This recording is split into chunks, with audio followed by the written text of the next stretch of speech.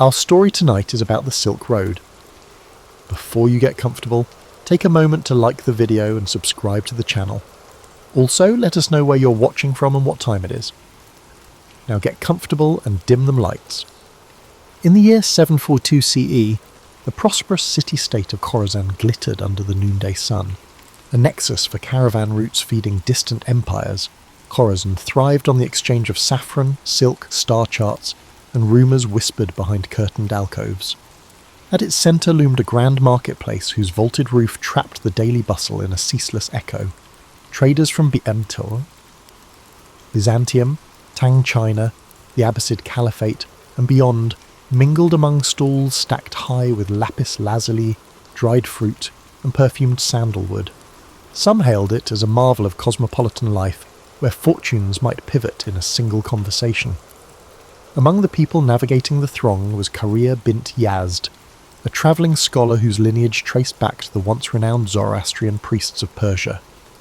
Her face betrayed concentration as she studied hieroglyphic notations in a weathered scroll. Unmarried and unconcerned with the expectations placed upon a woman of her station, she had roamed from one end of the Silk Road to the other, piecing together knowledge that seldom found its way into the official annals. The swirl of Khorasan's commerce did not distract her. She focused on a lead suggesting that rare manuscripts had surfaced in a private collection near the city's eastern quarter. This rumour, if proven true, could illuminate corners of history barely glimpsed by modern scholars. Kariya pressed deeper into a labyrinth of narrow lanes behind the main bazaar, guided by a coded map etched into her memory. Eager boys offered to carry her satchels for a coin, and watchful guards in brass-trimmed uniforms eyed each passerby. She brushed off all offers of help. Too many watchers, too many ears. At last, she arrived at a courtyard hidden behind a plain wooden door. Its walls were plastered in cream white, while vines spiralled up lattices under a hazy afternoon sky. Within that secluded enclave stood an elderly bibliophile named Kazem al-Talibi, his hands trembling under the burden of a slender volume bound in jade green leather. Their meeting was brief. Kariya offered him carefully wrapped objects, fragments of ancient mathematics tablets uncovered near Samarkand, and, in exchange, Kazem relinquished the jade-bound text. He warned her that certain circles would stop at nothing to keep these pages hidden, for they revealed knowledge rumoured to disrupt any empire reliant on controlling scholarship. She nodded gravely, accustomed to the shadows that dogged rare manuscripts. Across the years, she had learned that truth took many forms, each requiring a subtle approach to keep it from vanishing under official censure. Emerging once again into the main bazaar, Kariya carefully hid the new acquisition beneath her travelling cloak. She knew better than to linger. Khorasan's seeming tolerance of foreign ideas could transform abruptly if power shifted. Memories of burned scrolls and harassed scribes in other dominions haunted her, fueling her determination to preserve the text at any cost. She arranged with a local caravan heading eastward, its leader a woman named Afsoon, who had a reputation for outmanoeuvring desert bandits. Without illusions, Kariya recognised that partnering with such a skilled merchant would cost her, yet safety for the jade-bound book was paramount. Before the caravan departed, Kariya paid her respects at a small shrine dedicated to wise men of antiquity. A single candle flickered by the altar, illuminating offerings left by travellers praying for clear roads and fair weather. She exhaled a silent oath that she would not let ignorance devour the precious knowledge in her care. Beyond the city's gates lay an expanse of desert and studded with dunes and hammered by fierce winds, but her route led even farther, along mountain trails rumoured to house hidden monasteries and ephemeral oasis towns. The unstoppable pulse of curiosity drove her to press forward, regardless of perils that might lurk in the next bend of the road. Dawn arrived, painting the sky with ochre and salmon hues. Kariya joined Afsoon and the other travellers at the designated meeting point, where camels brayed and donkey drivers prepared loads of barley and dried fruit. The caravan's synergy was immediately evident. Each person had a distinct task, ensuring that by the time the sun fully breached the horizon, they were on the move. Kariya walked near Afsoon, who shared glimpses of the terrain ahead and introduced Kariya to the caravan's unspoken rules: trust the signals, ration water meticulously, and never question the necessity of midnight halts. In these borderless regions, vigilance was currency. With the sun mounting, the caravan snaked through a parched plain dotted by twisted shrubs. A hush fell over them, broken only by the soft shuffling of hooves and the gentle clink of metal fastenings. Karia's thoughts drifted to the codex inside her bag. She had only glimpsed a few pages thus far. Intricate diagrams of planetary movement, cryptic references to an ancient empire that preceded the Achaemenids, and footnotes scrawled in an unfamiliar script. If accurate, these writings expanded the known timeline of advanced astronomy by centuries. She resolved to study every page once the caravan reached a safe haven. Afsoon signalled a halt near a cluster of sun-scorched boulders, granting the group respite from the crushing midday heat. While some dozed in makeshift shade, Karia took cautious sips from her water skin, feeling the dryness cling to her throat. A restlessness stirred within her, equal parts excitement and anxiety. She replayed Kazem al-Talabi's warning. Powerful figures had an interest in ensuring no one deciphered the text. For them, knowledge was a finite resource, best kept under strict watch. As a swirl of wind kicked sand across her path, Karia gripped her satchel, silently vowing she would not be silenced. By twilight, the caravan approached a modest oasis, lined with date palms that cast long shadows across still water.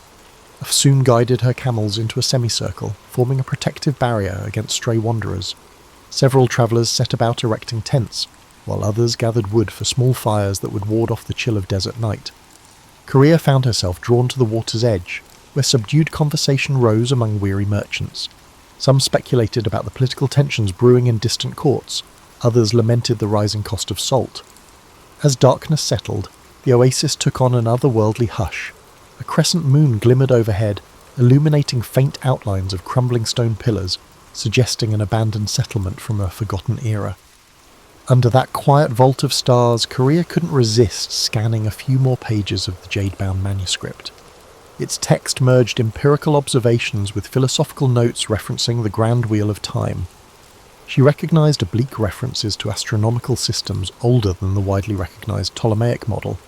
If deciphered fully, such knowledge might challenge many assumptions cherished by esteemed academies. Meanwhile, Afsoon stepped away from the main group, beckoning Karia to join her near a withered acacia.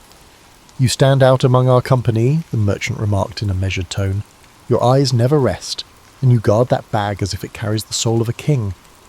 Karia, wary of revealing too much, offered that she was merely a scholar entrusted with a rare item. Afsoon nodded, but warned Karia that roving spies seeking advantage for rival factions often infiltrated caravans. She suggested Karia remain vigilant, especially given the extraordinary bustle in Khorasan, where rumour travelled like wildfire. Unable to sleep, Karia lingered by the embers of the fire after most travellers had dozed off. She studied the swirling patterns of the night sky, mindful of the coded star charts in the manuscript. Passing caravans sometimes recounted legends of a hidden library in the mountain city of Varash, where lines of knowledge stretched back to centuries unknown. Karia wondered if that library could fill the gaps in her text.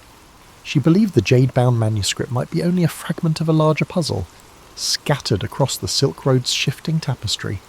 Morning unveiled a horizon brushed with amber, and the caravan proceeded along a rocky escarpment overlooking a vast dune field. Rolling slopes of sand rippled beneath the wind like the surface of a living sea. At midday they paused for water, rationed by Afsoon with practised efficiency. Karia noticed that one of the other travellers, a soft-spoken man named Malik, carried a small chest meticulously locked. He travelled with perpetual worry etched into his features, eyes darting whenever talk turned to rumours of desert raiders.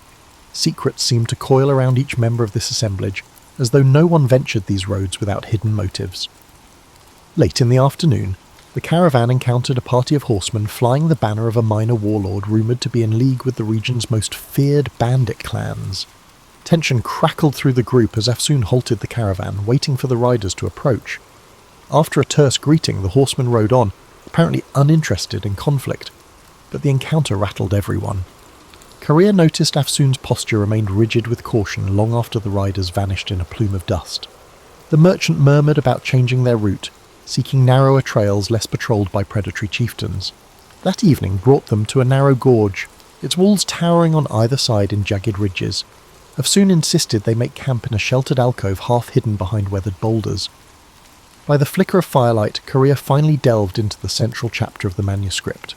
Strange symbols, part cuneiform, part unknown script, decorated the margins, each sign accompanied by cryptic commentary. The text recounted a civilization that mapped constellations in ways contrasting with every known chart. Diagrammatic lines implied an advanced geometry, far exceeding the standard calculations of her time. Just as Korea's pulse quickened at the revelation, a cry rang out near the edge of camp. She rushed toward the commotion, heart pounding. Malik stood trembling by his small chest, which now lay open, its contents missing. Anguish coloured his voice as he pleaded for help, insisting that something vital had been stolen, a crucial letter from the governor of Basra, hidden within that chest. Afsoon assembled the caravan members, demanding an explanation. Tempers flared, suspicion circled, and whispered accusations rippled through the group. Searching for footprints beneath lantern light, they discovered evidence of at least 2 intruders who had come and gone without a trace. No sign indicated who among them might be an accomplice. The theft underscored Afsoon's earlier warning. In these transitory worlds, secrets attract cunning opportunists. Korea gripped her manuscript more tightly, wishing to vanish inside the labyrinth of lines and symbols that promised an era unbounded by petty intrigue. Yet she remained anchored in the caravan's tense reality. The road ahead felt increasingly perilous, and the cost of preserving knowledge seemed set to rise. The following sunrise found the caravan subdued, each member wary of neighbours who might conceal hidden agendas. Afsoon led them out of the gorge at a brisk pace, aiming to put distance between their group and whoever had orchestrated the nighttime theft. A pale wind carried the scent of flint and dust, stinging eyes and chapping lips. Their route descended along a dry riverbed flanked by stunted tamarisk shrubs, offering scant protection from the intensifying sun. Korea trudged in Stolzen silence, mindful that trust could be a luxury. As midday drew near, they spotted the remnants of a caravanserai built against the side of a bluff. Its once sturdy walls had caved in and battered archways led into courtyards strewn with fallen timber. Afsoon signalled a cautious approach, uncertain whether travellers or outlaws might be occupying the ruins. The group explored in pairs, stepping over cracked tiles littered with scorpion husks. No living presence emerged, though evidence of a hasty departure. Scattered coals, torn blankets, suggested someone had sheltered there not long before. Since water was available from a half-collapsed cistern, Afsoon decided they would rest under what remained of the caravanserai's roof. Malik hovered by his broken chest, sifting through remnants of cloth as though searching for any clue. Korea drifted away from the group, drawn to an overgrown courtyard where a dried fountain stood. Vines draped its cracked basin, trailing over carved motifs of intertwined serpents. Time and neglect had worn away the finer details, yet a mysterious energy lingered, as though the place once echoed with conversation about cosmic truths beyond mortal comprehension. She pulled out the jade-bound book to scrutinize a passage describing the 4 points beyond the boundary of earthly measure. The text postulated that certain alignment patterns, stars in specific conjunctions, allowed glimpses into knowledge unattainable through ordinary means. This notion was not entirely foreign, given that many mystical traditions in Persia and India spoke of cosmic gates. Still, the clarity of these instructions startled her. The manuscript seemed less a mere curiosity, and more a carefully constructed key. She wondered if others who sought it might comprehend its significance. Meanwhile, Afsoon prepared spiced lentils and shared them among the group, her gestures calm yet determined to maintain unity. Tension still hovered like a low cloud, with suspicions that the thieves might be part of a larger plot. Over a sparse meal, Korea gleaned fragments of each traveller's story. A textile merchant returning from Cairo, a widower heading to Samarkand to meet his estranged son, an amateur scribe hoping to gain employment in the libraries of Nishapur.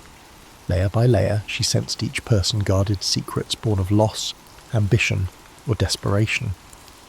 As dusk fell, moonlight filtered through the caravanserai's gaps, accentuating outlines of shattered pillars. The group huddled around small fires. Soft conversation revolved around the abrupt shift in weather, the possibility of encountering warlord patrols, and whether rumours of a plague in the western provinces were exaggerated.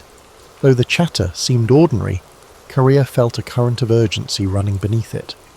Everyone understood the precariousness of travelling these routes. At any moment, violent storms or human treachery could obliterate the careful calculations of even the most disciplined merchant. Restless, Korea ventured into the courtyard once more.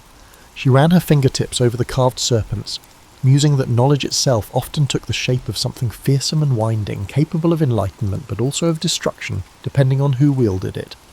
Before she could lose herself in speculation, a subtle motion in the archway drew her attention. She turned to see Malik shadowed in moonlight. His face still wore traces of anguish. He approached and in hushed tones apologized if his panic had disrupted the caravan's stability. Then he posed a startling question. "Is your book truly worth risking your life?" Coria hesitated, contemplating her answer. She confessed that its pages might safeguard insights from an older civilization, knowledge that could enrich the world if studied openly. Yet she recognized the hazards.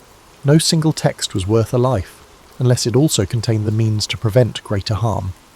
Malik nodded, revealing that his lost letter held the potential to end a trade blockade strangling his hometown. Without it, he feared entire families would starve. They shared a poignant silence, realizing each bore a heavy burden for reasons that extended beyond self-interest. Their exchange was interrupted by a faint shout from Afsoon, who was patrolling the perimeter. A silhouette darted across the ruins, then vanished behind a crumbling wall. Alarmed, Carrier and Malik hurried back to the main courtyard, only to find the rest of the travellers on their feet. The intrusion lasted mere seconds, but it confirmed the presence of watchers trailing them. The memory of the stolen letter flared in every mind. Gathering her satchel close, Carrier recognised that pursuit was inevitable. She could only hope that what she carried would outlast the desert's shifting alliances and the relentless greed of unknown adversaries.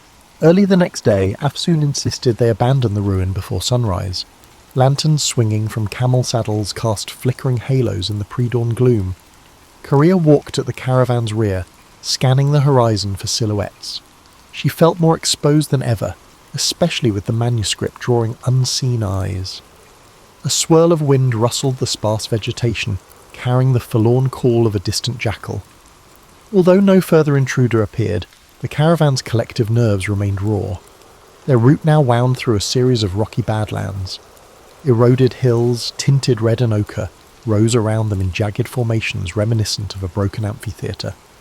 At times the path was scarcely wide enough for 2 camels to pass, dust coated every surface, clinging to clothes and creeping into waterskins. The travellers advanced in single file, each footstep measured. Malik, no longer shy, kept pace with Coria, forging an unspoken alliance based on empathy rather than shared purpose. By noon they reached an outcropping that afforded a sweeping view of the surrounding valleys. Afsoon pointed to a distant caravan crossing a ridge, its figures small as insects against the harsh light. "Better to let them move on without our paths intersecting," she murmured, concerned they might be bandits or rival merchants. She had planned a side route that skirted known bandit strongholds, though it meant trudging through more challenging terrain. No one objected. Safety trumped speed in these uncertain wilds. As the day wore on, the punishing sun pressed down. Some travellers began to show signs of heat exhaustion. Afsoon allotted extra water rations, mindful that supplies were finite. Coria's thoughts swirled with calculations. How many days until they reached an established town? Would the manuscript's possible revelations be worth the perils? She reminded herself that knowledge had never come cheap, especially not the kind that might undermine established systems of power. Still, she felt an undercurrent of apprehension. Unseen forces seemed determined to intercept their path. Twilight offered a brief respite. They pitched camp at a plateau peppered with hearty desert shrubs. Wind wove through the stony hollows, producing a low moan that set everyone on edge. This time, Afsoon posted watches in rotating pairs. Coria volunteered for the midnight shift, hoping to glean some solitude for reading. When her turn arrived, she positioned herself near a small fire, scanning the starlit horizon, while carefully turning pages of the jade-bound codex. A diagram, carefully inked, depicted a swirling cosmos dotted with unfamiliar constellations. The accompanying text mentioned a geometry bridging mind and universe, though the specifics remained cloaked in archaic jargon.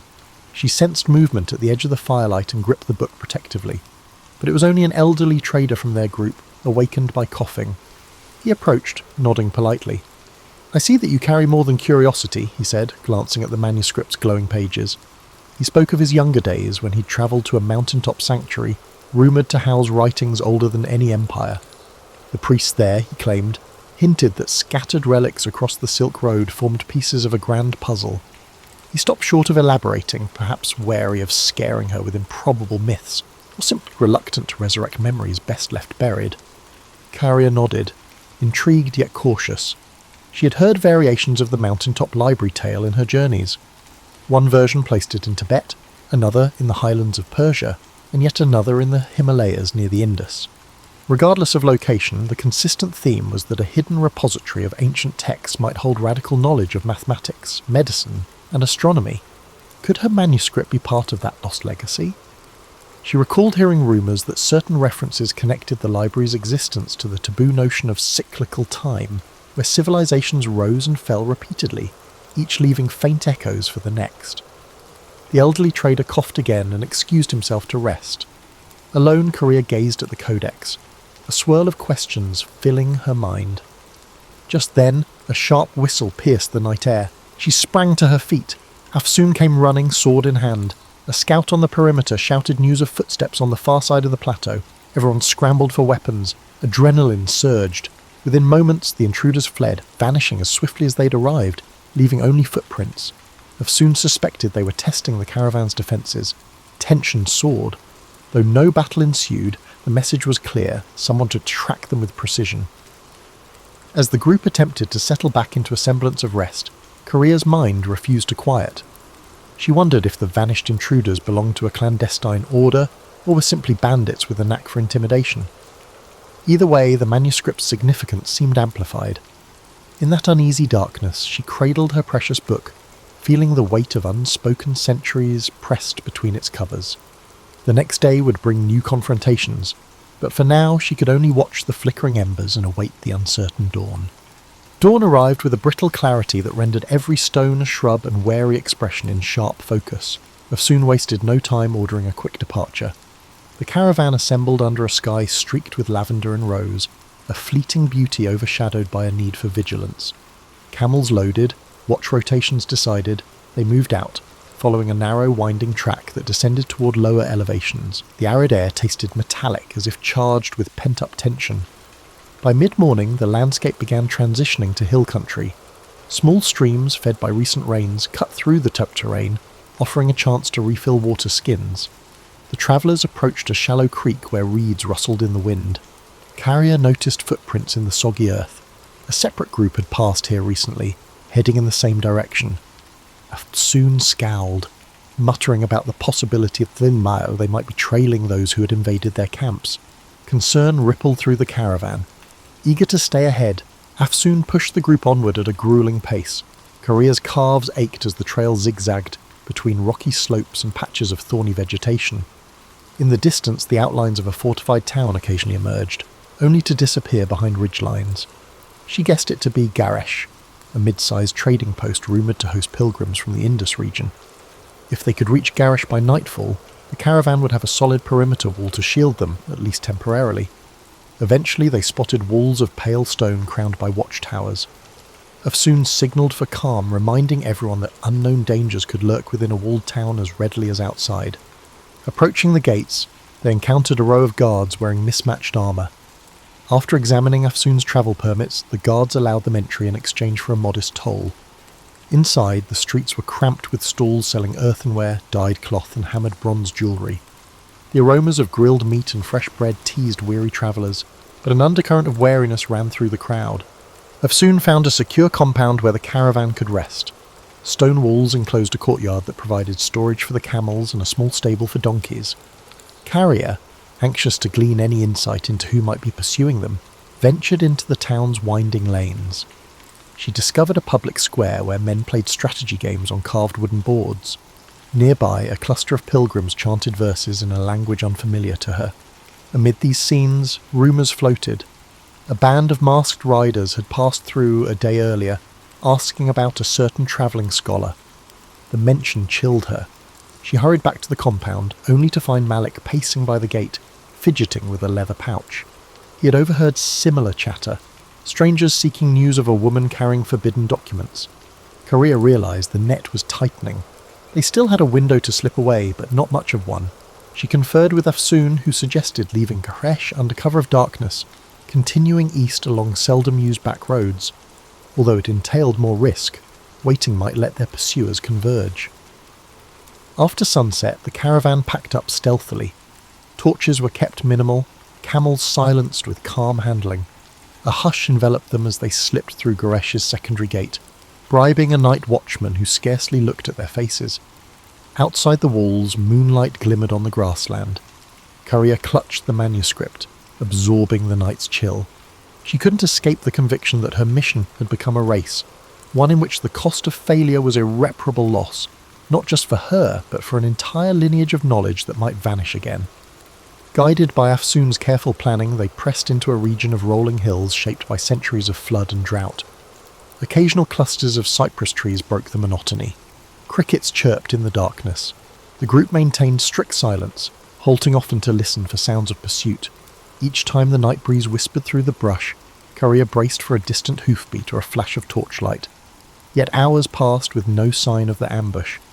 As the moon descended, they reached a shallow ravine dotted with smooth, ancient boulders. Afsoon called for a halt to rest the animals. Courier found a flat rock and sank onto it, physically spent but mentally alert. She glanced at Malik, whose eyes reflected the same exhaustion mixed with defiance. The sky above them showed the faint glow of approaching dawn. Tomorrow, or perhaps the next day, they would come upon the mountain routes leading to Varash, the rumoured city of hidden monasteries. If the caravan made it that far, the Jade manuscript might finally find a place where its arcane revelations could be deciphered without fear. But that hope remained fragile, like a candle flame in a gusty corridor. The first rays of morning lit the ravine, revealing dusty grass and scrub that offered little camouflage. Wearily the caravan assembled and continued, mindful that speed was their best defence. Over the next hours they traversed rolling slopes that ascended gradually into stony highlands. The trail grew hazardous, lined with the loose gravel and sharp descents. Several times a misstep nearly sent a donkey tumbling into a gorge. The group's morale, though frayed, held steady under Afsoon's firm direction. Courier noticed the air thinning as they climbed, accompanied by a crisp coolness that sharpened her senses. Tiny alpine flowers clung to crevices, their vivid petals a welcome contrast to weeks of unrelenting dust. From a vantage point overlooking a sprawling valley, she glimpsed distant peaks wrapped in mysterious haze. Locals called these the 1,000-Year Mountains, rumoured to shelter monastic retreats older than recorded dynasties. The prospect of reaching them bolstered her spirit, even as her body complained of fatigue. Near midday, the caravan stopped by a rivulet trickling through a rocky defile. While watering the animals, Afsoon and Courier consulted a hand-sketched map that indicated Varash lay 2 more days beyond the far ridges. The path ahead would be even more treacherous, cutting across unpredictable passes sometimes blocked by landslides. Courier felt her heartbeat quicken, recalling rumours that entire caravans had been buried by sudden rockfalls in these mountains, yet the urgency to evade pursuers overshadowed every other fear. They pressed on, the route turning into a steep climb dotted with ancient stone markers. At each switchback, Courier saw inscriptions worn by centuries of weather. She paused to trace her fingers over a faint symbol, a stylized sun encompassed by the intersecting circles. Something about it resonated with the diagrams in her jade-bound codex. She made a mental note to compare them later, suspecting these markers might be vestiges of the same civilization described in the manuscript's cryptic pages. Whenever she glimpsed fresh inscriptions, her curiosity ignited anew. Late in the afternoon, the skies darkened ominously. Thunder rumbled among the peaks, and a biting wind heralded an approaching storm. Soon urged everyone to hurry. They located a natural overhang near a rocky ledge, providing partial shelter from the elements. Rain unleashed its fury soon after they took cover, slamming the landscape in waves. Lightning tore the sky, illuminating ragged silhouettes of mountains. The downpour threatened to wash away the path. Huddled together, the travellers watched rivulets form across the rocky ground, carrying pebbles and debris downhill. The storm raged for hours, pinning them under the overhang.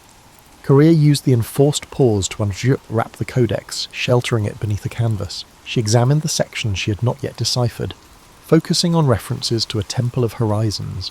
The text included mathematical guidelines for charting star positions from an elevated vantage. With each flash of lightning, she glimpsed the manuscript's swirling lines and felt a peculiar kinship with those unknown scholars from centuries past. They had once braved the wilderness of ideas.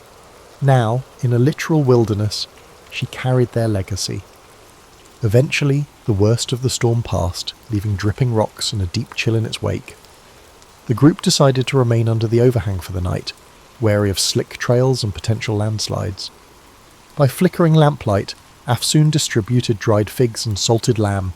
Conversation drifted from the challenges of the climb to more philosophical musings, the futility of borders in a land shaped by millennia, the intangible line between faith and science. Malik spoke quietly of his father, who had died under a tyrant's regime while trying to protect valuable manuscripts. Listening to him, Korea sensed that each traveller had been guided here by a longing for redemption or renewal. Sometime after midnight, Korea woke to the faint crackle of footsteps. She inched toward the edge of their makeshift shelter, heart pounding.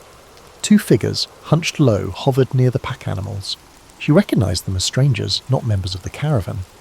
Before she could raise an alarm, Afsoon emerged from the darkness like a phantom, sword drawn.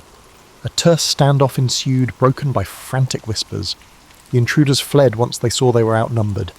The caravan's travellers, now fully awakened, spent the rest of the night in guarded watch, cold and uneasy. With dawn they surveyed the sodden landscape. Landslides had ripped through parts of the trail, but it appeared passable with caution. Though the intruders had not returned, the sense of pursuit remained acute. Carrier conferred with Afsoon, both concluding that time was running short. If Varash was within reach, they needed to seize the chance before more enemies closed in. Hoisting packs onto weary camels, the group set forth again. The distant peaks beckoned like salient witnesses, and Korea whispered a fervent hope that the city's rumoured monasteries could offer refuge, and perhaps reveal how to unlock the manuscript's deeper secrets.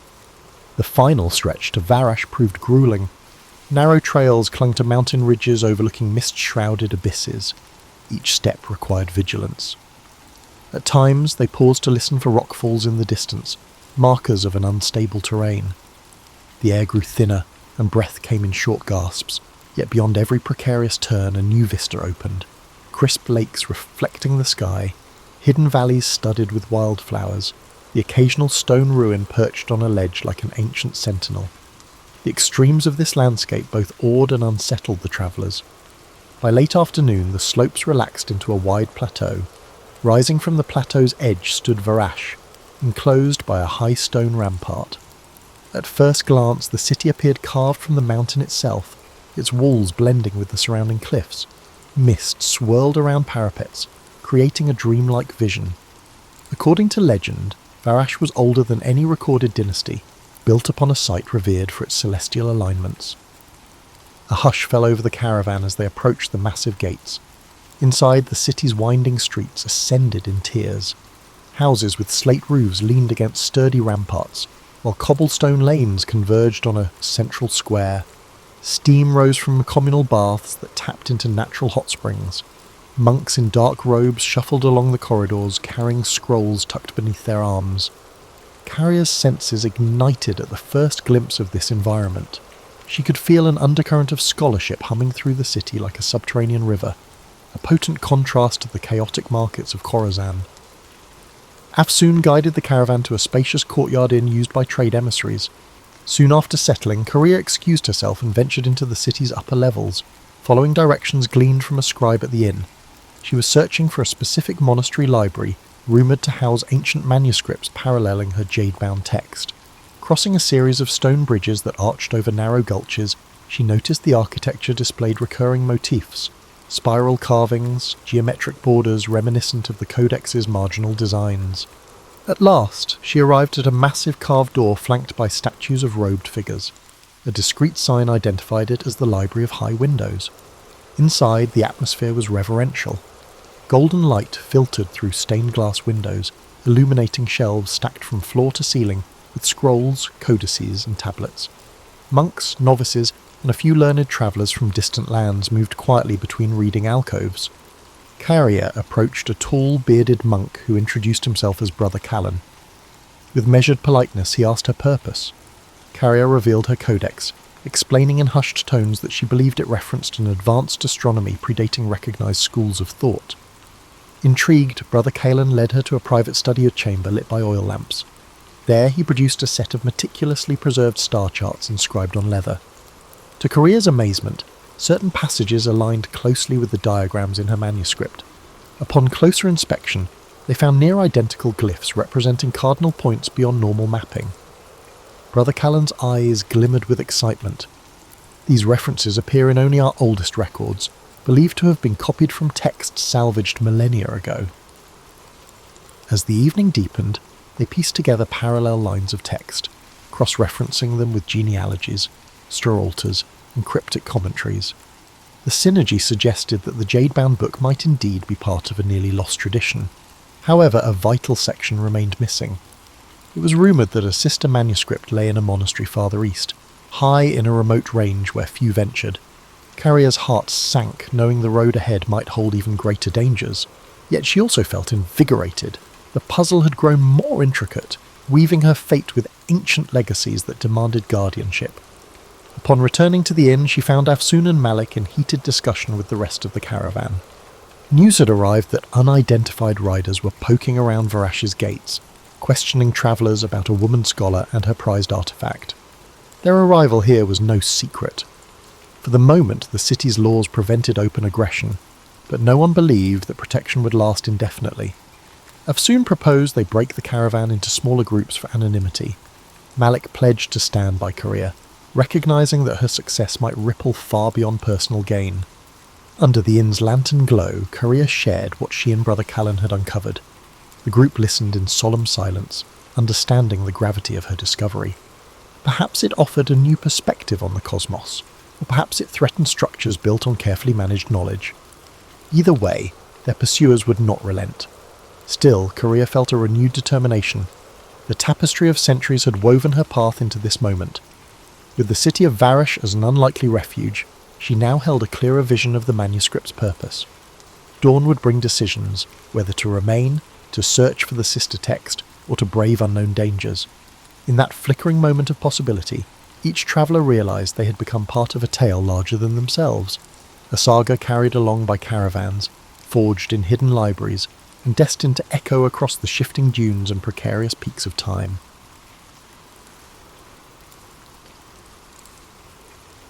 Born on January 4th, 1643, in Woolsthorpe, Lincolnshire, England, Isaac Newton arrived into the world during a time of great upheaval.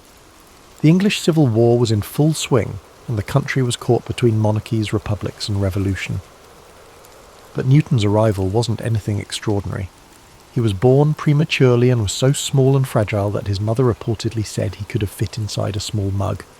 In fact, it's said that Newton was not expected to survive his early days, yet he defied those odds, growing up to become one of the most influential figures in science and mathematics. As a child, Newton's family life was complicated. His father, also named Isaac Newton, passed away 3 months before he was born, leaving his mother, Hannah A. Scow, to raise him alone. Hannah remarried when Newton was 3 years old, and he was sent to live with his maternal grandmother, while his mother moved away with her new husband. This early separation from his mother would have a lasting impact on Newton's emotional development, leading to periods of intense loneliness throughout his life. Despite his emotional struggles, Newton's intellectual gifts began to shine early on. As a young boy, he attended the King's School in Grantham, where he was known for being solitary and deeply engrossed in his studies. In fact, he was not much of a socializer, preferring to read and experiment on his own. It was during these early school years that Newton began to show an aptitude for invention. One of his most famous childhood experiments was creating a small water clock using a round-bottomed flask, which was one of the earliest signs of his curiosity about the physical world. At the age of 12, Newton's mother brought him back to live with her and her new husband in Woolsthorpe. It was at this time that he began his education at Cambridge University, enrolling at Trinity College in 1661. Cambridge was a world away from the rural life Newton had known, but it would serve as the place where he began his extraordinary journey in the world of science. In the first few years at Cambridge, Newton was fascinated by the works of the great scholars of the time, particularly René Descartes, Galileo Galilei, and Johannes Kepler. These men had made groundbreaking contributions to mathematics, physics, and astronomy, and Newton was eager to learn from their ideas. He was particularly drawn to the study of mathematics and soon became obsessed with solving problems in geometry, algebra, and calculus. However, Newton's journey wasn't without its challenges. The world was entering a tumultuous period during Newton's years at Cambridge. The Great Plague of 1665 struck London, causing the university to close temporarily. Newton, like many others, returned home to Woolsthorpe. It was during this time away from Cambridge, in the isolation of the countryside, that Newton's mind truly began to flourish. This period, known as his Annus Mirabilis, or Year of Wonders, was when Newton made some of his most groundbreaking discoveries. He began to develop his theories on calculus, an entirely new field of mathematics that would allow him to understand the behaviour of motion and change. The concepts that would later shape his laws of motion and universal gravitation were born during these isolated months. He also worked on optics, conducting experiments with light and prisms, leading to his discovery that white light could be split into the colours of the rainbow. But perhaps the most famous story from this period is the one about the falling apple. According to legend, Newton was sitting in his garden in Woolsthorpe when he saw an apple fall from a tree. This simple observation sparked a profound question in his mind. Why did the apple fall straight down, rather than sideways or in some other direction? This moment of curiosity would lead him to formulate his law of universal gravitation, which states that every mass attracts every other mass in the universe with a force proportional to the product of their masses and inversely proportional to the square of the distance between them. Returning to Cambridge in 1667, Newton's reputation as a mathematician and physicist began to grow. He soon became a fellow at Trinity College, and over the next several years he began to refine his ideas. In 1687, he published his groundbreaking work, Philosophia Naturalis Principia Mathematica, or simply the Principia. In this book, Newton introduced his three laws of motion and the law of universal gravitation. These laws laid the foundation for classical mechanics and transformed the understanding of how the universe works. Newton's first law, often referred to as the law of inertia, states that an object at rest will stay at rest, and an object in motion will stay in motion unless acted upon by an external force. His second law relates the force applied to an object to its mass and acceleration, essentially stating that force equals mass times acceleration, F equals ma. Finally, his third law states that for every action, there is an equal and opposite reaction, a principle that underpins everything from rocket launches to the way we walk. But Newton's work wasn't limited to physics. He was also a brilliant astronomer, and his discoveries in this field changed the way humanity understood the cosmos. Newton's work on gravity not only explained why apples fall, but also explained the motions of celestial bodies.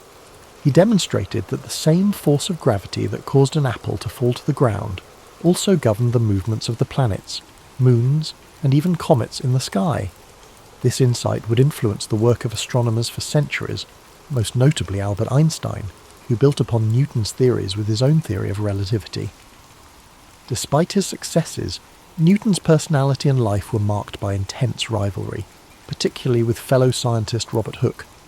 The two men clashed over several issues, including the nature of light and the development of calculus. In fact, Newton and Leibniz, a German mathematician, are both credited with independently developing calculus, and the dispute over who invented it first would dominate much of Newton's later life. Newton also faced personal struggles that overshadowed his professional achievements. He was known for his solitary and obsessive nature, often working for days on end without rest, sometimes even forgetting to eat or sleep. He had few close relationships, and his social interactions were limited. He also struggled with periods of paranoia, especially concerning his rivals. Despite all his success, it's said that Newton didn't feel truly content in his later years. As he aged, Newton also grew increasingly involved in the administrative aspects of science. He served as the president of the Royal Society and was a member of Parliament for a time, though he rarely spoke during his time in government. In his final years, Newton turned his attention to alchemy and religious studies, subjects that are less well known but were still important to him. He wrote extensively on biblical chronology and alchemical theories, though these writings were largely unpublished during his lifetime. Isaac Newton died on March 31, 1727, at the age of 84. He was buried in Westminster Abbey, a fitting tribute to a man whose work had fundamentally shaped the world. His tomb, inscribed with a Latin epitaph, honours the incredible mind that unlocked the secrets of the universe. Newton's legacy endures to this day, not only in the fields of mathematics and physics, but also in the very way we understand the natural world. The laws he formulated are still used to this day in everything from engineering to space exploration. His work laid the foundation for much of modern science, and his name has become synonymous with genius. As we reflect on Newton's life, it's clear that his work didn't just influence his own time, but it has rippled through history, shaping the way we understand the universe. But Newton's legacy wasn't built in a vacuum. His ideas were, in part, shaped by the scientific revolution that was unfolding during his lifetime. His works on calculus, light, and gravity weren't just products of his brilliance, but also of a changing world eager for new ways of thinking. In fact, Newton's time at Cambridge was also a time of profound intellectual transformation. The scientific revolution, which had been set in motion by figures like Copernicus, Galileo, and Kepler, was gathering speed. These thinkers had dared to challenge long-held beliefs about the universe, shifting the focus from a geocentric model, where the Earth was the centre of everything, to a heliocentric one, where the Sun was at the centre of the universe. It was within this context that Newton's work on gravity and the laws of motion became revolutionary. He unified the heavens and the Earth under one set of physical laws. Newton's ability to integrate ideas from multiple disciplines, mathematics, physics, and astronomy, was a key element of his genius. But beyond his academic work, Newton's intense focus on his studies meant that he led a life of relative isolation. He never married and had very few close personal relationships. Some say he was a man of great emotional depth, but that his intellectual pursuits often overshadowed his ability to connect with others on a more personal level. It's also worth noting that Newton's work wasn't always received with open arms. His ideas, especially his theories about light and colour, were met with scepticism by some of his contemporaries. Notably, Robert Hooke, an English scientist, became one of Newton's fiercest critics. Hooke's contributions to the understanding of light and elasticity were significant, but Newton's more developed ideas on optics put him in direct conflict with Hooke, creating a rivalry that would last for many years. Newton's battle for intellectual supremacy didn't end there. His dispute with Gottfried Wilhelm Leibniz over the invention of calculus was one of the most bitter and drawn-out academic feuds in history. Both men independently developed the theory of calculus, and the ensuing conflict over who deserved credit for it led to years of acrimony. The battle was not just personal, it had a significant impact on the development of mathematics in Europe. Despite these controversies, Newton's work would ultimately be validated by history. By the time of his death in 1727, he had already established himself as one of the foremost intellectual figures of the Western world. His contributions to mathematics, physics, and astronomy became foundational to the development of modern science, and his Principia is still considered one of the greatest works ever published in the history of science. Now, when we think about Newton's lasting legacy, we cannot overlook the sheer scale of his influence on the way we live today. His laws of motion and the law of universal gravitation are still applied in everything from engineering to space exploration. The space missions that carry astronauts and satellites into orbit rely heavily on Newton's work. The trajectory calculations used to send spacecraft to distant planets, such as the Mars rovers, are based on his principles. His equations have been the bedrock upon which countless scientific advancements have been built. And even though Newton's theories on gravity have been refined and expanded upon by later scientists, such as Albert Einstein with his theory of general relativity, the core ideas about the forces that govern motion and the behaviour of celestial bodies are still grounded in Newtonian mechanics. In a sense, Newton's work provides the framework within which later theories are tested and developed. In addition to his scientific contributions, Newton's influence extended into philosophy, religion, and even the political sphere. As president of the Royal Society, he played a significant role in shaping the direction of scientific research in England. Newton's work helped elevate science to a position of great prestige, laying the groundwork for the Enlightenment, a period in history marked by an emphasis on reason, logic, and scientific inquiry. But despite his global fame, Newton remained a man of contradictions. He was intensely private and could be quite bitter towards those who challenged his ideas. He was known to be secretive, often withholding his work until he felt it was perfect, and sometimes even to the point of being paranoid about rivals.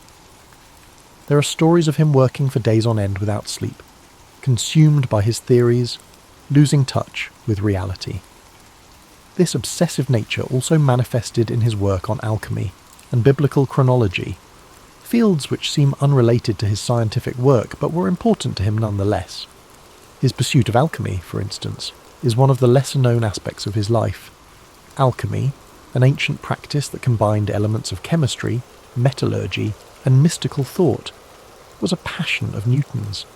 He wrote hundreds of thousands of words on the subject, but his alchemical works remained largely unpublished during his lifetime. It's said that he viewed the pursuit of alchemy as a way to unlock deeper truths about the universe, but this side of his personality was overshadowed by his more well-known scientific work. In the realm of religion, Newton spent considerable time studying the Bible, attempting to decode its messages and understand the natural world through a spiritual lens. While many of his contemporaries were devoutly religious, Newton's religious views were a mix of traditional Christianity and personal, unorthodox beliefs. He believed that the natural world was a reflection of God's design, and that studying the laws of nature was a way to understand the divine order of the universe. Newton's later years were marked by a mixture of public service and intense personal reflection. After spending much of his life in academia, Newton was appointed Warden of the Royal Mint in 1696, where he was tasked with reforming England's coinage system. His work in this role was diligent and successful, and he eventually became Master of the Mint, overseeing the minting of all the country's coins. This role added a new layer to Newton's legacy, proving that his skills extended beyond the academic world into the practical affairs of state. When Isaac Newton passed away in 1727, he left behind a legacy that would change the world forever. He had transformed our understanding of the physical universe and set the stage for centuries of scientific progress. His discoveries continue to be celebrated and studied to this day, with his laws of motion and universal gravitation forming the backbone of much of modern physics and engineering. Today, we remember Newton not just as a scientist, but as a symbol of human curiosity and determination. He was a man who sought to understand the fundamental laws of nature, and in doing so, changed the way humanity sees the world. His story is a reminder that one person, no matter how humble their beginnings, can leave an indelible mark on history. As we draw this exploration of Isaac Newton's life to a close, it's important to reflect on the profound impact he has had on the world we live in today. Though centuries have passed since his death, his contributions continue to shape our understanding of the universe. One of the most remarkable aspects of Newton's legacy is how his theories laid the groundwork for much of modern science. His laws of motion, for example, are still foundational to fields like engineering, aerospace, and robotics. Every time a rocket is launched into space, scientists and engineers rely on Newton's understanding of forces and motion to chart its course. His ideas allow us to send satellites to orbit, predict the trajectory of asteroids, and calculate the velocity of objects moving at incredible speeds. Without his work, our modern technological advancements, especially in fields like space exploration, would not have been possible. Even beyond physics, Newton's influence extends to a variety of other disciplines. His work in mathematics led to the development of calculus, a tool that's now used in everything from economics to medicine. Calculus is indispensable in understanding rates of change, making it essential in fields like biology, chemistry, and even social sciences. It's amazing to think that these equations, developed over 3 centuries ago, are still used by scientists, mathematicians, and economists to solve real-world problems. Newton's discoveries about light and optics, too, paved the way for our modern understanding of vision, colour, and even the development of technologies like telescopes and microscopes. His experiments with prisms demonstrated that light is made up of different colours, fundamentally changing our approach to the study of light waves. His theories on optics played a key role in the development of modern physics, and they still inform cutting-edge research in areas like quantum mechanics and wave theory. But Newton's influence isn't confined to the realm of science and mathematics. His work in establishing a more rigorous, methodical approach to inquiry laid the foundations for the scientific method we rely on today. The idea that the universe operates according to predictable, natural laws that can be understood through observation, experimentation, and reasoning is something we take for granted now, but it was revolutionary in Newton's time. We can also see Newton's impact in the way we approach intellectual problems. His relentless drive to solve complex questions, his commitment to challenging the status quo, and his deep curiosity about the world around him have inspired countless individuals throughout history. Newton's life serves as a reminder that sometimes the pursuit of knowledge requires patience, perseverance, and an unshakable belief that there are answers to be found. Yet, for all of his groundbreaking discoveries, Newton's life was far from perfect. He lived in an era that was often hostile to new ideas, and his own struggles with isolation and personal conflict are a testament to the challenges that even the greatest minds face. Newton was deeply introspective, sometimes to the point of obsession. He had a tendency to push people away, focusing all his energy on his work, which left him with few close relationships. Even in his personal life, Newton found that achieving greatness often came at the cost of emotional fulfillment. In many ways, though, Newton's journey can offer us comfort. His story reminds us that greatness is not always defined by ease or popularity. Sometimes, it's the quiet, solitary pursuit of understanding that leads to the most profound discoveries. Newton's legacy teaches us that the road to success is often winding and full of obstacles, but those who stay dedicated to their vision can leave a mark on history. As you reflect on Newton's life tonight, consider how his story connects to your own. We all have our own struggles, and sometimes the world may not understand us right away. But like Newton, we can find solace in our curiosity and passion. We may not discover the laws of motion or unlock the secrets of the cosmos, but we all have something to contribute to the world in our own unique way. And just like Newton, we must embrace the process of discovery, whether it's scientific, personal, or emotional. Every question we ask, every challenge we face, is part of a larger journey, one that connects us to the great minds who have shaped history and the ones who will come after us. As the 16th century dawned, Italy stood as one of the most vibrant and culturally rich regions in Europe. It was the heart of the Renaissance, its cities alive with art, science, and intellectual thought. Yet beneath this brilliance lay a fragmented political landscape that would spark decades of turmoil. Unlike the unified kingdoms of France and Spain, Italy was a collection of fiercely independent city-states and kingdoms, each vying for dominance. From the maritime might of Venice to the artistic hub of Florence, from the papal states wielding both spiritual and temporal authority to the militarized Duchy of Milan, the Italian peninsula was a patchwork of ambition and rivalry. This division made Italy uniquely vulnerable. The city-states frequently clashed over territory and trade routes, expending resources and forming unstable alliances. Instead of uniting against external threats, they often sought outside powers as allies in their internal disputes. France, Spain, and the Holy Roman Empire, each with their eyes on Italy's wealth and strategic importance, were quick to exploit these divisions. To them, Italy was not just a cultural treasure trove, it was a gateway to greater influence in Europe and the Mediterranean. Adding to this complex web of politics was the immense power of the papacy. Popes of this era were not merely religious leaders, but political figures deeply involved in Italy's affairs. They negotiated alliances, raised armies, and often pursued personal and familial ambitions under the guise of defending Christendom. The Church's wealth and land holdings made it a significant player in the power struggles that shaped the region. Popes like Alexander VI and Julius II used their positions to influence the balance of power, turning Rome into both a battleground and a prize. The Renaissance further heightened the stakes.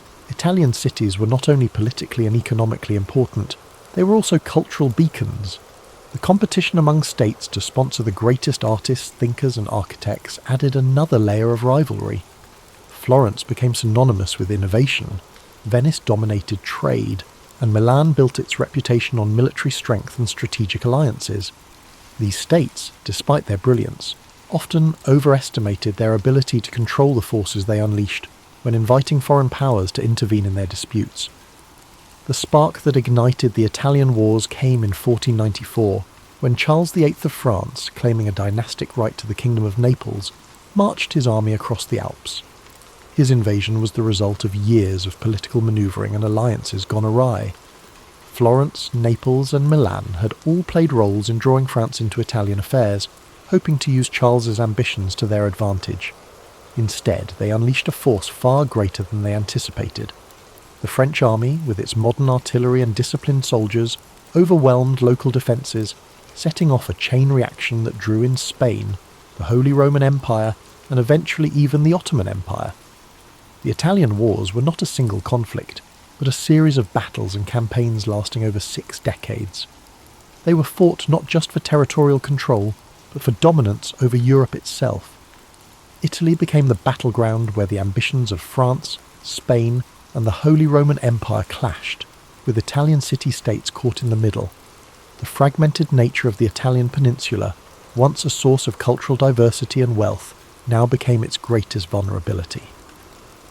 As you reflect on this intricate political landscape, imagine the bustling cities of Renaissance Italy, filled with life and brilliance, yet shadowed by uncertainty. Picture the delicate balance of power, like a fine thread stretched too tightly, waiting to unravel. Let the rhythm of this story settle over you, its complexity and beauty easing your mind as you relax further into a state of calm. The first act of the Italian Wars began in 1494 when Charles VIII of France launched his invasion of Italy, claiming his dynastic right to the Kingdom of Naples. This campaign marked the first time a major European power would openly stake its claim to Italian lands, setting off a chain reaction that would embroil the continent in conflict for over 60 years. The decision to invade was driven by a combination of ambition, opportunity, and the fractured political state of Italy itself. Charles VIII saw Italy as a land of immense wealth and prestige, its city-states filled with treasures that could bolster his power and finance his ambitions in Europe. Yet his claim to Naples was not entirely self-driven. He had been encouraged by Ludovico Sforza, the Duke of Milan, who sought to use French support to consolidate his own power and counter his rivals in Florence and Venice. This invitation would prove a double-edged sword, for while Charles's army marched with incredible strength, it also disrupted the delicate balance of power that had kept Italy relatively stable. The French army was unlike anything Italy had faced before. Equipped with advanced artillery and professional soldiers, it swept through northern Italy with alarming speed. The city-states, unprepared for such a modern force, quickly capitulated or offered little resistance. Florence, long a hub of Renaissance brilliance, was forced to submit to Charles's demands, its leader Piero de' Medici attempting to placate the French with territorial concessions. This sparked outrage among the Florentine people, leading to the ousting of the Medici family and a period of tumult in the city. As Charles pressed southward, his campaign continued to unsettle Italy. The Papal States, under Pope Alexander VI, faced immense pressure to negotiate with the French king, who posed a direct threat to Rome itself. Ultimately, Alexander chose diplomacy over confrontation, allowing Charles to pass unimpeded.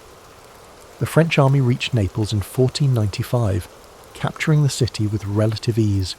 Yet the ease of their victories belied the challenges that lay ahead. The rapid success of the French invasion alarmed the rest of Europe. Ferdinand II of Aragon, whose Spanish crown had claims to Naples, saw the French presence as a direct threat to his interests. He joined forces with the Holy Roman Empire, Venice and Milan in the formation of the League of Venice, a coalition designed to expel the French and restore balance to Italy.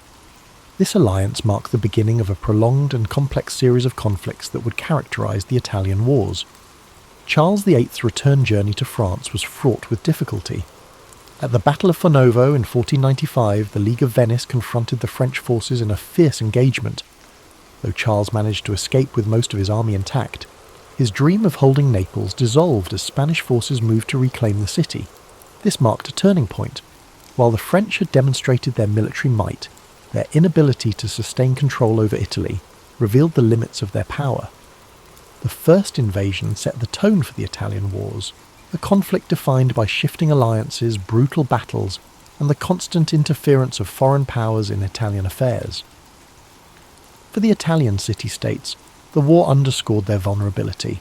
Their reliance on external allies often backfired, leaving them at the mercy of larger powers whose interests rarely aligned with their own. As you reflect on this chapter of the story, picture the vast French armies marching through the Italian countryside, their movements echoing the ambitions of kings and the fragility of states. Imagine the Renaissance cities, so full of life and beauty, now shadowed by the weight of war. Let the rhythm of these thoughts guide you into deeper relaxation, the flow of history calming your mind and easing your spirit. As the Italian Wars progressed, Spain emerged as a dominant force, reshaping the balance of power across Europe and the Italian peninsula. Following Charles VIII's retreat, Ferdinand II of Aragon sought to strengthen Spain's influence, focusing on reclaiming Naples, a key prize in the struggle for Italian supremacy. Spain's military, under the leadership of Gonzalo Fernández de Córdoba, revered as the Great Captain, introduced innovative battlefield strategies. The Spanish tercios, disciplined formations combining pikemen and arquebusiers, proved revolutionary. Their effectiveness surpassed that of the traditional heavy cavalry favoured by France.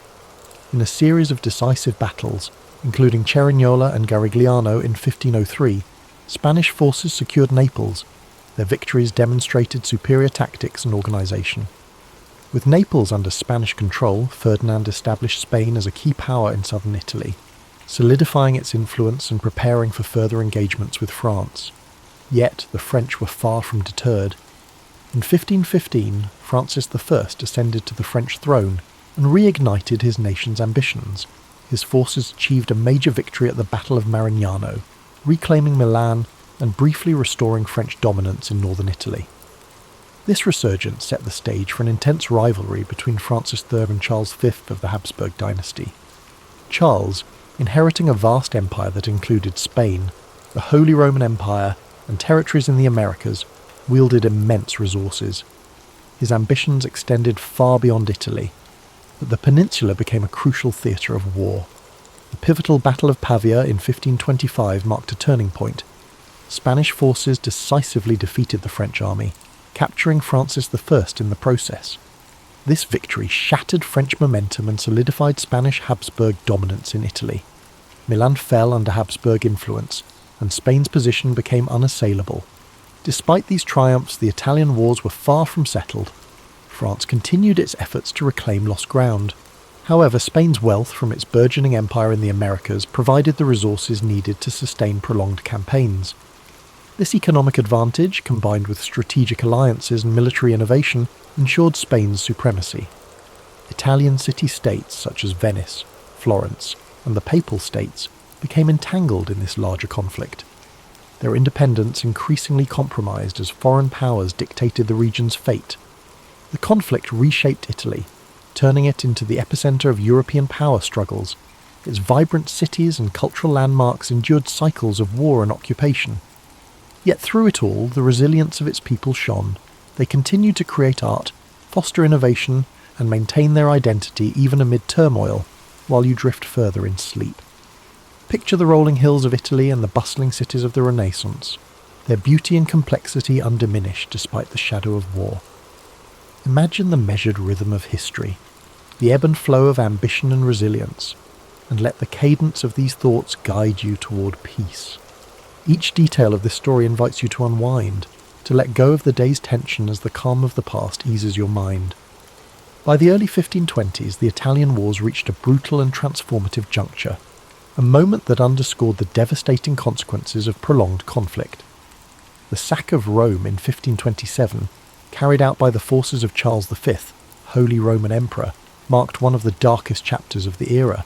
It exposed the vulnerability of even the most powerful institutions, including the papacy, to the chaos of war.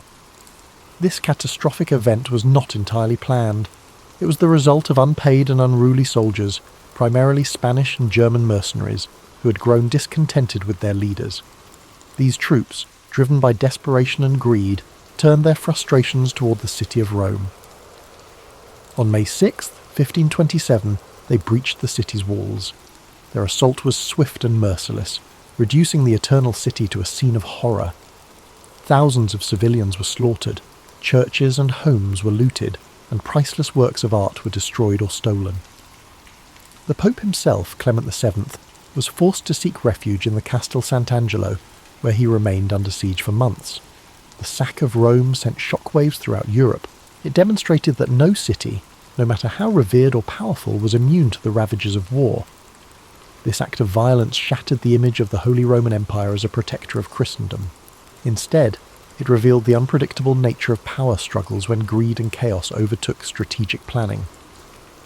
The symbolic heart of Catholicism had been desecrated, leaving a lasting scar on the Italian wars and a sobering reminder of the stakes involved. The fallout from this event led to a re-evaluation of alliances and power dynamics.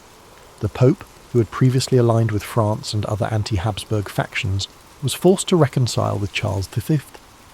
This uneasy alliance reshaped the political landscape of Italy, placing the papacy firmly under Habsburg influence.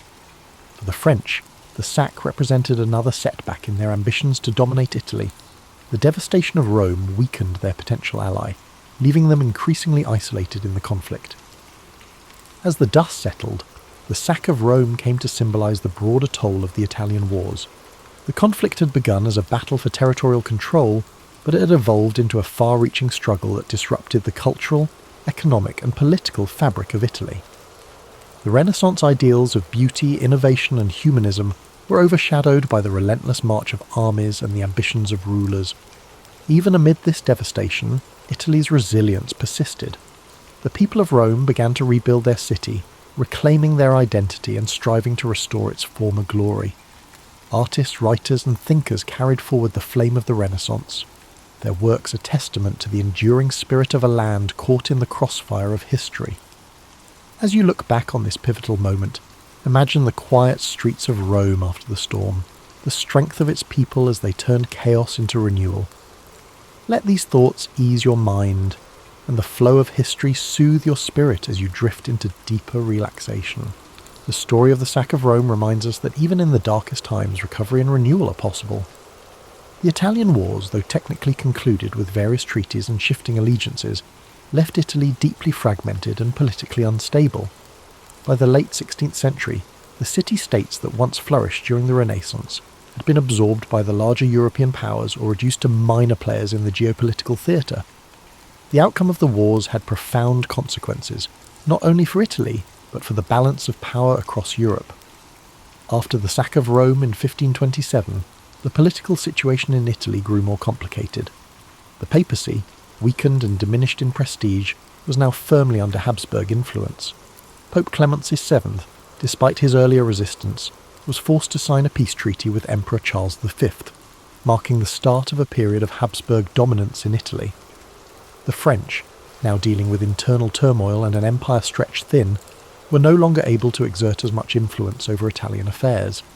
Milan, once a powerful independent duchy, had fallen under Habsburg control following the French defeat at Pavia and the subsequent Treaty of Madrid. Similarly, Naples and other southern Italian regions were now under Spanish rule. Venice, though still a powerful republic, found itself increasingly isolated, unable to maintain its former influence in the face of Habsburg and French competition. Florence, once the heart of the Renaissance, experienced a dramatic shift in power. The Medici family, exiled during the wars, were restored to power with the help of the papacy and the Habsburgs. Under their rule, Florence became a duchy, ending its Republican era and cementing Medici control. This marked the end of an era for the city, which had once been a beacon of artistic and political independence. The fragmentation of Italy was not only political but cultural. The wars had disrupted the flow of ideas and artistic movements that had flourished during the Renaissance. Many of Italy's greatest artists, including Leonardo da Vinci and Raphael, had already passed, and those who remained found themselves working under foreign rulers who had little interest in maintaining the cultural vibrancy that had once defined the peninsula. The wars also set the stage for future conflicts. The power vacuum left in Italy, coupled with the continuing rivalry between France and Spain, ensured that Italy would remain a battleground for European ambitions well into the 17th century. The Italian states, once autonomous and rich in their diversity, had been transformed into pawns in a larger game of European politics. Yet, even in the aftermath of destruction and division, Italy's identity remained intact. The Renaissance had planted seeds of intellectual, artistic and scientific achievement that would continue to influence the world long after the wars had ended. Italy's cities, though scarred by years of warfare, would eventually rise again, fueled by the legacy of those who had once shaped the course of history. As you reflect on this final phase of the Italian wars, picture Italy, its cities, landscapes and people, rebuilding in the wake of centuries of conflict. Let these thoughts soothe your mind, the quiet endurance of a nation marked by the passage of time. Feel the ebb and flow of history calm your spirit as the struggles of the past slowly fade into the background, leaving only peace. As we bring this story to a close, it's important to summarise the deep legacy left behind by the Italian Wars.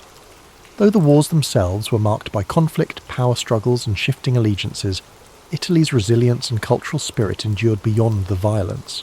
The wars may have fragmented the peninsula politically. However, the intellectual, artistic and cultural achievements that flourished during the Renaissance would continue to shape the world for generations to come. The devastating toll of the wars, especially the sack of Rome and the subsequent political upheavals, left visible scars on Italy's landscape. But even in the midst of destruction, Italy's cities, its people, and its rich cultural heritage would rise again.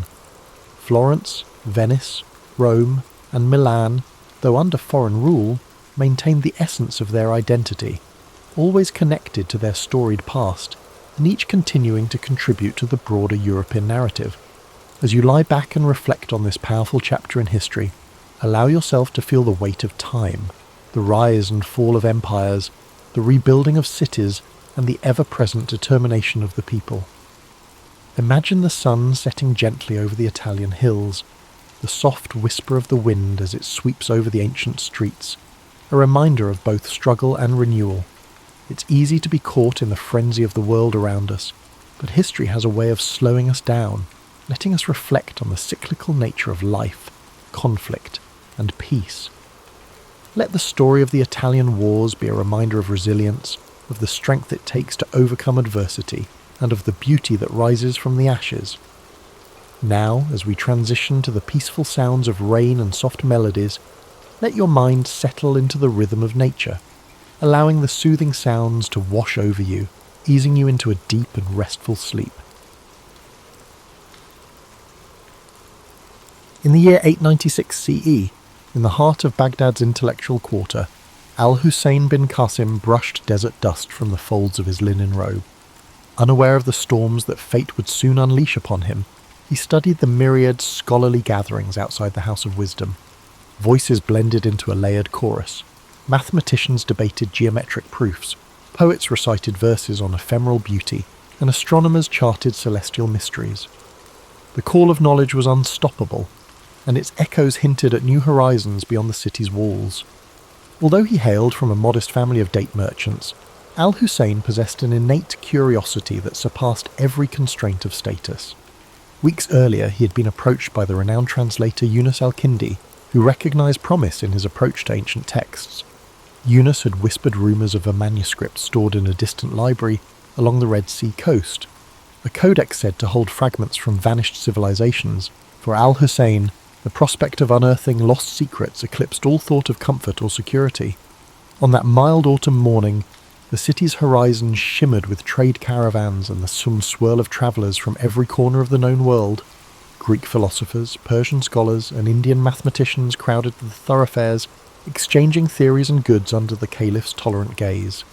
Their House of Wisdom had become a magnet for knowledge, a beacon that drew in talents as diverse as the spices sold in Baghdad's markets. Under this atmospheric mosaic, Al-Hussein felt keenly that his destiny extended beyond these storied streets. Yunus al-Kindi had given him a letter of passage, sealed with the translator's distinctive monogram, allowing safe conduct through the desert routes. The cryptic list of questions about that ancient codex, queries no one else could decipher, loomed large. Al-Hussein grasped the significance. If the manuscript existed, it might reveal the lost methodologies of a civilization rumoured to have harnessed knowledge of geometry, astronomy and medicine far beyond the current era. Discovery meant prestige, but also the possibility of rewriting entire chapters of known history. Pressing the letter against his chest, Al-Hussein reflected on his father's tales. The desert, unpredictable and capricious, consumed unprepared wanderers without mercy. Tales of caravans lost in sandstorms or raided by marauders haunted the nightly gatherings in local tea houses. Still, the lure of revelation eclipsed any fear, and he resolved to depart at dawn the following day. Engaging a caravan of spice traders, he planned to share provisions and glean from their survival knowledge, forging alliances in an environment where trust was currency. Sunrise found him at the city gates, where camels groaned beneath woven saddlebags stuffed with exotic goods. Saffron from Persia, frankincense from Oman, and turquoise from far-off lands. The caravan leader, an experienced merchant named Mariam bint Said, cast an eye over Al-Hussein. She was known for her leadership and her capacity to navigate shifting alliances among tribal factions. Though suspicious of scholars who ventured out of libraries, she recognised the advantage of travelling under the banner of the prestigious House of Wisdom. As the gates of Baghdad shrank behind them, the caravan merged with the vast desert's hush. Dawn's golden light outlined distant dunes that seemed both majestic and forbidding. Al-Hussein observed Mariam directing her charges to form a staggered line, minimising exposure to roving bandits.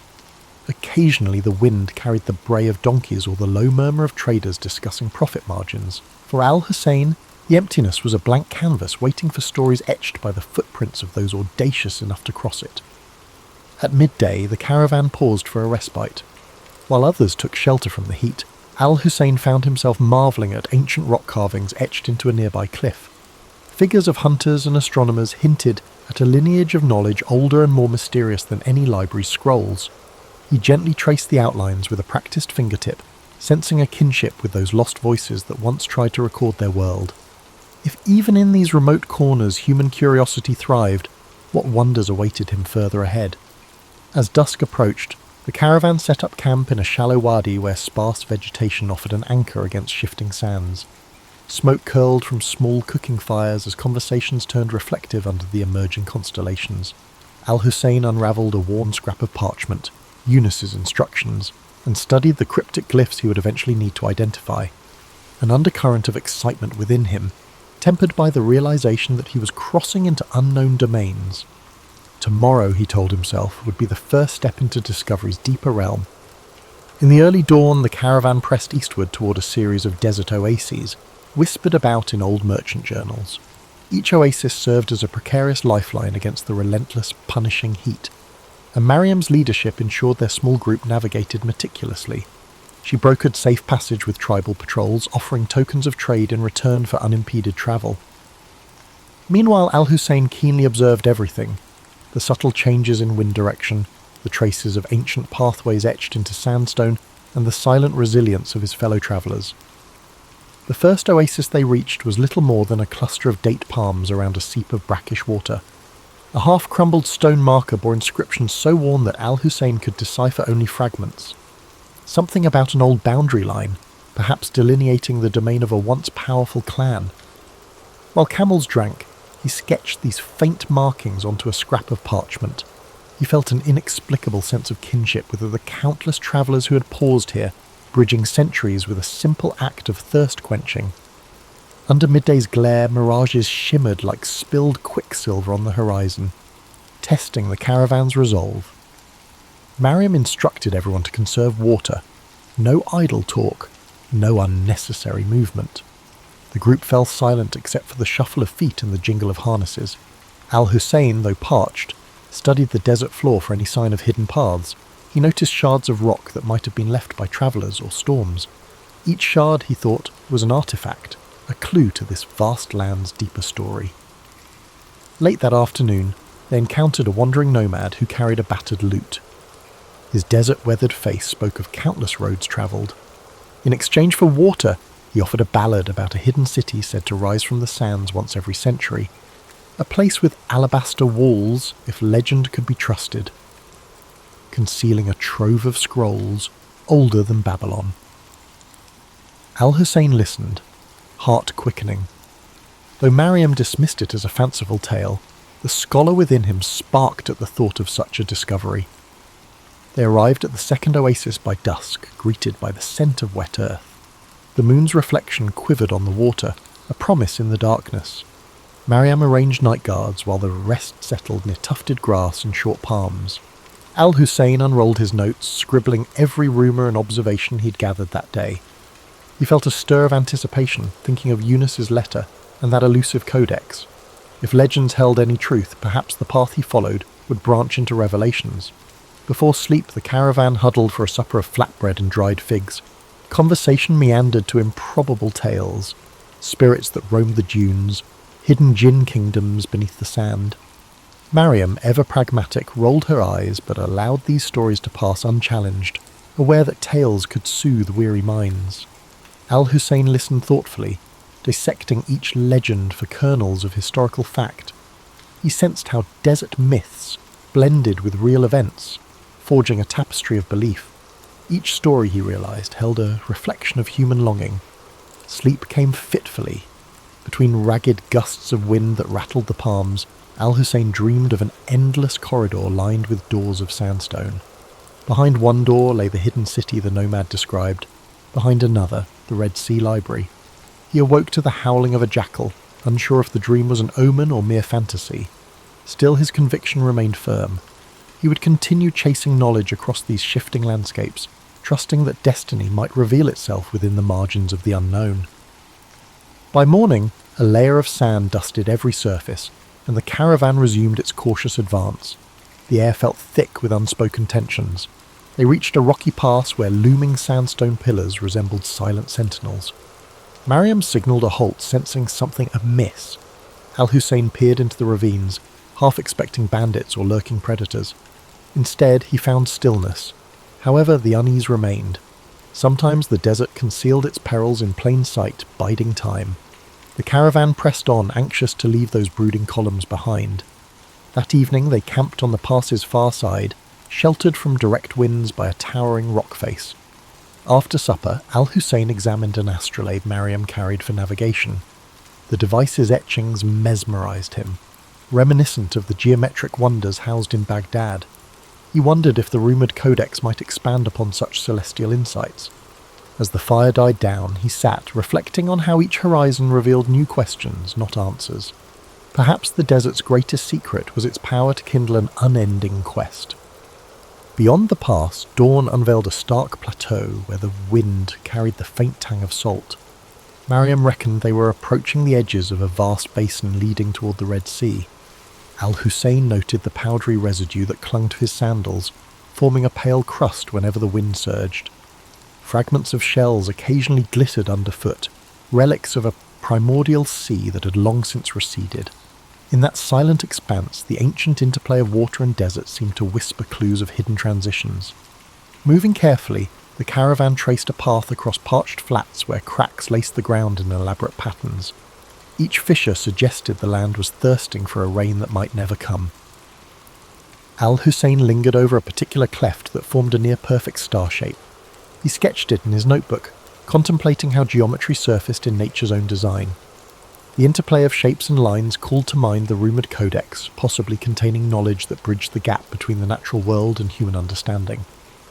By midday the heat intensified, pressing against them like an unseen hand. Water became precious currency. Mariam, aware of how quickly desperation could unravel unity, kept a strict ration schedule. Observing her leadership, Al-Hussein admired the way she balanced empathy with firm discipline. Under her direction, no quarrels erupted, even as thirst pricked tempers. The caravan trudged on, each step a negotiation between body and environment. In the shimmering distance, stunted shrubs and dwarf acacias offered, the only semblance of life in that stark domain. Later they spotted a solitary figure approaching from the southeastern horizon. Cautious, Mariam arranged the travellers into a defensive semicircle. The figure proved to be a medicine seller, hauling dried herbs in neat bundles across the back of a spindly donkey. He announced himself as Basim, a wanderer of many lands. In exchange for a pouch of dates, he spoke of rumours swirling beyond the Red Sea coast, of ports teeming with treasures, of inscriptions carved on coral walls, and of foreign ships docking with exotic cargoes. Basim then revealed he had crossed paths with a scribe who claimed knowledge of the hidden library by the sea. This scribe, rumoured to be in the port town of Yanahol, might hold a key to the codex. Al-Hussein's pulse quickened at the mention. He urged Mariam to consider diverting their route toward this potential lead. Weighing the advantage, she agreed, provided it did not threaten the caravan's prime objective of trade. Reorienting their compass, they set out with renewed purpose, heading south by southeast. The change in direction led them to an abandoned way station of mud brick walls caked with salt. Its courtyard lay choked with sand drifts, but a broken well hinted at what had once been a vital rest stop. Al-Hussein wandered among the ruins, spotting faint inscriptions along the wall, names, dates, fragments of prayers. Each carving was a testament to fleeting presence. Here stood proof that even the harshest wilderness could not stifle the human urge to leave a trace. Yet the desert had really reclaimed so much. That evening they made camp under a sandstone ridge carved into rippling curves by ancient winds. The last rays of sunlight played across the layered patterns, revealing colour bands that ranged from ochre to rose. Al-Hussein felt a distinct awe for the land's subtle artistry. He understood how easily travellers might spin legends from these austere shapes. Perhaps behind every myth there lay a kernel of truth about wonder. Perhaps the rumoured hidden city or the library derived from real glimpses of grandeur swallowed by time. As the night grew cool, Mariam permitted a small fire. Conversations ran softer now, with a thread of expectancy woven into each word. Basim spoke of trade centres bustling with sailors from distant empires, Zanj, Gujarat, even the far-flung kingdoms beyond the Indian Ocean. He also mentioned the region's swirl of local legends, a half-buried temple near the coast, the rumoured tomb of a prophet whose name had slipped from memory. Al-Hussein took careful notes, determined to sift the improbable from the verifiable. Before sleep, Al-Hussein pulled out Eunice's cryptic questions, scanning the faded script by firelight. They referred to instruments that measured the angles of stars from improbable vantage points, formulas that predated known treatises. Could the Red Sea Library truly hold such ancient feats of intellect? He felt the subtle pull of destiny, the sense that each conversation, each dusty ruin, brought him closer. The desert had not broken him. Instead, it was shaping him into something sharper. Morrow would carry them nearer to that beckoning shoreline. Dawn lifted the shadows from the ridge, exposing a horizon lined with jagged rock outcroppings. The caravan continued toward Yanahal, keen on reaching its port before supplies ran dangerously low. A subtle but steady breeze carried the faint smell of salt, confirming they were inching closer to coastal winds. Al-Hussein noticed changes in the environment. Scattered gulls wheeling overhead, traces of sea-polished stones littering the path. These small signals revived the group's spirits, reminding them that a new chapter of their journey lay ahead. By midday they encountered a caravan heading north. Mariam negotiated a swift exchange of information.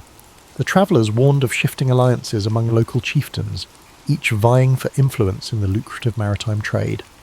Al-Hussein listened carefully. Turbulent politics could affect access to the ports and libraries alike. One slip in protocol could transform an academic quest into a diplomatic tangle. Protecting the mission, and the precious knowledge it might uncover, required walking a delicate line between curiosity and caution, intellect and survival. The landscape soon began a gradual descent, winding through low hills where thorny scrub dotted the earth in pale clusters. At times, the caravan skirted salt marshes, each step producing a hushed crunch underfoot. Tiny crabs scuttled in shallow brine pools, and the occasional heron soared overhead, a pale sentinel against the shimmering sky. Each sign of life felt like a small revelation after miles of barren desert. Al-Hussein found himself overwhelmed by the variety of forms the natural world assumed, even in the remote margins. Late that afternoon, they spotted Yanahal in the distance, a sprawl of mud-brick dwellings with roofs of thatch or tiled clay, punctuated by the taller silhouettes of warehouses near the docks. Thin pillars of smoke curled upward, and the distant clang of metal suggested blacksmiths plying their trade. Seabirds circled the bustling harbour, where dhows and small cargo vessels bobbed in the tide. For Al-Hussein, the sights and sounds of a place so different from Baghdad were a vivid reminder of the region's fluid tapestry of cultures. Mariam led the caravan through the town's outskirts, seeking a trustworthy local factor who could arrange secure storage for their goods. Children peered out from doorways, intrigued by the unusual mix of travellers. The air smelled of fish, spice, and damp rope, all woven together into a briny perfume.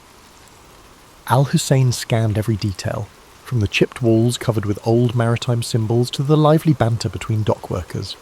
He made mental notes of how commerce thrived here, bridging deserts and oceans in a single breath. With arrangements in place, the group settled at a modest inn near the wharf.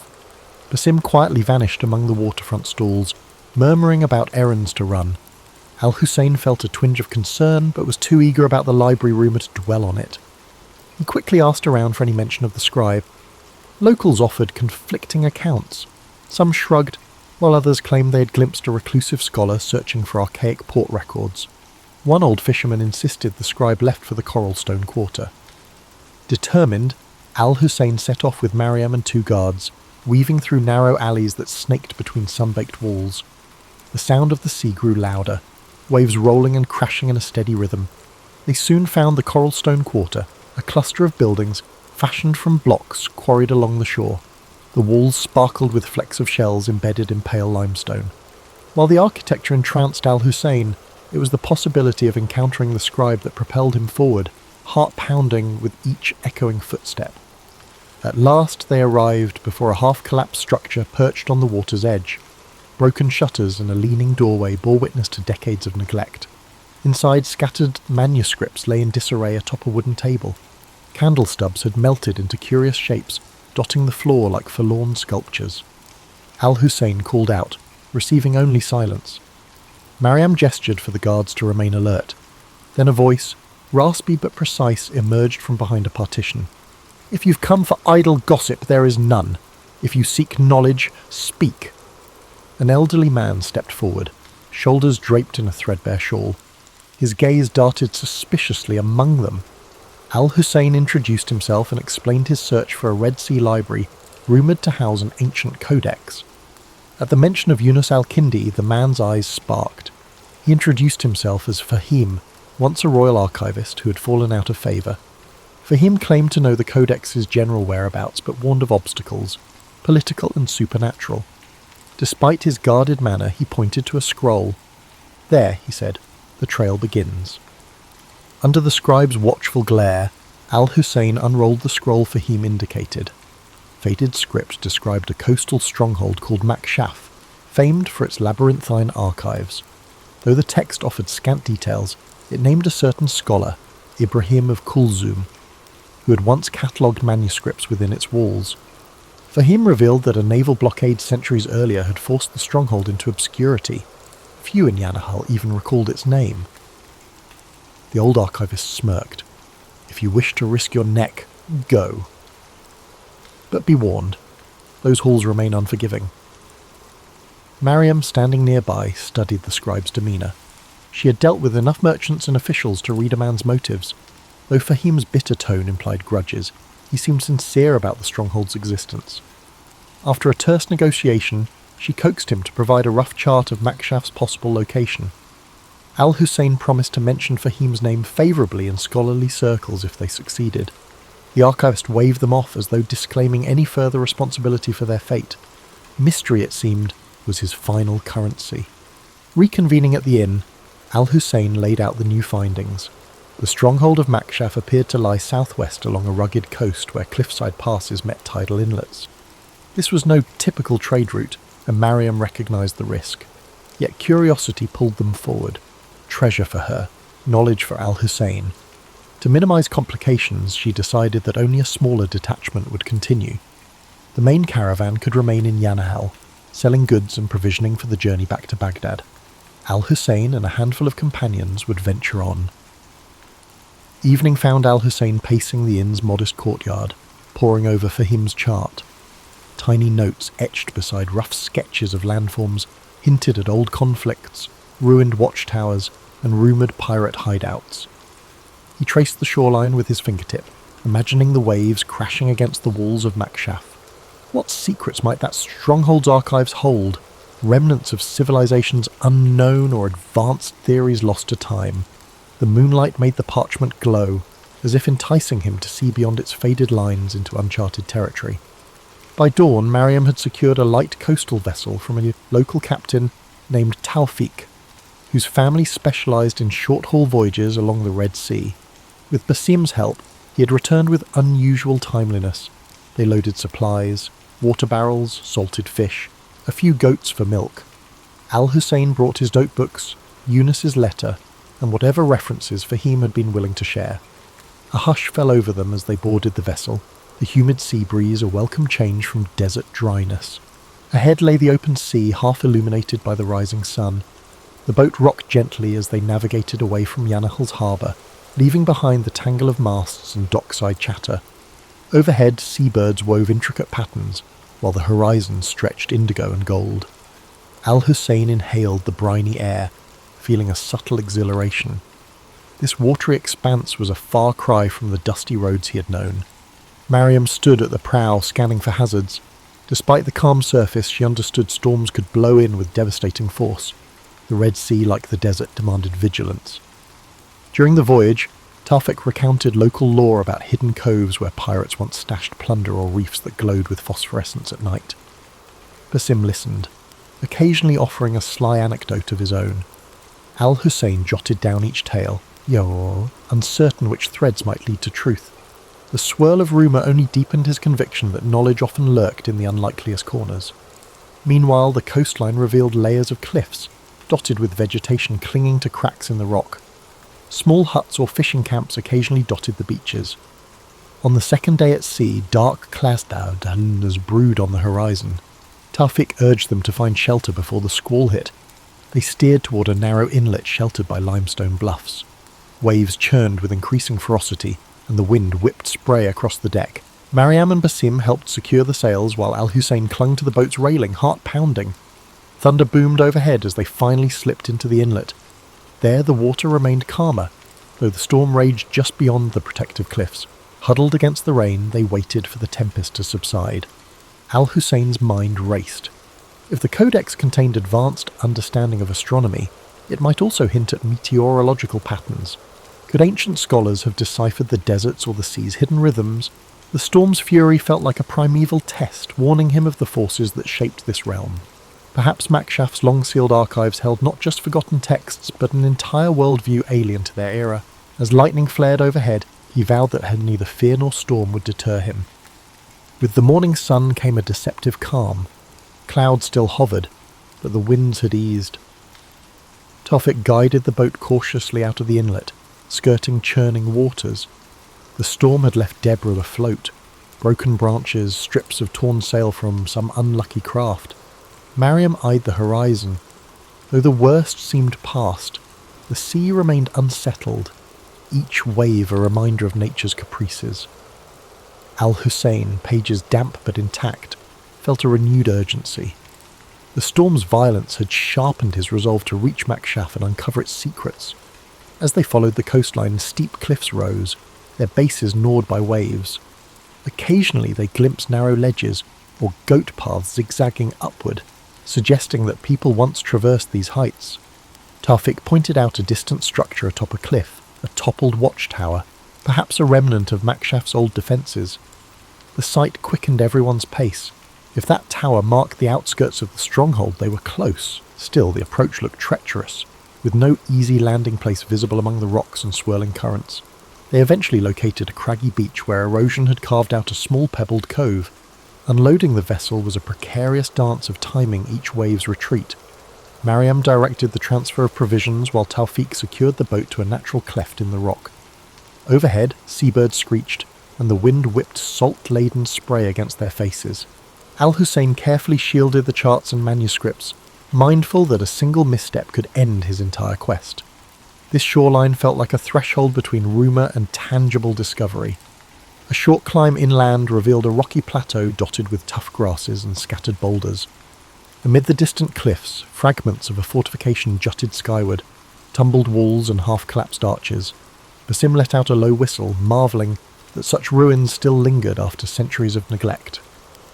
Mariam maintained her measured composure, though Al-Hussein guessed she shared the group's rising anticipation.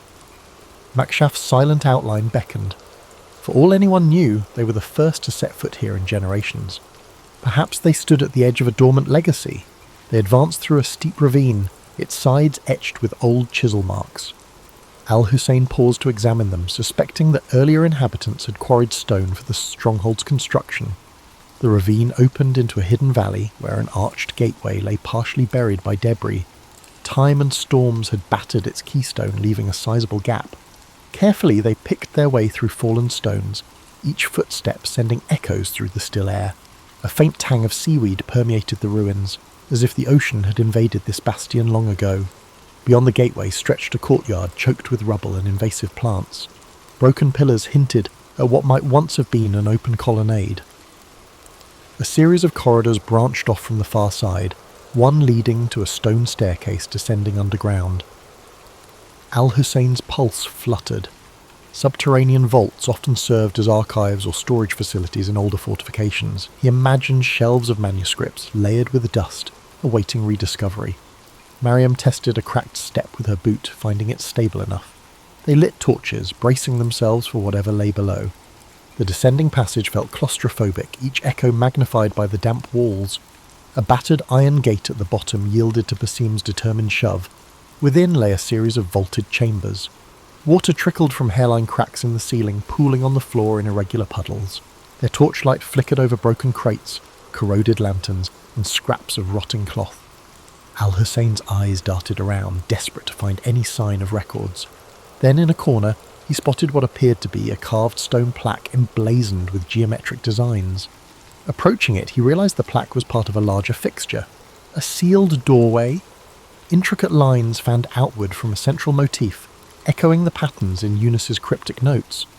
Could this be a hidden archive within the stronghold? Eagerly, Al-Hussein traced the grooves with a fingertip. Mariam hovered, scanning for potential threats. Basim ran his hand along the wall's perimeter, eventually finding the faint outline of a release mechanism. When he pressed it, the plaque shuddered, revealing a narrow gap. Stale air seeped out, carrying hints of mould and ancient parchment. Torchlight spilling through the gap illuminated a cramped chamber lined with stone shelves. Al-Hussein's heart soared. Rolled manuscripts lay scattered, some disintegrating at the touch of the moist air. He gingerly lifted a small codex bound in faded leather, its cover emblazoned with unfamiliar symbols. Though the text was partially illegible, diagrams of star charts and geometric constructs were visible, aware that he was crossing into the realm of legends made real. With mounting excitement, Al-Hussein and Mariam inspected the shelves, hoping for a more complete find. Many manuscripts had succumbed to rot or water damage, leaving illegible stains where words once lived. Still, glimpses of diagrams, star maps, and cryptic notations sparked Al-Hussein's imagination.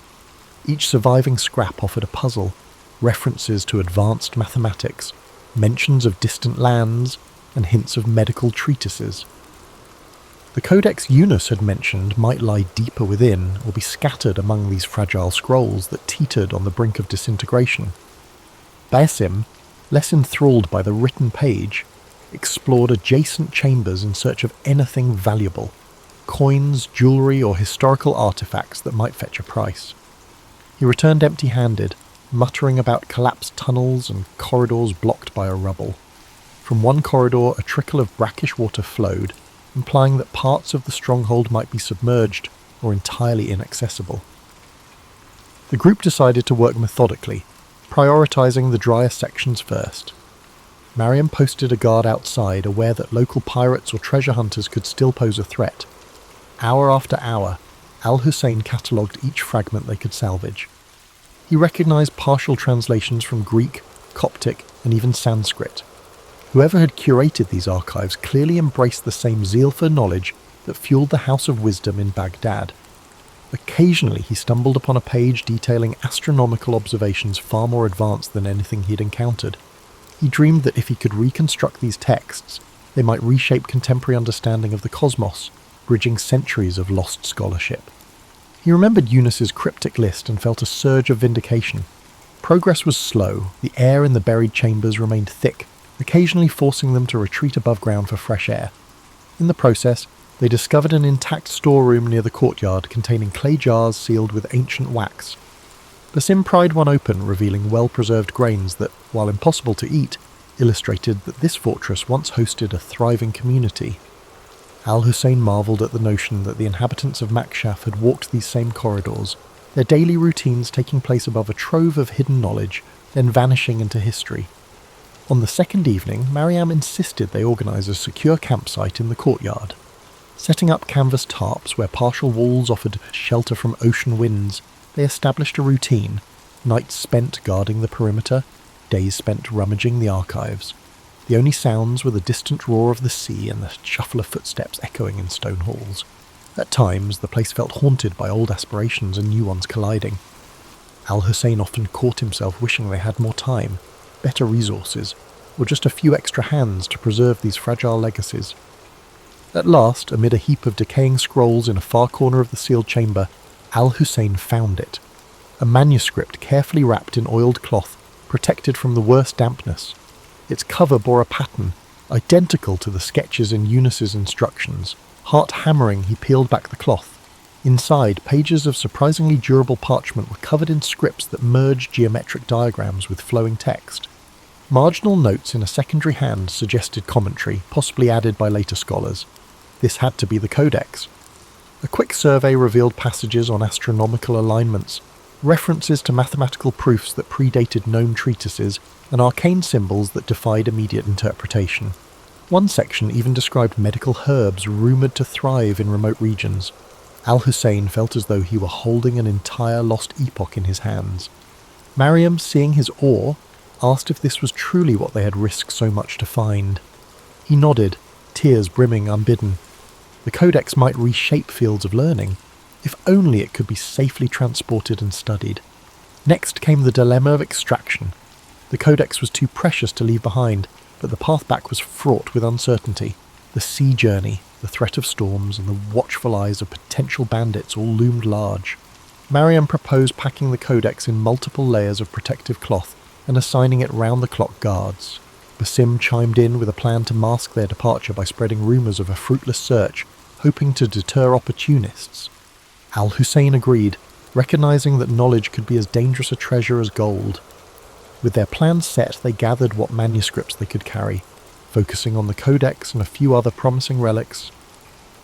Standing at the fortress threshold, Al-Hussein took one last reverent look at the silent corridors.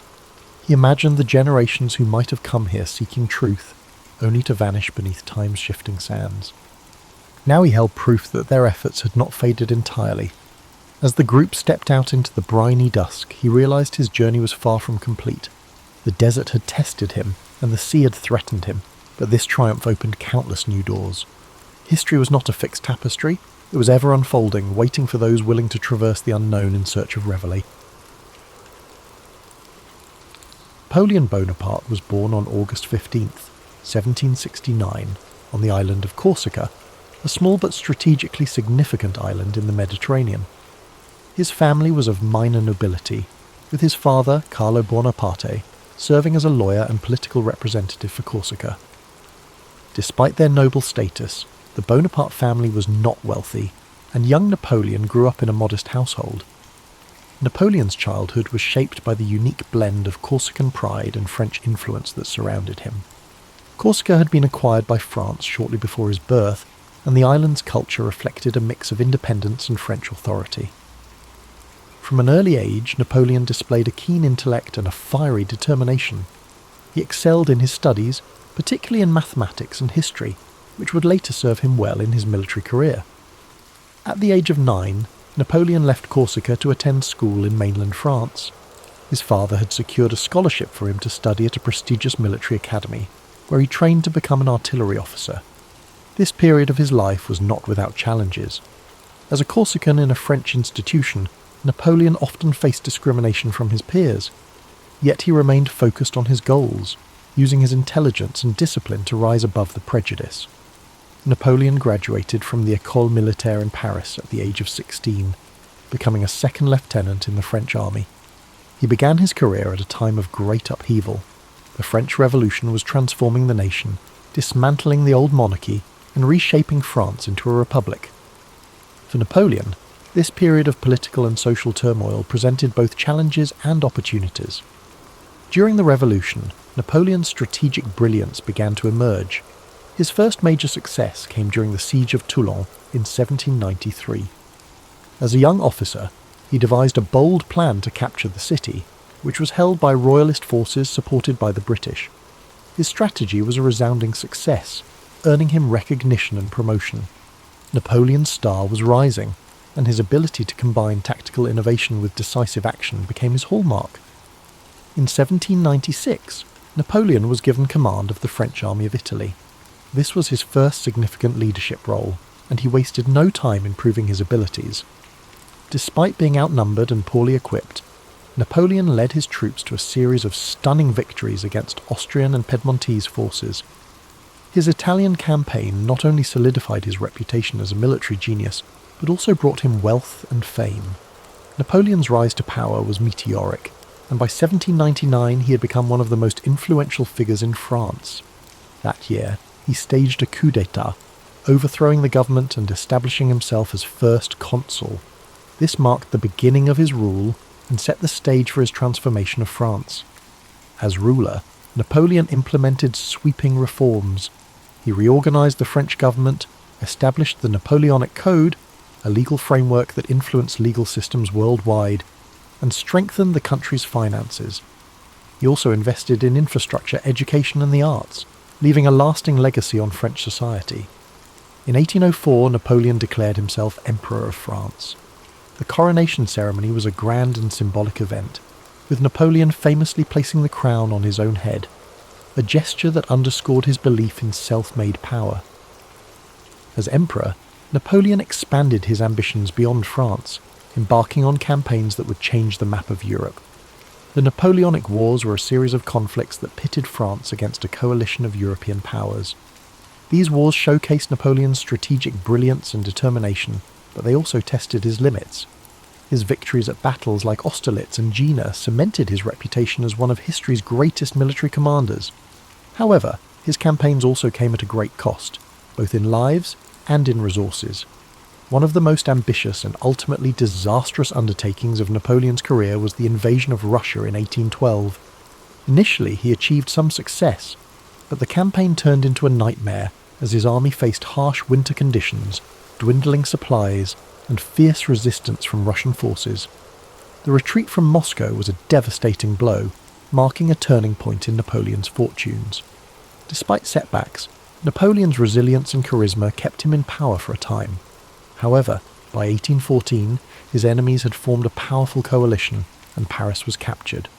Napoleon was forced to abdicate and was exiled to the island of Elba. Yet, even in defeat, his determination remained unshaken. Less than a year later, he escaped from Elba and returned to France, rallying support and reclaiming his position as emperor during what became known as the 100 Days. Napoleon's final chapter unfolded at the Battle of Waterloo in 1815. Facing a coalition led by the Duke of Wellington and the Prussian army, Napoleon fought valiantly but was ultimately defeated. This marked the end of his reign and his dreams of empire. He was exiled once more, this time to the remote island of St. Helena in the South Atlantic. On St. Helena, Napoleon spent the final years of his life in relative isolation. He reflected on his legacy, dictating memoirs that recounted his achievements and offered insights into his thoughts and motivations. He died on May 5, 1821, at the age of 51. While his life ended in exile, his impact on history was indelible. Napoleon's story is one of contrasts, a man of great ambition and intellect who reshaped Europe, yet whose relentless pursuit of power ultimately led to his downfall. His legacy is a reminder of the complexities of leadership and the enduring influence of vision and determination. As you reflect on Napoleon's journey, let the calm rhythm of his story guide you into a state of relaxation. His life, filled with triumphs and challenges, serves as a reminder that greatness often comes with both light and shadow. Imagine the quiet halls of the École Militaire, where a young Napoleon first honed his skills, or the grand boulevards of Paris during his reign. Picture the serene beaches of Corsica, where his journey began, and the windswept shores of St. Helena, where it ended. These images, filled with history and humanity, bring a sense of peace and connection. As the gentle narrative of Napoleon's life carries you further into relaxation, consider the enduring lessons his story offers. His life was a testament to the power of vision, determination, and adaptability.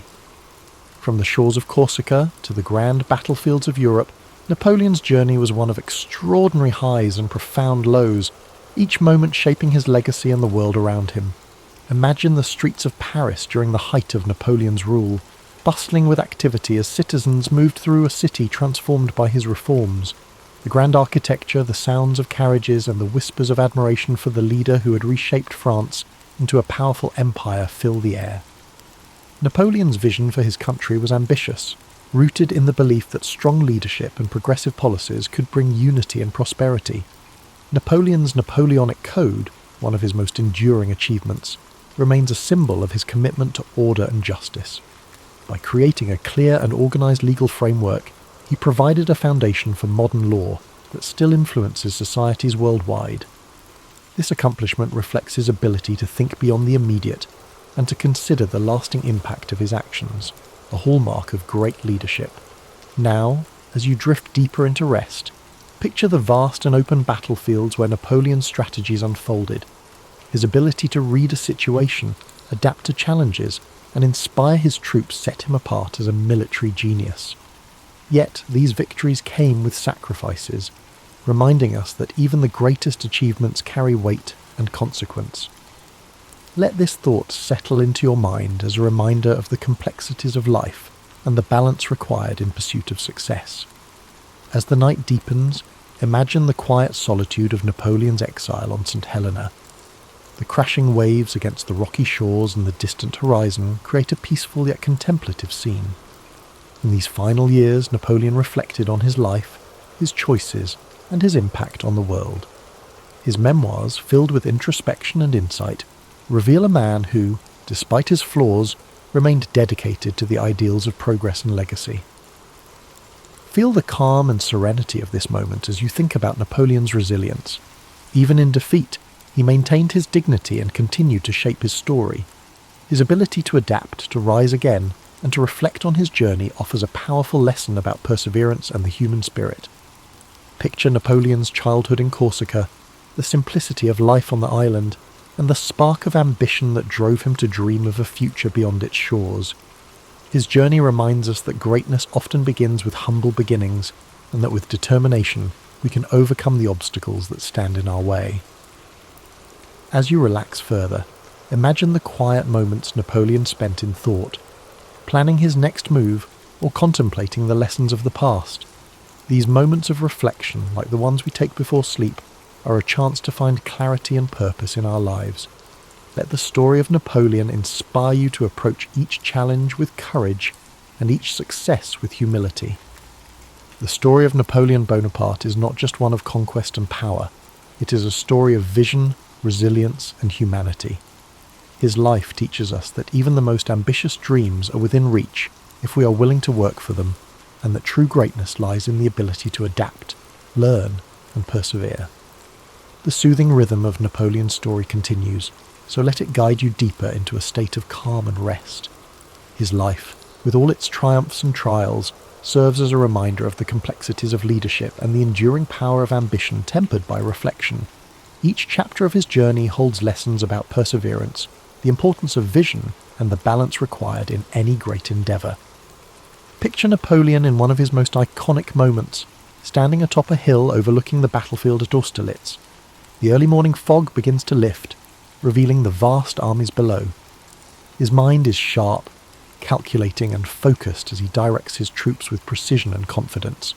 This scene encapsulates the essence of Napoleon as a leader, decisive, strategic, and unwavering in his belief in victory. Let this image remind you of the power of clarity and focus, qualities that can guide us even in the most challenging situations. Now shift your thoughts to the quieter moments of Napoleon's life, moments spent in introspection and planning. Perhaps he's seated at a desk, surrounded by maps and letters, the flicker of a candle casting a soft glow on his face. These moments of preparation and thoughtfulness were the foundation of his successes, showing that even the most remarkable achievements begin with careful planning and deliberate action. While you relax further, imagine the streets of Paris once more, this time during Napoleon's grand coronation as emperor.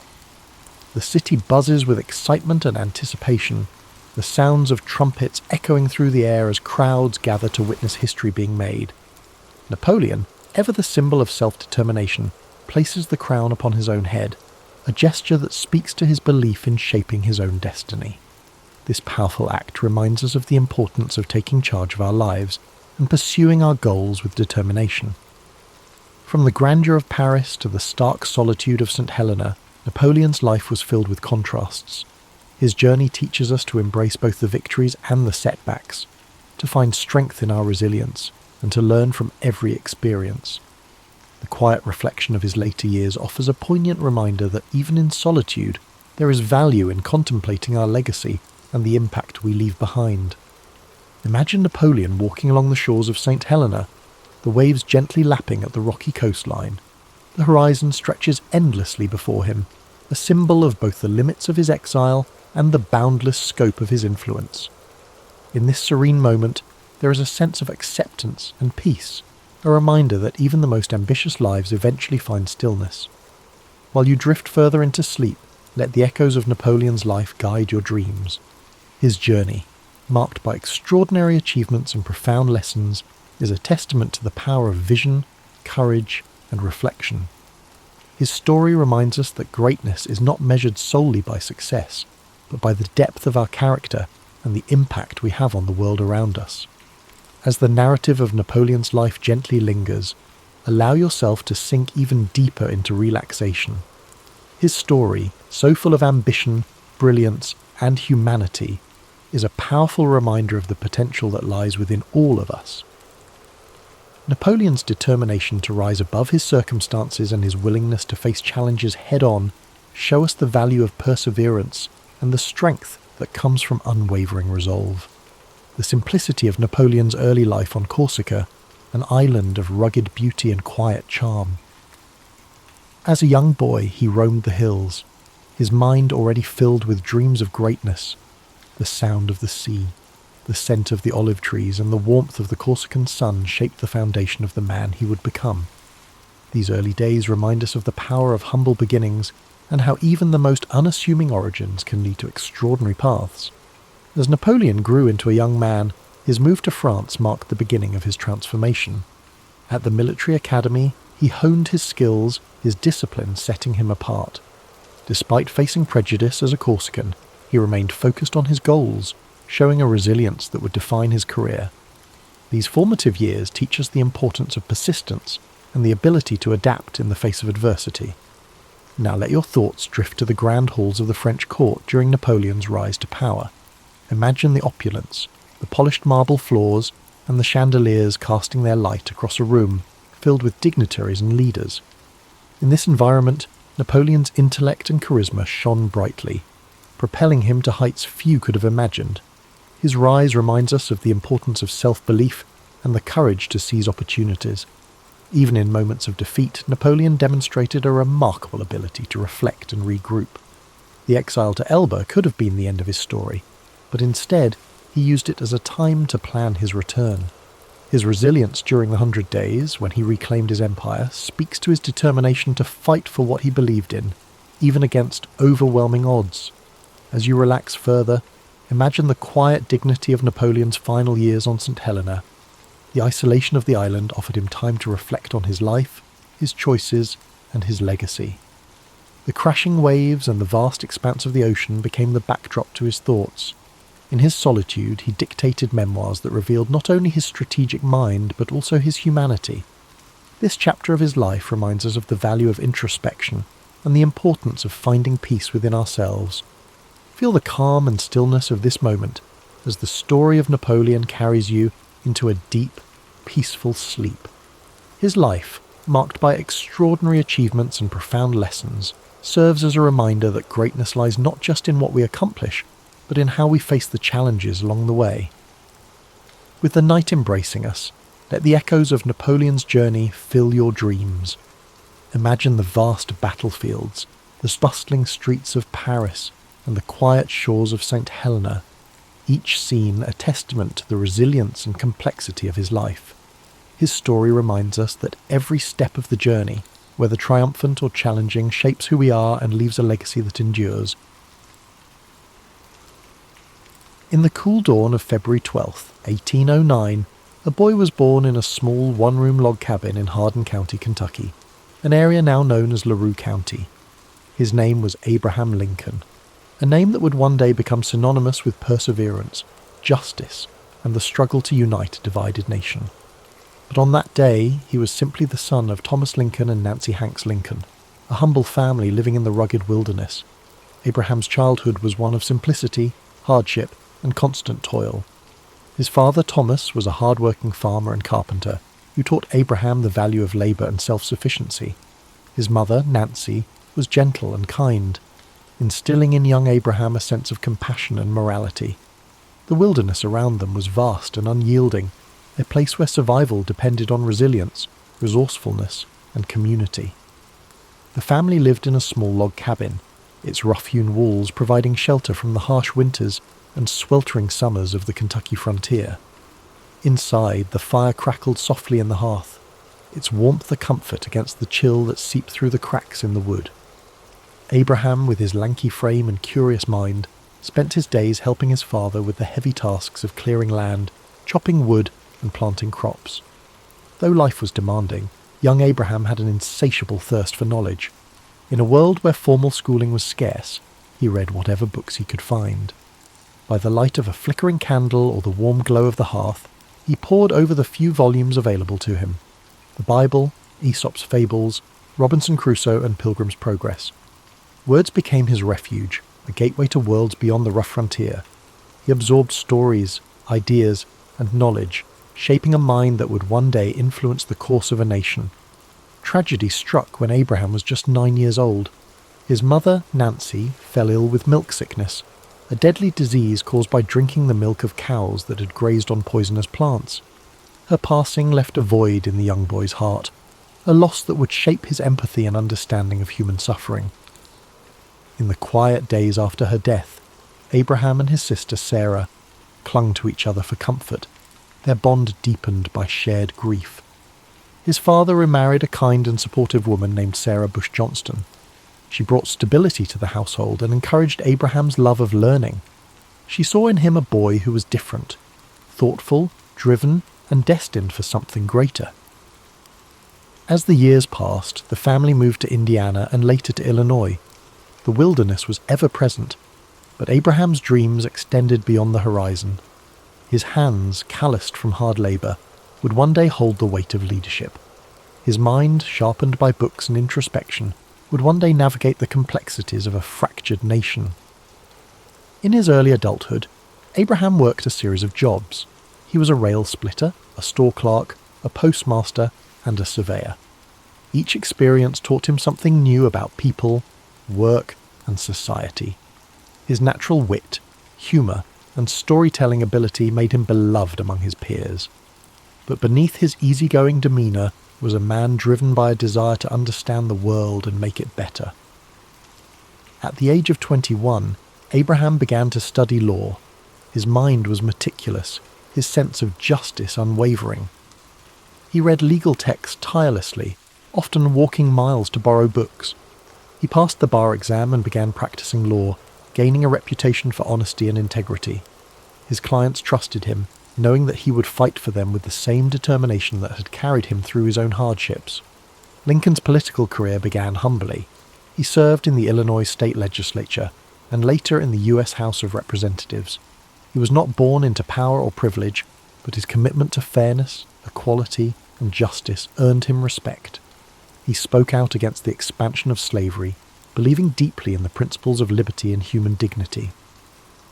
In 1860, at the age of 51, Abraham Lincoln was elected as the 16th President of the United States. The nation he inherited was teetering on the edge of collapse.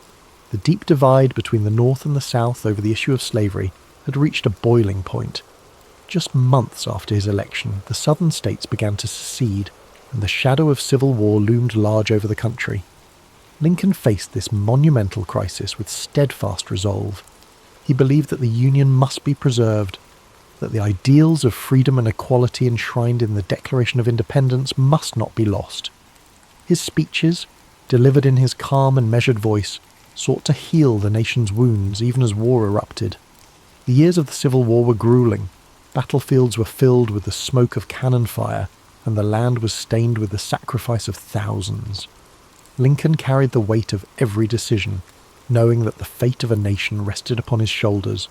The lines on his face deepened, his eyes often heavy with the burden of loss.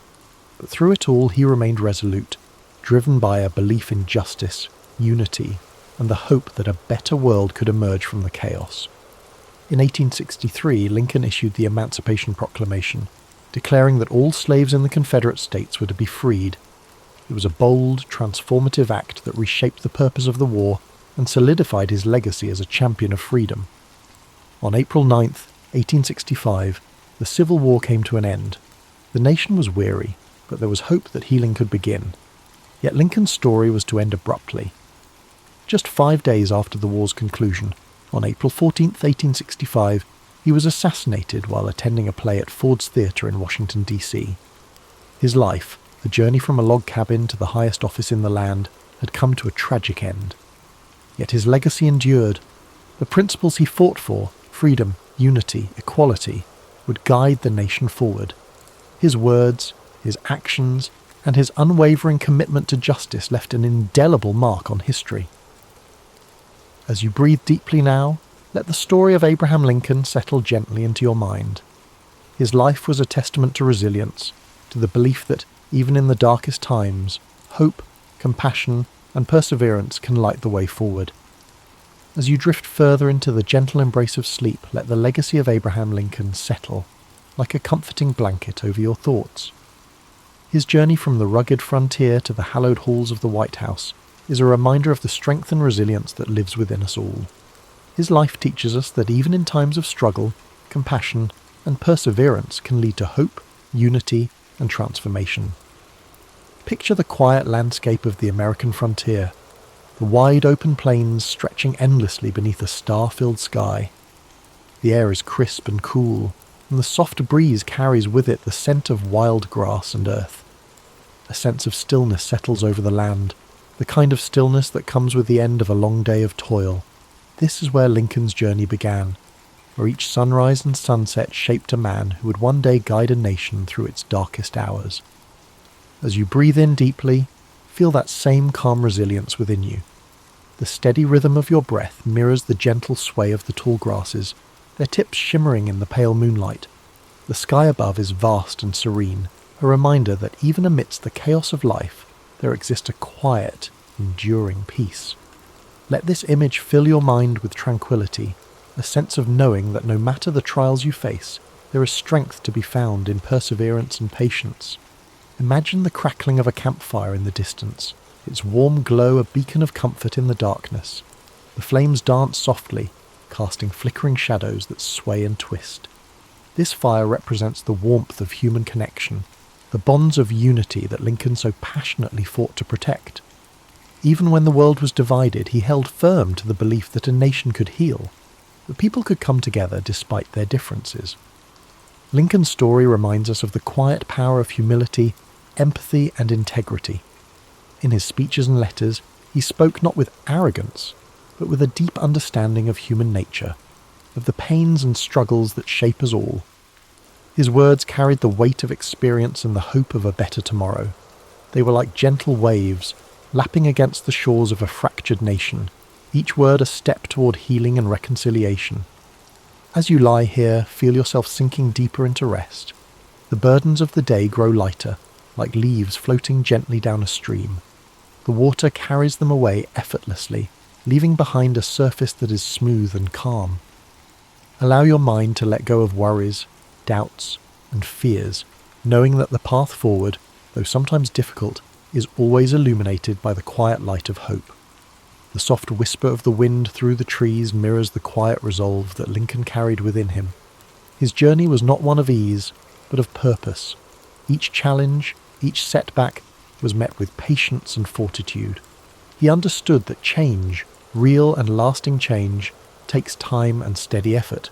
In the face of adversity, he chose to act with dignity, knowing that his choices would shape the future for generations to come. As you drift deeper, imagine standing in the stillness of a forest at twilight.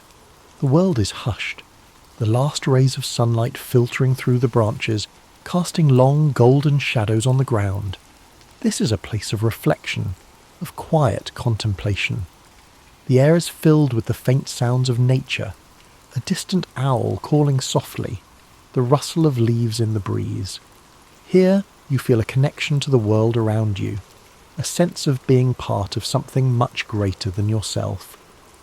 Lincoln's life, with its moments of triumph and tragedy, is a reminder that each of us has the power to shape our own legacy. His belief in justice, equality, and unity is a flame that continues to burn, a beacon that guides us through the darkness. His story encourages us to act with kindness, to stand firm in our principles, and to seek peace even in turbulent times. Breathe in deeply, the air filling your lungs with a sense of calm and clarity. With each exhale, let go of any tension or unease. Feel your body relax further, each muscle softening, your mind becoming lighter. The steady rhythm of your heart is like a gentle drumbeat, grounding you in this peaceful moment. The night envelops you now, a cocoon of warmth and safety. The stars above shimmer softly, their light a reminder that even in the vastness of the universe you're not alone. You're part of a story that stretches across time and space, connected to the dreams, struggles and triumphs of those who came before you. As you continue to relax, let Lincoln's story inspire a sense of quiet resolve within you.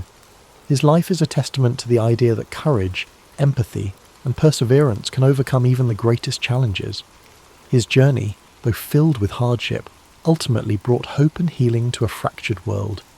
You too carry that potential within you, the power to face challenges with grace and to find peace in the midst of uncertainty. Thank you for joining us tonight on History and Sleep.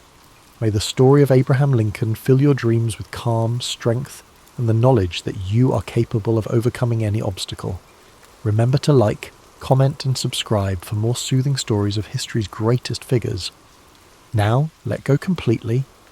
The night holds you gently, the stars keep watch, and your dreams unfold like the quiet pages of a storybook. Sleep deeply, knowing that you are safe, that you are strong, and that tomorrow holds new possibilities, new paths to explore, and new moments of peace.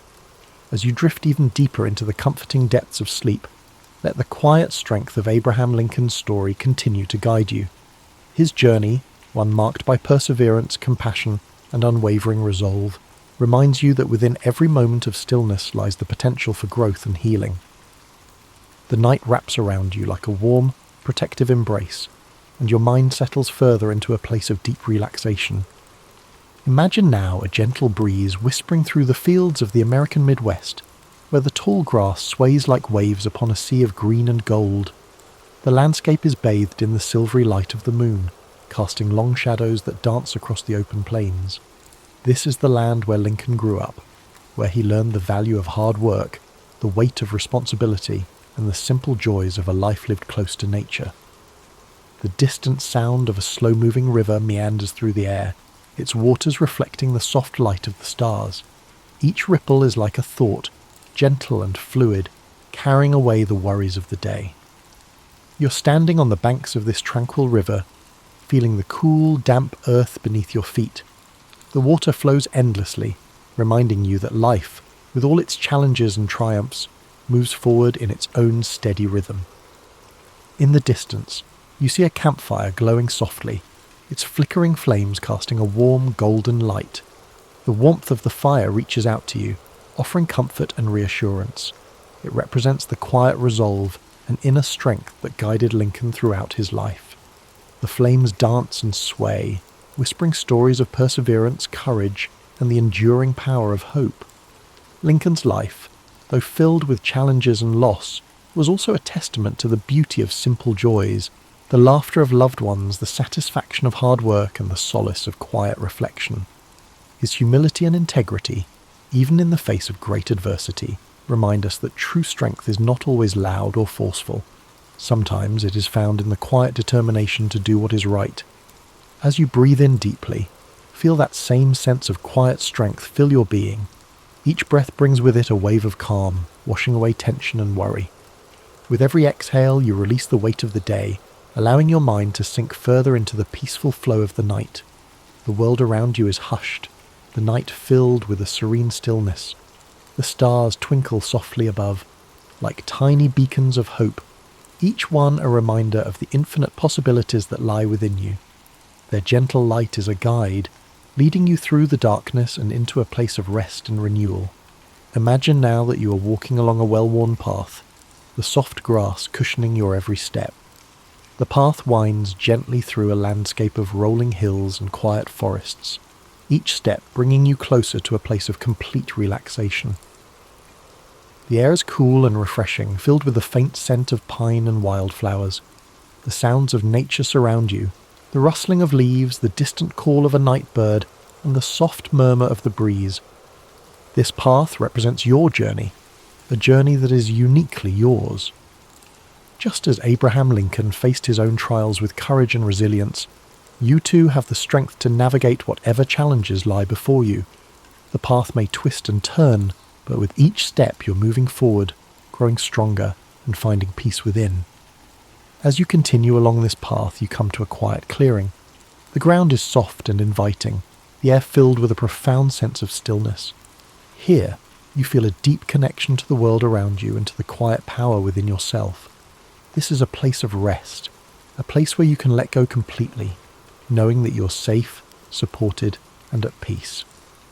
The night sky stretches above you, vast and endless, a reminder that you are part of something much greater than yourself.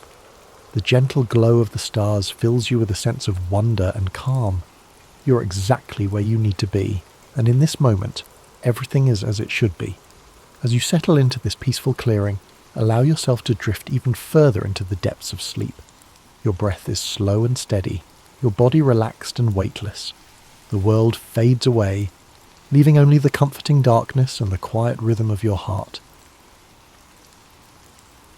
William Shakespeare was born in the spring of 1564 in the small town of Stratford-upon-Avon, England.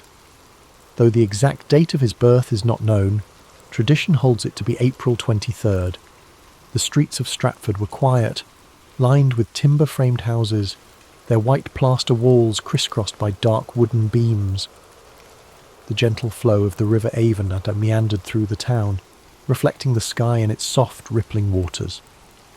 William was the third child of John Shakespeare, a glove maker and local merchant, and Mary Arden, who came from a respected farming family.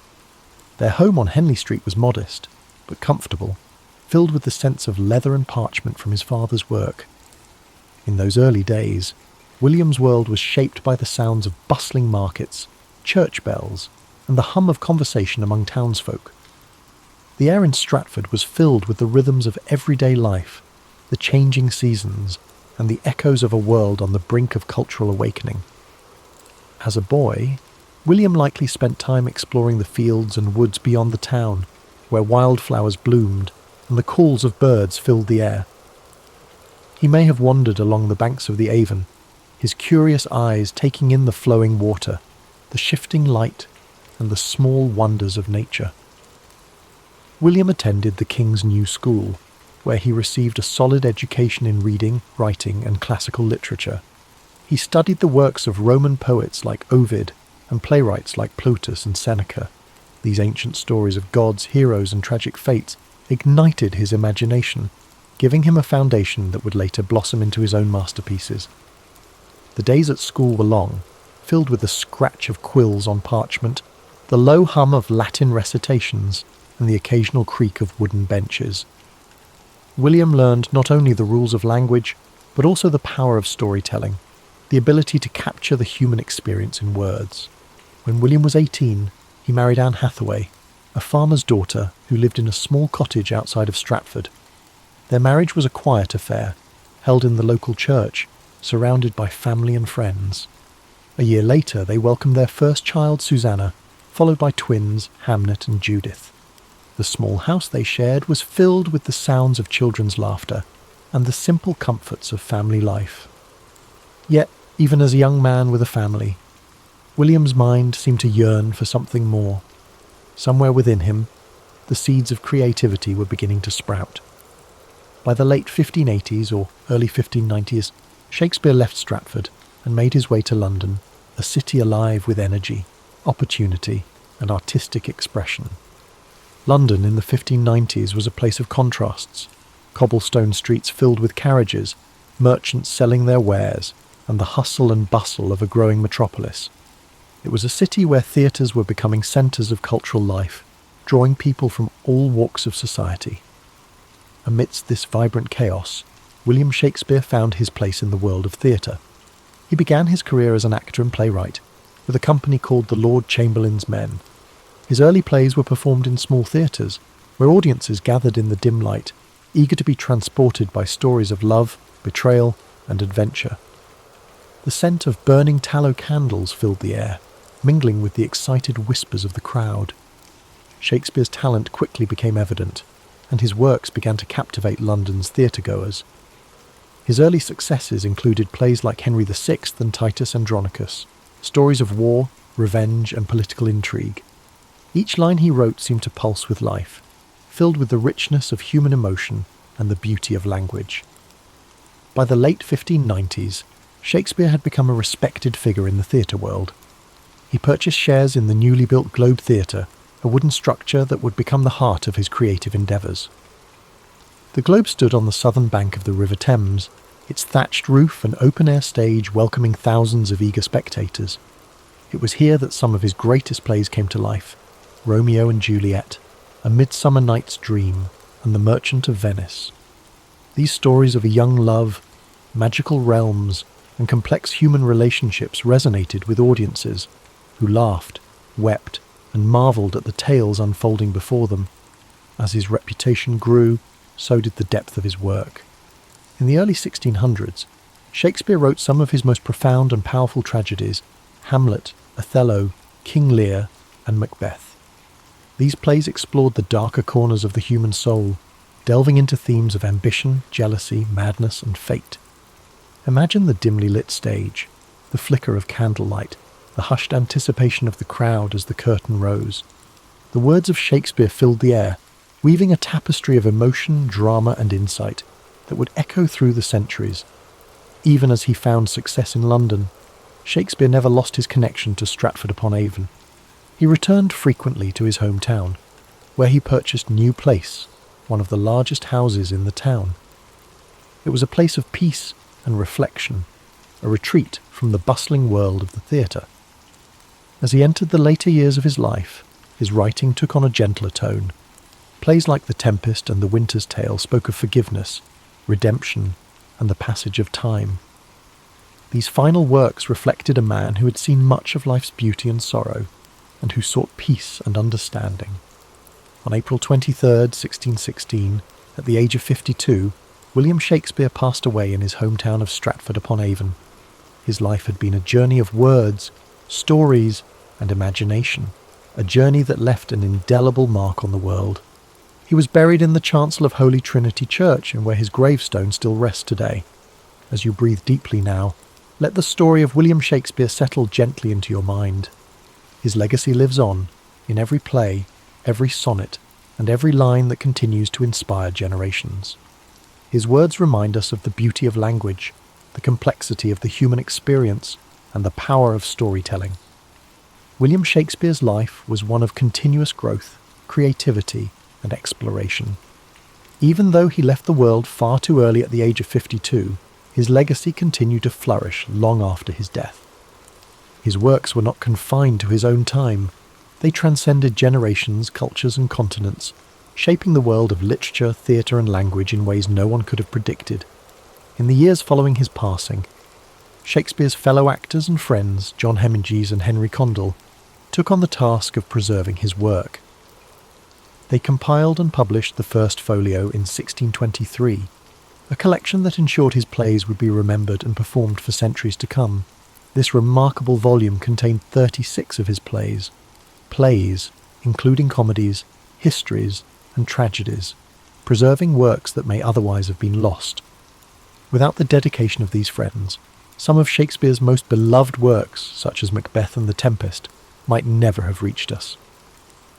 Thanks to this labour of love, his stories endured, spreading far beyond the theatres of London to inspire future generations of readers, actors, and writers.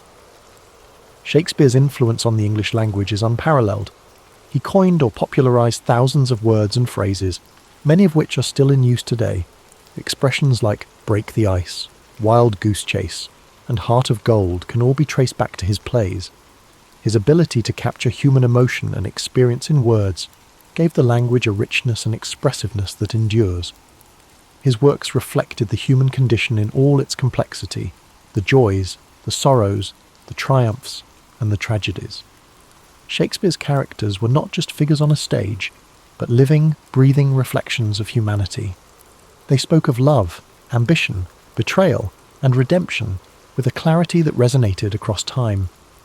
Imagine Romeo and Juliet, young lovers torn apart by the feud of their families, speaking words that echo the passions and heartbreaks of every generation. Picture Hamlet, the introspective prince, grappling with questions of life, death, and morality.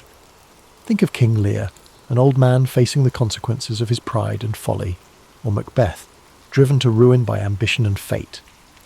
These stories were not just meant to entertain, they were designed to make audiences think, feel, and understand themselves and the world around them. In Shakespeare's time, the theatre was a place where the barriers of class and status melted away, where the common folk and the nobility could come together to share in the experience of a story.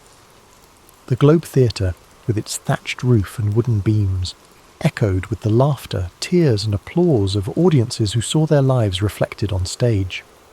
Shakespeare understood that stories had the power to unite people, to reveal truths, and to inspire change. In his quieter moments, Shakespeare returned to Stratford-upon-Avon, where he enjoyed the peace of his family home. Here, he could escape the noise of the city and the demands of the theatre. He tended to his affairs and spent time with his family and walked the familiar streets of his hometown.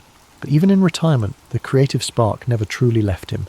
Later years, he collaborated with younger playwrights and continued to refine his craft. The serenity of Stratford offered him a chance to reflect on his life's work, to find peace in the knowledge that he had given the world something timeless and extraordinary. Though his life ended on April 23, 1616, his impact was only just beginning. Over the centuries, Shakespeare's works were performed in countless theatres, translated into every major language, and adapted into countless forms. His stories found new life in operas, films, novels, and modern reinterpretations that brought his characters into new settings and contexts. Generations of actors, from humble players to celebrated stars, found their voices through Shakespeare's words. Directors reimagined his plays in endless ways, setting them in modern cities, distant futures, and war-torn landscapes. Each interpretation shed new light on his timeless themes. In schools and universities, students continue to explore his plays, discovering the brilliance and depth of his writing. His sonnets, with their delicate beauty and insight into the nature of love and time, continue to touch the hearts of readers across the globe. Shakespeare's legacy is not just in the pages of books or on the stages of theatres. It lives in the way we use language, the way we tell stories, and the way we understand ourselves. His genius lies in his ability to capture the full spectrum of human experience, from the lightest moments of comedy to the darkest depths of tragedy. As you lie here, feeling the weight of sleep gently pressing upon you, know that Shakespeare's story is one of inspiration, creativity, and boundless imagination. He reminds us that even the simplest beginnings can lead to extraordinary journeys, that the world is full of stories waiting to be told, and that words have the power to change hearts and minds. Allow his life story to guide you into a restful slumber, where dreams unfold like the scenes of a play, filled with wonder, beauty, and endless possibility. Let the words of the past wrap around you like a soft blanket, comforting and timeless. As we continue to reflect on the life and legacy of William Shakespeare, his story weaves a rich tapestry of creativity, resilience, and timeless brilliance. Though the world around him changed, his works remained steadfast, a beacon of human expression that endured across centuries. The years following his death saw a gradual rise in recognition, as scholars, actors, and audiences began to understand the profound impact of his words. In the decades after his passing, you have the first folio published in 763, 1623 by his friends and fellow actors, secured his place in history. This collection ensured that plays like Macbeth, The Tempest, Twelfth Night, and Julius Caesar would be preserved and shared with future generations. Each of these works held a mirror to society, reflecting the complexities of human nature, politics, and morality. As time went on, Shakespeare's works spread beyond the shores of England. Travelling troupes of actors performed his plays across Europe, carrying his stories to new audiences. By the 18th century, his influence had reached the far corners of the world, with translations bringing his words to new languages and cultures. The universality of his themes, love, ambition, betrayal, and redemption, resonated with people from all walks of life. His birthplace, Stratford-upon-Avon, slowly became a place of pilgrimage for lovers of literature and theatre. Visitors walked the same cobblestone streets, passed by the same riverbanks, and stood in the same rooms where Shakespeare once lived. the small town grew into a symbol of creativity and artistic heritage, forever linked to the legacy of its most famous son. As the centuries progressed, Shakespeare's plays were studied in schools, performed in grand theatres, and adapted for new media. Actors found endless opportunities to breathe life into his characters, from the tragic figures of Hamlet and King Lear to the comedic brilliance of Much Ado About Nothing and A Midsummer Night's Dream. Directors reimagined his stories in modern settings, on battlefields, in boardrooms, and in far-off galaxies, proving that his themes remained ever relevant. His influence on the arts is immeasurable. Painters depicted scenes from his plays in rich, vibrant canvases. Composers like Felix Mendelssohn and Giuseppe Verdi turned his works into operas and orchestral pieces. Poets and writers drew inspiration from his words, finding new ways to explore the human experience. In the 19th century, Shakespearean festivals began to emerge, celebrating his works with performances, lectures, and readings. The Royal Shakespeare Company, founded in the 20th century, became a beacon for the continued performance and exploration of his plays. The dedication to his work ensured that his stories remained alive, evolving with each new interpretation and performance. Shakespeare's works also found a home in cinema, with directors like Laurence Olivier, Kenneth Branagh, and Baz Luhrmann bringing his plays to the silver screen. Films adapted from his plays reached audiences around the world, introducing his characters and stories to new generations. The power of cinema allowed his words to take on new dimensions, with stunning visuals and powerful performances amplifying their emotional depth. Even in the modern world, his influence persists. Expressions he penned over 400 years ago are part of everyday language.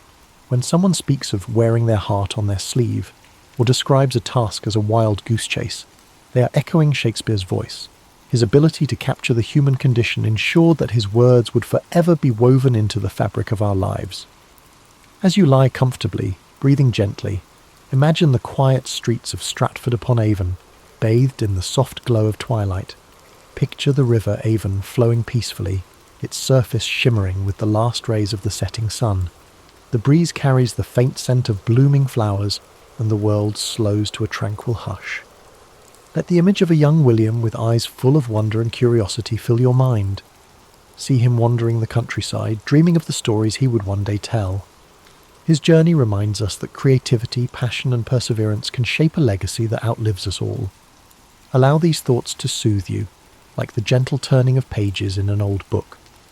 The weight of history and the timeless beauty of Shakespeare's words settle around you, a comforting presence that whispers of endless possibilities. As sleep draws you deeper, know that you are connected to a rich lineage of dreamers, thinkers, and storytellers. The same stories that moved audiences in Shakespeare's time continue to resonate today, bridging the gap between past and present. The Ninth Legion, known as Legio IX Hispana, was one of the most battle-hardened and feared units in the Roman army, its origins tracing back to the violent civil wars of the late Republic. Raised by Julius Caesar in the mid-1st century BCE, the Ninth fought fiercely in the Gallic Wars, earning a reputation for unyielding discipline and brutal efficiency. Over the decades, it became a cornerstone of Roman military power, participating in some of the empire's most pivotal campaigns. It battled in Spain, Germania, and across the vast landscapes of Britannia, Rome's most rebellious frontier. But for all its glory, the Ninth would become a ghost in history, vanishing from records as if erased by time itself. By the early 2nd century CE, the Ninth Legion had already seen centuries of bloodshed. Under the rule of Emperor Hadrian, Rome's grip on Britain was fragile. The island had been a thorn in the empire's side since the conquest began in 43 CE under Emperor Claudius. While the Romans had established towns and fortresses, they never fully tamed the wild, mist-covered north, lands inhabited by fierce tribes like the Caledonians and Picts, warriors who resisted Roman rule with unrelenting ferocity. Rome had built walls, roads, and forts to control Britannia, but their presence was never secure.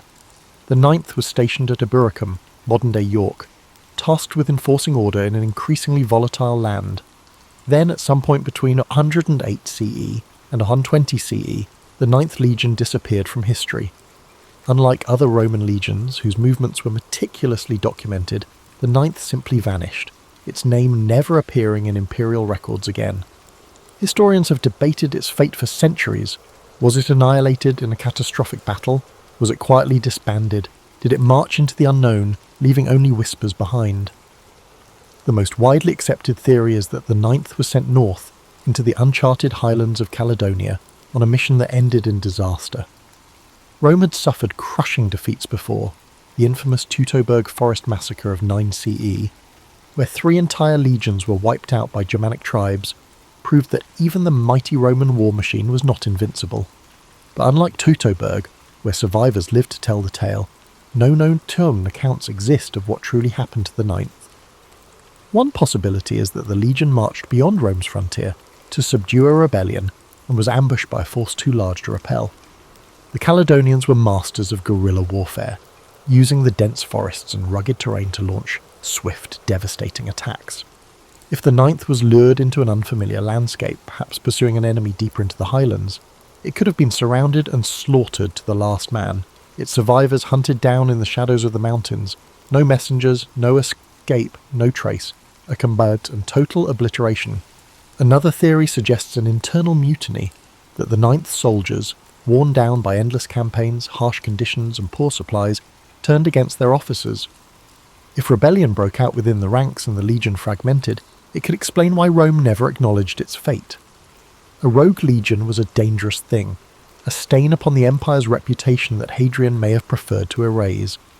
The Ninth's disappearance coincides suspiciously with the emperor's decision to construct Hadrian's Wall, a vast stone barrier that cut Britannia in half, sealing Rome away from the unconquered north. Could this wall have been a silent admission that the Ninth's destruction proved Caledonia was beyond Rome's reach? Whatever happened, the Ninth was never reformed. Unlike other legions that suffered heavy losses but were later reconstituted, the Ninth was erased from history as if it had never existed. No triumphal inscriptions were made in its honour. No poets sang of its bravery. A unit that had fought for over a century across 3 continents was simply gone, leaving only speculation in its wake. His disappearance remains one of Rome's greatest mysteries, a shadow in the empire's annals, a silence where history should be. Did the Ninth meet its end in one final savage battle in the mist-shrouded hills of the north? Or did it disappear for reasons Rome dared not reveal? The answers may forever remain buried beneath the earth of Britannia, lost in the echoes of time. Somewhere beyond the Roman frontier, deep in shadowy Caledonian highlands, lay the probable fate of the Ninth Legion. Contrary to the well-patrolled roads of southern Britannia, beyond Ibericum known today as York loomed an unforgiving wilderness of heavy forests, icy rivers, and endless hills perpetually shrouded in grey mist. An unyielding place, the Romans had previously suffered a couple of very critical defeats at the hands of local tribes. If it did, the Ninth Legion marched north for one last campaign, perhaps into the jaws of annihilation, never to return. One such theory says that around 117 CE, the Ninth was sent to put down an uprising in Caledonia. Roman historian Fronto mentioned severe losses suffered in Britain at about this time, hinting at unrest beyond the frontier. It is probable that the newly appointed governor of Britannia, Quintus Pompeius Falco, ordered the Ninth to strike north against rebellious tribes. The Romans, with their heavy armour and rectangular shields and disciplined formations, would have been an unstoppable force, but the Caledonians fought on their own terms in their own country, where the rigid tactics of Rome could be broken as easily as shattered stone. The Caledonians were past masters at ambush and in guerrilla warfare. They did not fight in formations, nor were they challenging the Romans in an open field, but they were using their acquaintanceship of the terrain best by striking out from the forest, cutting off isolated units to melt back in the mist again before the Roman could react. It is just as likely that the Ninth Legion was lured into some unrecorded valley or thick forest, out of which the entire force could be surrounded, attacked from all possible directions, and systematically wiped out before they could rally themselves. Whereas in other battles the Roman forces faced defeat but did not annihilate, and the soldiers left some message for those who stayed back, the Ninth left behind no messengers, no written records, no word of what happened. If every last man was cut down, if the legion was so utterly destroyed that no Roman lived to report the disaster, then their disappearance would have been absolute, a massacre so complete that it erased the Ninth from history itself. Another grim alternative is that the Ninth was led into an ambush, possibly thinking that they were on a mission to discuss peace terms with some local petty chieftain, then were massacred in a surprise betrayal. Some records suggest that the Roman officers may have overestimated their security and taken their enemy too lightly, much as they had during less serious earlier confrontations. If the Caledonians granted the Romans license to advance deeply into their land, apparently without opposition, only to strike with crushing force at a time of their choosing, then the Ninth had been consumed deep in the bowels of the enemy, in a place that was without exit. But even assuming the legion was defeated, why were no Roman reinforcements sent? If one of its legions was in trouble, Rome did not spare any expense in answering by using overwhelming force.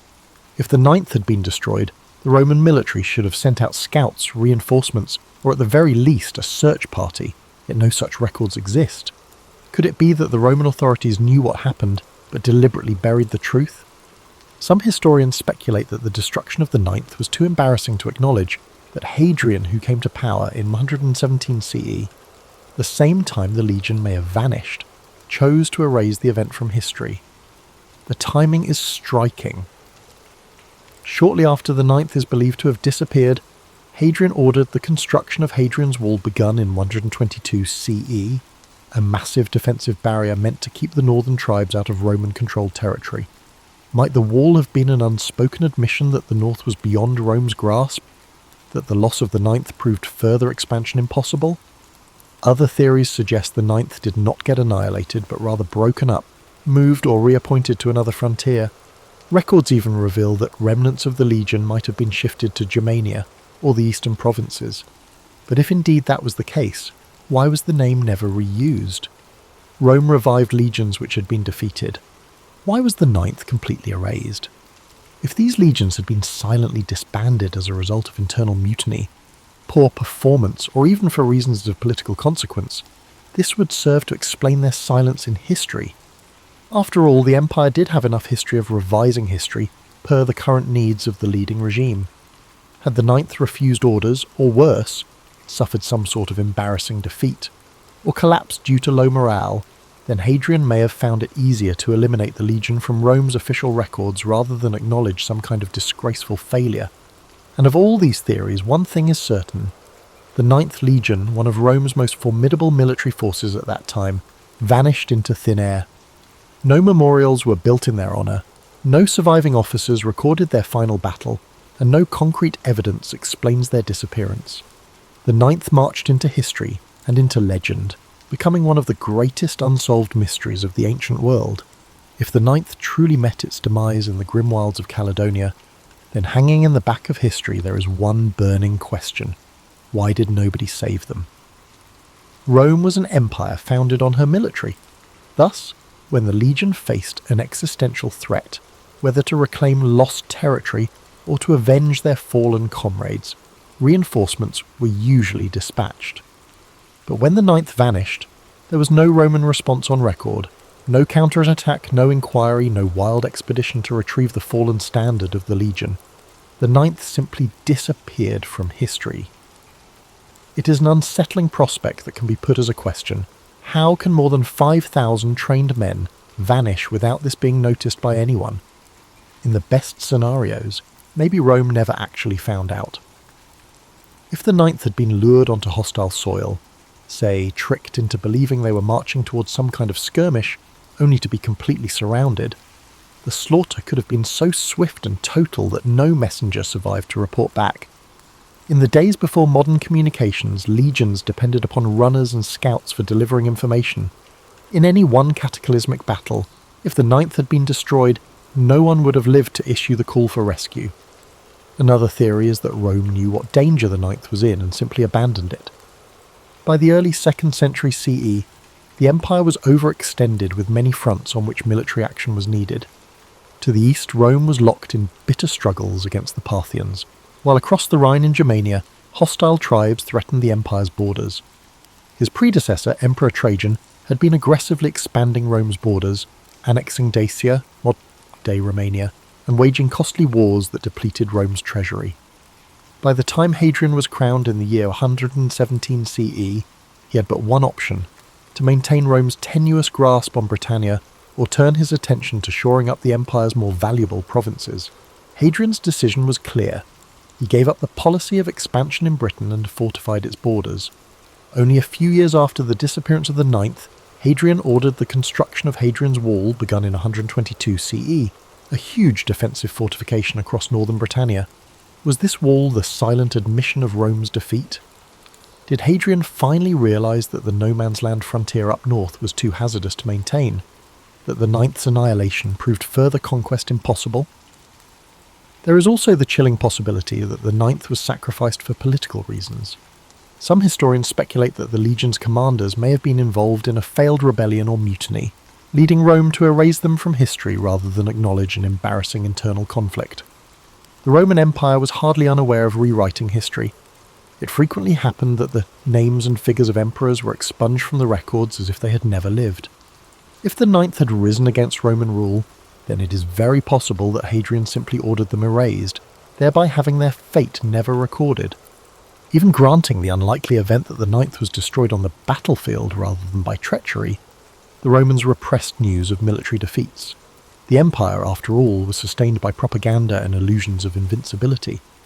To let news get out that an entire legion had been wiped out could encourage further rebellions against Rome's enemies. It could have been easier for Hadrian's administration to simply bury the truth and leave the fate of the Ninth unknown. However, there are other theories that the Ninth was not destroyed but was simply removed from the records for far less sensational reasons.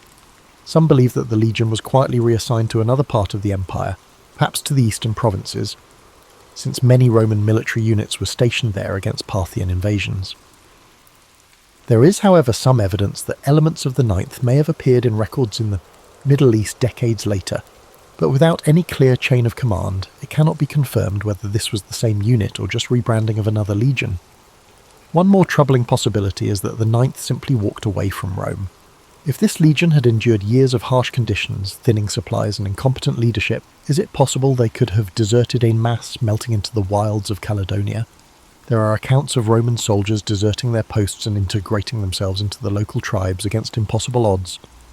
They will also have realised that they had been abandoned, and if the Ninth voted to take their leave of Rome, then they could have simply dispersed among the native people, their descendants melting into the population of Scotland without trace.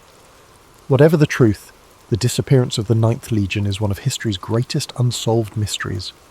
If they were truly annihilated in battle, their bones may yet remain beneath the hills of northern Britain, buried in forgotten mass graves. If silenced by the political machine of Rome, they will forever be lost to the mists of time, and if to disappear on their terms, leaving behind an empire that did not serve them anymore, then perhaps their legend is greater than history remembers. The disappearance of the Ninth Legion has evolved over the centuries from a mere historical mystery to a full-blown legend, serving as the catalyst for a great deal of speculation, folklore, and even conspiracy theories. With no clear answers in the ancient records, historians, archaeologists, and storytellers alike have attempted to reconstruct the fate of the lost legion. But did the Ninth really perish in the wilderness of Caledonia, or might its soldiers have survived, their story lost to history's fog? One of the most resilient theories has been that the Ninth Legion was not destroyed in Britain at all, but was instead moved without fanfare elsewhere in the empire. Indeed, scattered references tend to indicate the presence of parts of the Ninth in the eastern provinces, certainly in Judea or Cappadocia, many decades later than those in which the regiment is last heard of in Britain. More probably, this would suggest that Hadrian transferred the Ninth, breaking it up and reassigning its men to other existing legions. Indeed, this would say that the legion was not vanquished on some desperate blood-drenched battlefield. The sands swallowed any traces of records in its aftermath. A sensationalistic hypothesis, popularly postulated, holds that the Ninth embarked to the east against the Parthians, and lost to native rebellions on unfamiliar fields, and not in Caledonia at all. It would not have been unusual for the Roman legions to be redeployed trouble spots throughout the empire, and some inscriptions have suggested that the remnants of the Ninth were serving in far-flung campaigns from Britain. If so, their disappearance may have been due more to gradual attrition rather than a single destruction. As survivors over time were absorbed into other units, the identity of the Ninth may have become blurred, erased by bureaucracy not battle. But if this was so, why was the Ninth never reconstituted? It was customary for Rome to re-establish such legions which had suffered defeats, sometimes with the same number but with recruits. The very fact that it was never revived suggests that something more significant actually happened, something Rome wanted forgotten. Legends and folklore suggest more dramatic possibilities. One such is the legend that says the Ninth did not perish, but instead broke its oath its men, realising they'd been left high and dry by Rome, turned their backs on the empire, and melted into the wilderness. The interpretation is partially based on a fact. Roman deserters were known to join barbarian society, even leadership in some instances. But if the Ninth did desert, might they not have been subsumed by the Caledonian or Pictish tribes, their armaments and knowledge of Roman tactics giving the natives a decisive advantage in future conflicts? Indeed, some have gone so far as to speculate that descendants of those lost Roman soldiers continued to live among the northern tribes, their lineage surviving long after Rome itself had fallen. This has been the inspiration for several works of fiction, most notably Rosemary Sutcliffe's novel The Eagle of the Ninth, where the remnants of the legion escape into the highlands, hiding amongst the tribes and keeping their Roman identity secret. Of course, it is highly speculative, but the idea of a Roman legion abandoning its empire and disappearing into the mist-covered hills is a tantalising prospect, one that inflames the imagination as much as any historical theory. Then there are more supernatural accounts, the whispered rumours of ghost legions, accursed battlefields, and restless spirits. Various local legends say it never left Britain at all, but was instead wiped out in a battle so fierce that their spirits still haunt the land. For centuries, stories have been passed down of Roman ghosts that march along countryside roads in Scotland. On misty nights, some say, the faint din of clashing swords and rhythmic tramp of iron-clad feet can still be heard echoing through the hills. The truth of what happened to the Ninth Legion may never be fully revealed. Their bodies, if they were destroyed in battle, still lie buried beneath the earth of Scotland, awaiting archaeologists to find where they lie. If they were quietly reassigned, the last remnants of their history might be tucked away in forgotten inscriptions on crumbling Roman monuments. But had they run, were leaving Rome, beginning to reinvent anew, far up north, then this is a story not about vanishing but of reinvention, about the few who wanted more than to choose between liberty and empire, and by that choice would become the stuff of legends. Whatever the truth, the Ninth Legion is one of Rome's greatest mysteries, a shadow in the annals of history, a whisper of a force that once marched beneath the eagle standard, but whose fate is unknown. Its story stays out there in the fog, beyond the reach of certainty, waiting for those who would uncover the past. Centuries have seen both historians and archaeologists look through the Roman records, analyse ancient inscriptions, and excavate various battle sites in Britannia in order to find evidence that might confirm the ultimate fate of the Ninth Legion. Yet the answer continues to elude them. A piece in a game of jigsaw. A tale half buried beneath the earth. The first known history of the Ninth Legion dates back to the time of Julius Caesar, who had raised this very legion during his Gallic campaigns in the 1st century BCE. Over time, records trace its movements across the empire from Hispania to Germania and finally to Britannia, playing a major role in suppressing the revolts and defending Roman rule. Yet, after 117 CE, its trail goes abruptly missing from history. For many years, the prevailing theory among scholars was that the Ninth ended its days in Britain, most likely in a catastrophic defeat at the hands of the northern tribes. This view had been apparently substantiated by what seemed to be the most relevant piece of evidence, a stone inscription found in Eburacum, modern York, dated around 108 CE, recording the Ninth Instation in Britannia. This has been the last sure notice of the Legion on British soil, yet no Roman sources actually report its destruction, and that begs a question. If the Ninth was wiped out, why is there no written account of its defeat? Rome was not at all shy about recording the deaths of legions. When the Teutoburg forest disaster of 9 CE led to the destruction of 3 Roman legions, it was well documented. For the Ninth, there is only silence. This silence has engendered other theories in which the Ninth was not destroyed in Britain, but moved elsewhere within the empire. Some other scholars believe that this could have been transferred to the eastern provinces, probably Judea or Cappadocia, to assist in conflicts against the Parthians or Jewish revolts. One inscription found in Nijmegen in the Netherlands suggests that some remnants of the Ninth were indeed there around 20 CE, but whether this constituted a detached unit or survivors from a previous campaign, nobody can be certain. And yet there is no definitive proof that the entire legion was ever redeployed elsewhere. Archaeologists looking for the physical evidence for such a scenario the destruction of the Ninth in Britain, have found no battlefield, no mass grave, no abandoned camp to verify this theory of annihilation. A few have pointed to Inch-Tooth Hill, an abandoned fort in Scotland, as one possible site of conflict. Others have looked to the area around Hadrian's Wall that was built only a few years after the Ninth vanished. Yet no evidence has turned up to prove it. No broken shields, no lost eagles, no bones of dead soldiers. If the Legion was cut to pieces in a last great battle, where are the biddies? One theory is that the Ninth was destroyed piecemeal in a series of smaller battles. The Caledonians and Picts did not fight like the Roman legions. They were guerrillas, striking in hit-and-run raids and melting away into the landscape. If the Ninth was bled to death in some sort of long campaign, suffering ambush after ambush, then there may not be one battlefield where their bodies lie, but rather their deaths scattered across the wilds of Scotland, lost in the mists of time. Another theory is that Hadrian's Wall itself holds the key to the disappearance of the Ninth. Constructed between 122 and 128 CE, the wall made for a significant shift in Rome's strategy.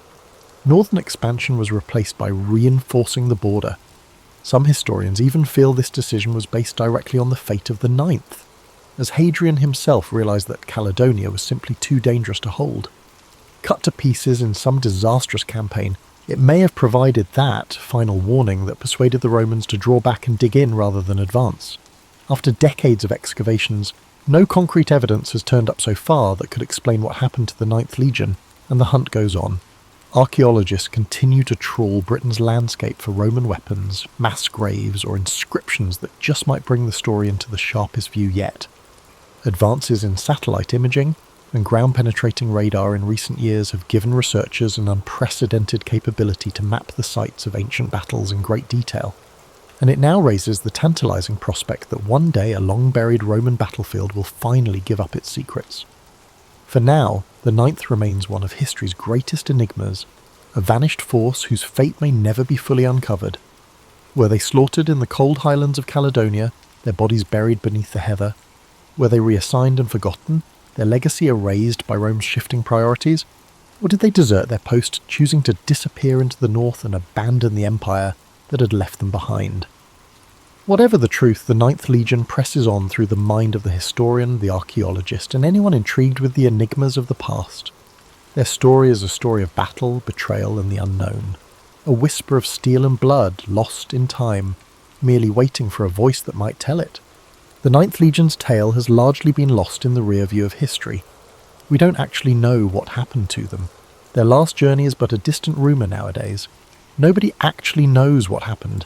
If they were wiped out in some murky battle, went missing in the uncharted regions of Caledonia, or simply dropped off the face of the earth for good, one thing's certain, they were never heard from again.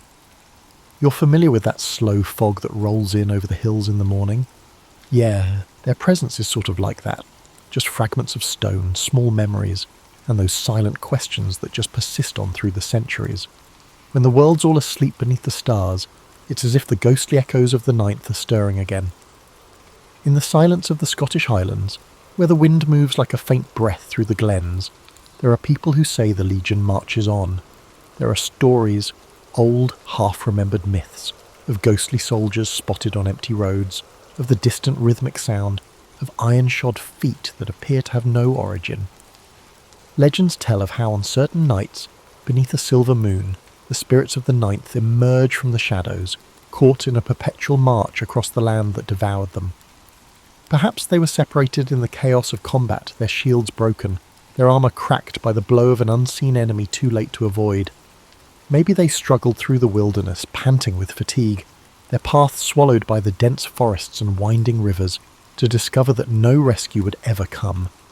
Or maybe they simply dissolved into history, their final battle so conclusive, so absolute, that Rome chose to forget them, to let them slip away like a dream slipping beyond memory. Yet even dreams leave a mark, as the Ninth has left its mark upon time itself. The silence of their vanishing is louder than any record, their absence taking up the space between the pages of history like the profound, soothing quiet before daybreak. Hadrian's Wall remains a silent witness to their disappearance, a wall built to exclude the untamed land that could have claimed them, a divide between the known and the unknown. It remains there, steadfast against the winds that blow through it, a testament to an age still hidden in mystery. Though the fate of the Ninth Legion can never be fully disclosed, their myth survives. Their names are recalled in books, in whispers, in the minds of those who are drawn to the mysteries of history. Up in the still hills, where you can truly scent the earth and rain, and the rivers glimmer like liquid silver in the moon's light, the Ninth could still be roving about, not physically, but in memory, always walking the shadows of the ages. This concludes tonight's quest into the mystery of the lost Ninth Legion. But the past is replete with even more stories just waiting to be unearthed.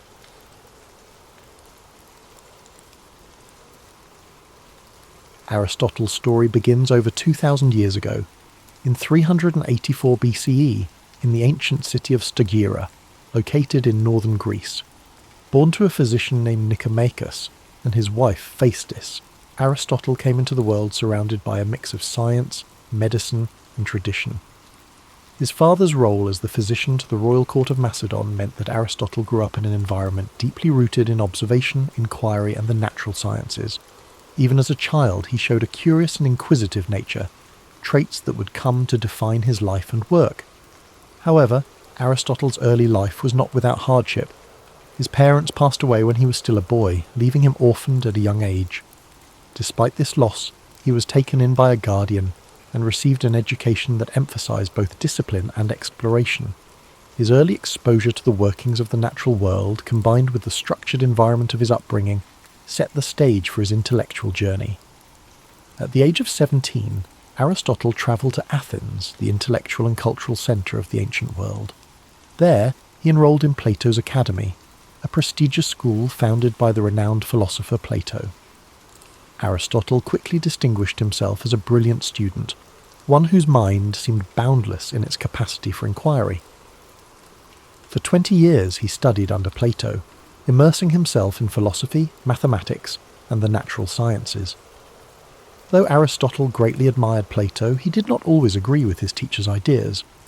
While Plato focused on the realm of ideal forms, Aristotle's mind was drawn to the tangible, the observable, and the concrete.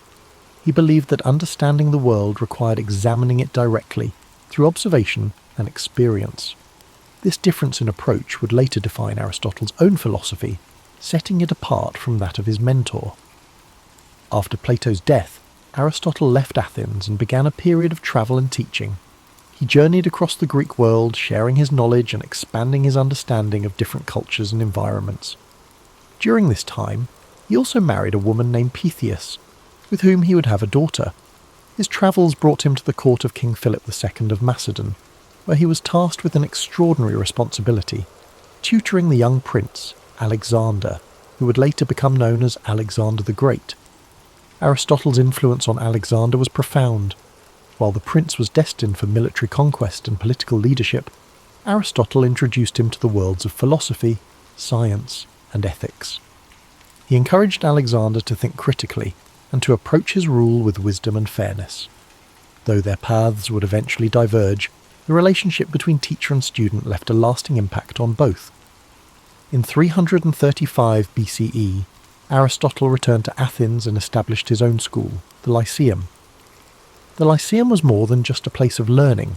It was a community of thinkers and scholars dedicated to exploring every aspect of the world.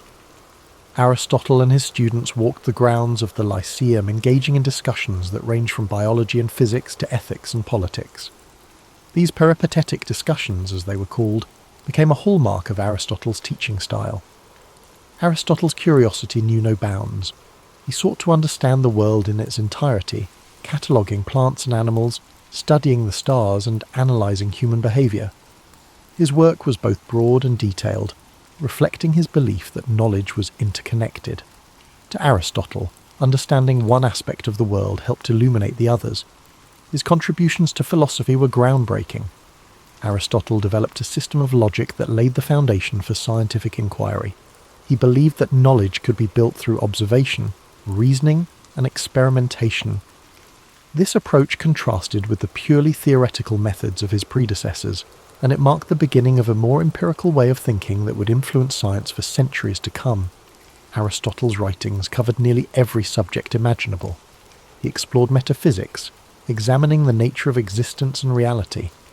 He wrote extensively on ethics, proposing that the goal of life was to achieve eudaimonia, or flourishing through the cultivation of virtue. In politics, he analysed the structures of government and society, emphasising the importance of balance and justice. Yet, Aristotle was not infallible. Like all thinkers of his time, his work was shaped by the cultural and historical context in which he lived. Some of his ideas, particularly those on natural hierarchy and gender roles, reflected the limitations of his era. Even so, his methods of inquiry and his commitment to understanding the world continue to resonate. As Aristotle's influence grew, so too did the challenges he faced. In his later years, political tensions in Athens made his position increasingly precarious. Following the death of Alexander the Great, anti-Macedonian sentiment in the city put Aristotle, with his ties to the Macedonian court, under scrutiny. Accused of impiety, he chose to leave Athens, reportedly saying that he would not allow the city to sin twice against philosophy, a reference to the execution of Socrates decades earlier. Aristotle spent his final years in the city of Chalcis, where he continued to write and reflect. He passed away in 322 BCE at the age of 62, leaving behind a legacy that would endure for millennia. His works, preserved and studied over the centuries, became a cornerstone of Western thought, influencing fields as diverse as science, ethics, politics, and art. As you reflect on Aristotle's life, let the calm rhythm of his story guide you into a peaceful state of relaxation. His journey reminds us of the power of curiosity, the value of inquiry, and the interconnectedness of all knowledge. Aristotle's life was not just about answers, it was about asking the right questions and seeking understanding in all things. Feel the quiet wisdom of his teachings as they settle in your mind, a gentle reminder that the pursuit of knowledge is a journey, not a destination. Let the story of Aristotle inspire you to embrace curiosity and to find wonder in the world around you. Now, as you drift off to sleep, imagine the serene halls of the Lyceum, the soft murmurs of philosophical discussions, and the gentle rustling of leaves as Aristotle and his students walk under the shade of ancient trees. Let these images carry you into restful dreams, where the wisdom of the past illuminates the infinite possibilities of tomorrow. As you continue to relax, let the profound legacy of Aristotle's life unfold in your mind. His dedication to understanding the world wasn't just about acquiring knowledge. It was about seeking harmony, balance, and truth in everything around him. Aristotle believed that knowledge was interconnected, and through his teachings, he encouraged others to see the unity between the natural world, human behaviour, and the cosmos itself. Imagine Aristotle walking through the Lyceum, the warm sun filtering through the trees as he engaged in thoughtful discussions with his students. His words carried a sense of purpose, guiding those who followed him to think critically and observe the world with care. These walks, known as peripatetic lectures, were not just a means of sharing knowledge, they were a journey of discovery, where every step brought new insights and understanding. Aristotle's influence reached far beyond his own lifetime. His writings were preserved and studied by scholars throughout history, shaping the foundations of many disciplines. In the Middle Ages, his works became central to both Islamic and European philosophy, earning him the title of the philosopher among medieval scholars. His contributions to logic, ethics, and the natural sciences provided a framework for future thinkers, from Thomas Aquinas to Galileo Galilei. In the realm of ethics, Aristotle's concept of virtue remains timeless. He believed that the key to a fulfilling life was finding the balance between extremes, a concept he called the golden mean. For Aristotle, courage lay between recklessness and cowardice, generosity between stinginess and extravagance. This philosophy of moderation offers a calming and thoughtful perspective, reminding us that harmony often lies in balance. As you reflect on these teachings, let their wisdom bring a sense of calm and clarity.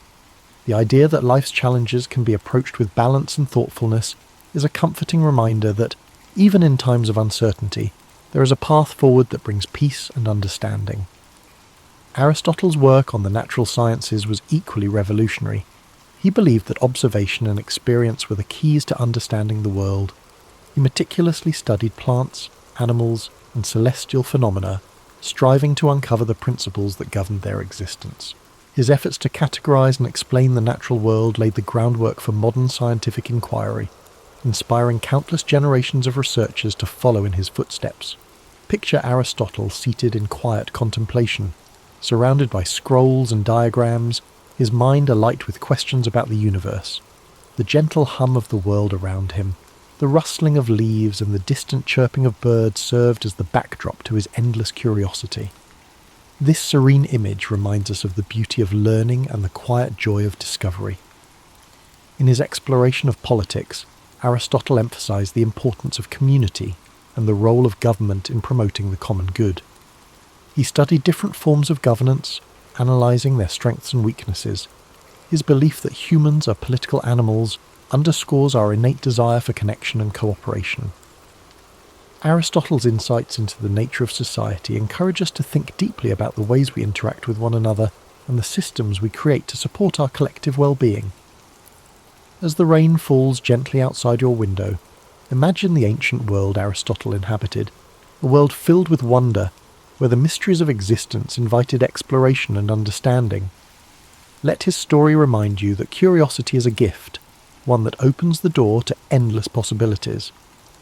Now, as you drift deeper into relaxation, picture the stars shining above the Lyceum, their light guiding Aristotle and his students as they pondered the mysteries of life. The gentle rhythm of their footsteps, the soft murmur of their voices, and the stillness of the night create a peaceful atmosphere, one that invites you to find rest and serenity in your own journey. Aristotle's life was a testament to the power of inquiry, the joy of discovery, and the interconnectedness of all things. His teachings remind us that knowledge is not just about understanding the world, it's about finding our place within it and striving to live in harmony with ourselves and others. Let the quiet wisdom of Aristotle's journey settle into your thoughts as you rest. His legacy is not just one of intellectual brilliance, but of a life deeply dedicated to understanding the beauty and complexity of existence. Aristotle saw the world not as a collection of separate pieces, but as an intricate tapestry, where each thread is connected to the others in profound and meaningful ways. Imagine the calm serenity of ancient Greece, the golden sunlight cascading over the white stone columns of the Lyceum as Aristotle strolled its pathways, surrounded by students eager to learn. They debated, questioned, and explored every aspect of life, from the nature of the stars above to the behaviour of the animals in the fields nearby. Their conversations were filled with curiosity and wonder, a reflection of Aristotle's belief that every question, no matter how simple or complex, was worth pursuing. Aristotle's ability to bridge different disciplines was one of his greatest strengths. He saw no boundary between science and philosophy, ethics and politics, or art and nature. To him, everything was interconnected, part of a greater whole that deserved to be studied and understood.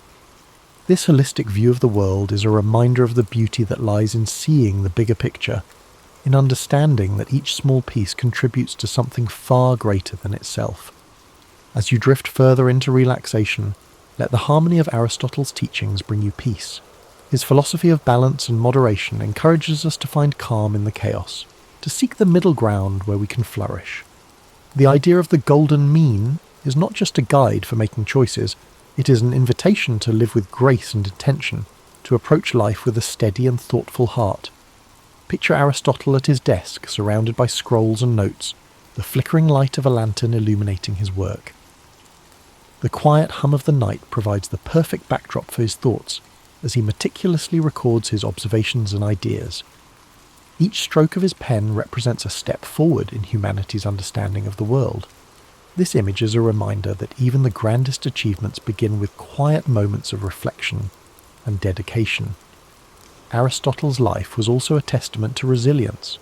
Despite the challenges he faced, from personal loss to political exile, he never stopped asking questions, never stopped seeking to understand. His commitment to learning and teaching, even in the face of adversity, is a powerful reminder that knowledge and curiosity are forces that can overcome even the greatest obstacles.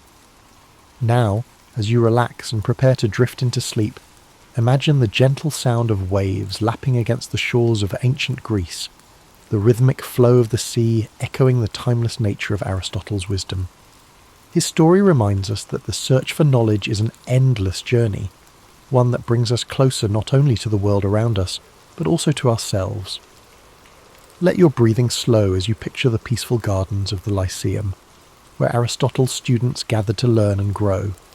The rustling of leaves in the wind and the soft murmur of philosophical discussions create a tranquil atmosphere, one that invites you to rest and reflect.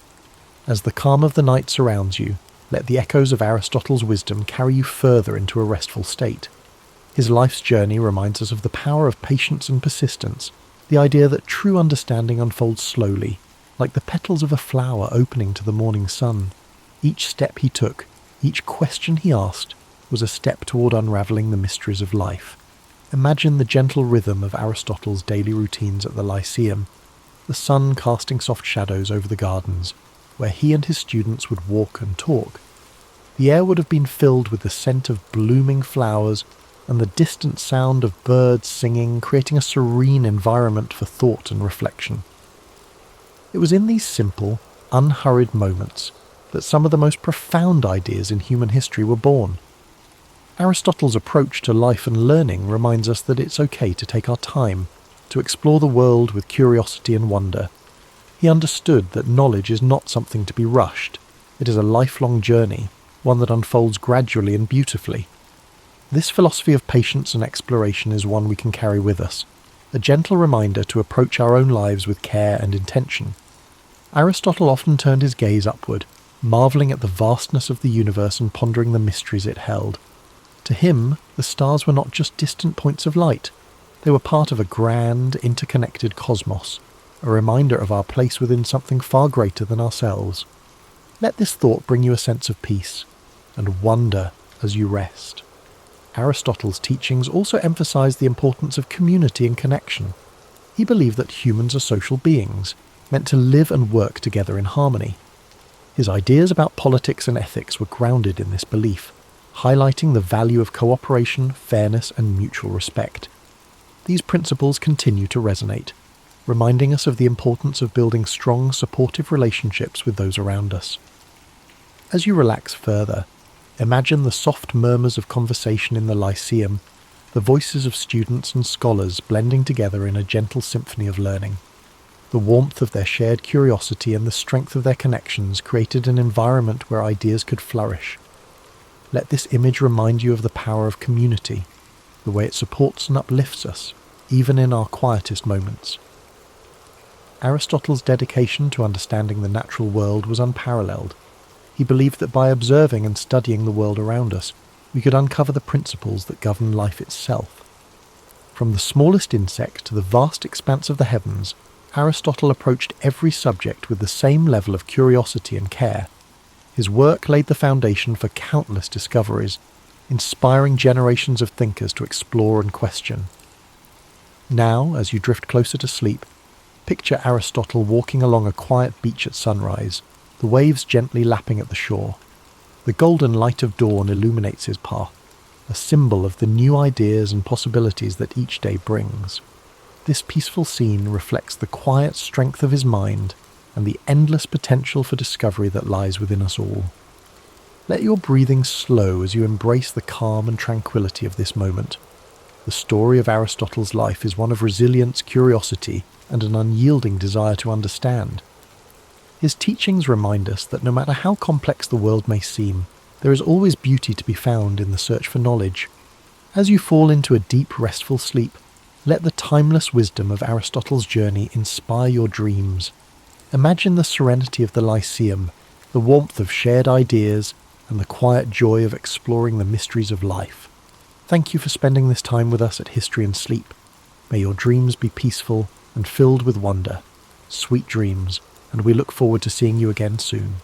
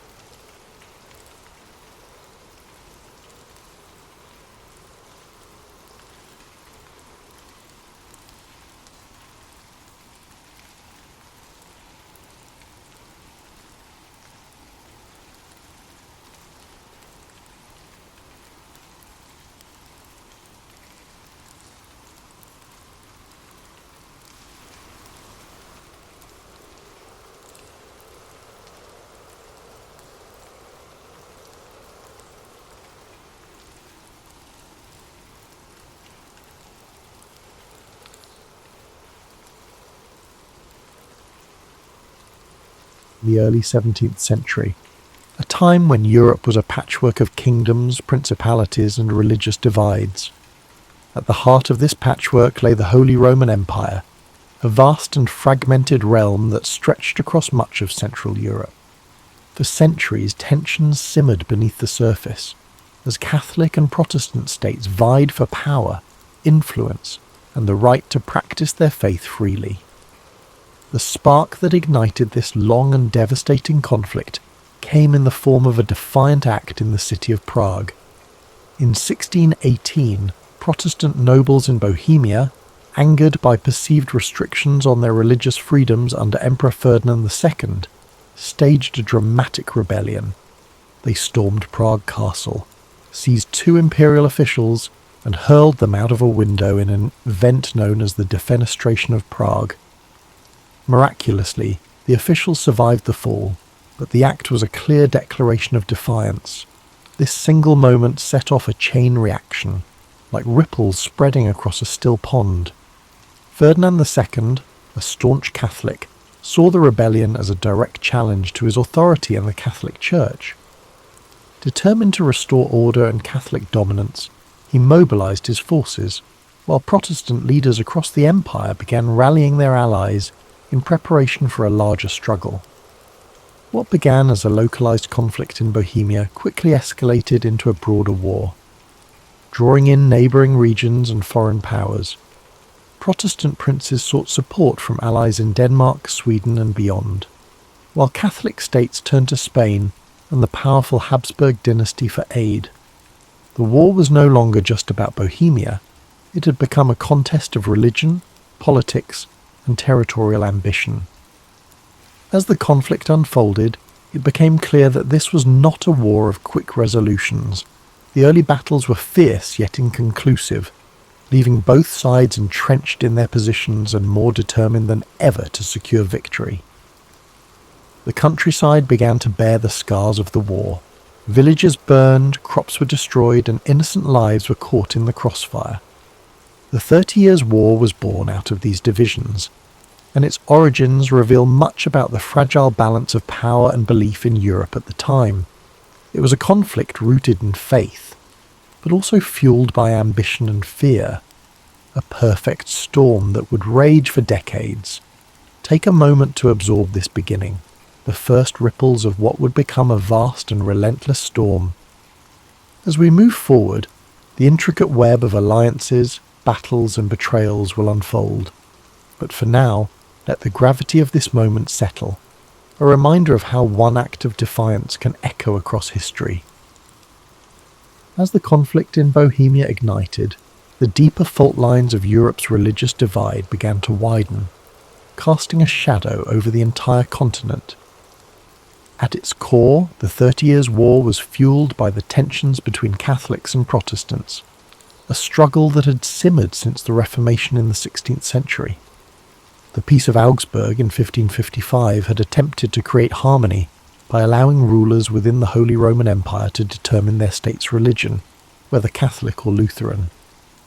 Yet this fragile peace left many unresolved issues, particularly with the rise of Calvinism, a branch of Protestantism that had not been recognized in the agreement. As Calvinist states gained influence, the Catholic Habsburg rulers viewed them as a threat. Their growing presence felt like a challenge to the established order. When Ferdinand II ascended to the throne of the Holy Roman Empire, he was determined to restore Catholic dominance. His unwavering faith and aggressive policies further inflamed tensions, especially among Protestant states that viewed him as a tyrant bent on crushing their freedoms. Ferdinand's allies in Spain and the papacy provided him with support, reinforcing the Catholic position with resources and manpower. On the other side, the Protestant Union, a coalition of Protestant princes, mobilized to resist Ferdinand's ambitions. They sought aid from Protestant powers beyond the empire, including Denmark, Sweden, and England. These nations saw the conflict not only as a religious struggle, but also as an opportunity to weaken the Habsburgs and expand their own influence. The war spread beyond Bohemia, spilling into regions such as the Palatinate, Saxony, and Bavaria. Each new front brought devastation to towns and villages, as armies marched across the countryside, leaving destruction in their wake. The brutality of the conflict became evident in battles such as the Battle of White Mountain in 1620, a crushing defeat for the Protestants that marked the beginning of Ferdinand's efforts to reassert Catholic control. But despite Catholic victories in the early years, the war refused to subside. Protestant leaders rallied, drawing on the resources and military expertise of their allies. Sweden, under King Gustavus Adolphus, emerged as a formidable force. His disciplined armies breathed new life into the Protestant cause. The balance of power began to shift and the war escalated further. This was no longer a simple struggle between Catholics and Protestants. It became a war of ambition and survival. Smaller states and mercenary armies joined the fray, drawn by promises of plunder and pay. The war became a theatre of chaos, where alliances shifted and even traditional enemies found themselves fighting side by side in pursuit of their goals. As the conflict deepened, it transformed the very nature of warfare. The 30 Years' War was one of the first conflicts where civilian populations suffered as much as, if not more than, the soldiers. Famine, disease, and displacement became common, as entire communities were uprooted or destroyed. The war's religious roots became intertwined with the politics of power, and its escalation revealed the fragility of peace in a divided world. As we move to the next chapter, consider the human cost of these divisions, the lives touched by a conflict that seemed endless, yet always teetered on the edge of resolution. By the late 1620s, the Protestant cause seemed to falter, their forces weakened by defeats and dwindling alliances. But the entry of Sweden into the war, under the leadership of King Gustavus Adolphus, marked a turning point that would reshape the conflict. Gustavus Adolphus was not just a ruler, he was a visionary military leader whose innovations in strategy and tactics would leave a lasting legacy on warfare. Gustavus Adolphus believed deeply in the Protestant cause, but his intervention was also driven by Sweden's strategic interests. The Habsburgs' growing influence threatened Swedish dominance in the Baltic region, making the 30 Years' War a matter of survival and sovereignty for his nation. With the backing of France, which sought to undermine Habsburg power despite being Catholic, Sweden entered the fray in 1630, bringing with it a disciplined and modernized army. The Swedish forces brought a new energy to the Protestant struggle. Gustavus Adolphus introduced revolutionary military tactics, emphasizing mobility, coordination, and the use of combined arms, integrating infantry, cavalry, and artillery into a cohesive fighting force. These methods gave his troops a significant edge over the larger but less organized armies of the Catholic League. The Battle of Breitenfeld in 1631 was a defining moment, a stunning victory for the Swedes and their Protestant allies. Gustavus Adolphus's army decimated the Catholic forces, demonstrating the effectiveness of his strategies. This victory not only bolstered Protestant morale, but also drew new allies to their cause, shifting the balance of power in the war. Under Gustavus Adolphus's leadership, the Protestant forces began to reclaim territory lost in earlier phases of the war. They advanced deep into the heart of the Holy Roman Empire, challenging Ferdinand II's dominance and threatening the stability of the Habsburg realms. Gustavus Adolphus's charisma and tactical brilliance earned him the loyalty of his troops and the respect of his enemies. But his triumphs were not without cost. In 1632, at the Battle of Lutzen, Gustavus Adolphus achieved another critical victory, but lost his life in the process. His death was a severe blow to the Protestant cause, yet his legacy endured. The momentum he had generated allowed Sweden to remain a dominant force in the war, and his military innovations continued to influence the strategies of both sides. As Sweden's intervention reshaped the war, the conflict grew even more complex. Religious divides began to blur as political ambitions took centre stage, with Catholic France supporting Protestant Sweden to counterbalance Habsburg power. This shifting landscape of alliances revealed the deeper currents driving the war, a struggle not just of faith, but of power and control over Europe's future. Gustavus Adolphus's role in the 30 Years' War is a testament to the transformative power of leadership and innovation. His contributions brought hope to a fractured alliance and altered the course of a seemingly endless conflict. Yet, his death also reminded the world of the fleeting nature of triumph in the face of war's relentless toll. As we prepare to move to the next chapter, take a moment to reflect on the determination and vision it takes to bring change amid chaos. In the darkest times, even a single leader can leave an indelible mark, and yet the storm of history moves forward, carrying all in its wake. As the 30 Years' War stretched into its second decade, the conflict expanded beyond its original boundaries, engulfing nearly all of Europe in its relentless grasp. Nations that had once remained on the sidelines found themselves drawn into the fray, whether by alliances, ambitions, or the sheer inevitability of the war's momentum. The entry of France in 1635 marked a dramatic shift. Though a Catholic nation, France allied with Protestant powers like Sweden to counterbalance the Habsburgs' influence. This decision underscored how the war had evolved from a religious conflict into a broader struggle for political dominance in Europe. The stage was set for what would become one of the most destructive periods of the war. As alliances grew ever more complex and battles became increasingly brutal. Across the continent, the toll of the war was staggering. Cities were besieged and burned. Fields were left barren and lifeless, and villages were emptied as civilians fled the advancing armies. Mercenary forces, often poorly paid and motivated by survival, resorted to pillaging and looting, leaving devastation in their wake. Famine and disease swept through war-torn regions, taking more lives than the battles themselves. As you listen to this story, let the gravity of these events drift gently through your thoughts, but not linger. Imagine the chaos of the time slowly fading into the background, replaced by a sense of quiet reflection.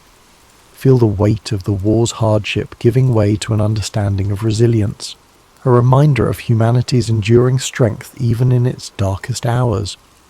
The conflict's scope seemed endless, with battles erupting in regions as far-reaching as the Rhineland, the Netherlands, and northern Italy. Yet amid the turmoil, moments of diplomacy and negotiation emerged, offering brief glimpses of hope. Peace talks began to take shape, though they were slow and fraught with challenges, reflecting the deep divisions and mistrust among the warring parties. Let these moments of negotiation remind you that even in the midst of chaos, there are always efforts toward resolution. Allow yourself to relax further, your breath steady and calm, as if tracing the contours of history's slow march toward peace. As we move deeper into the story, the resilience of the people and the shifting tides of war remind us of the impermanence of struggle.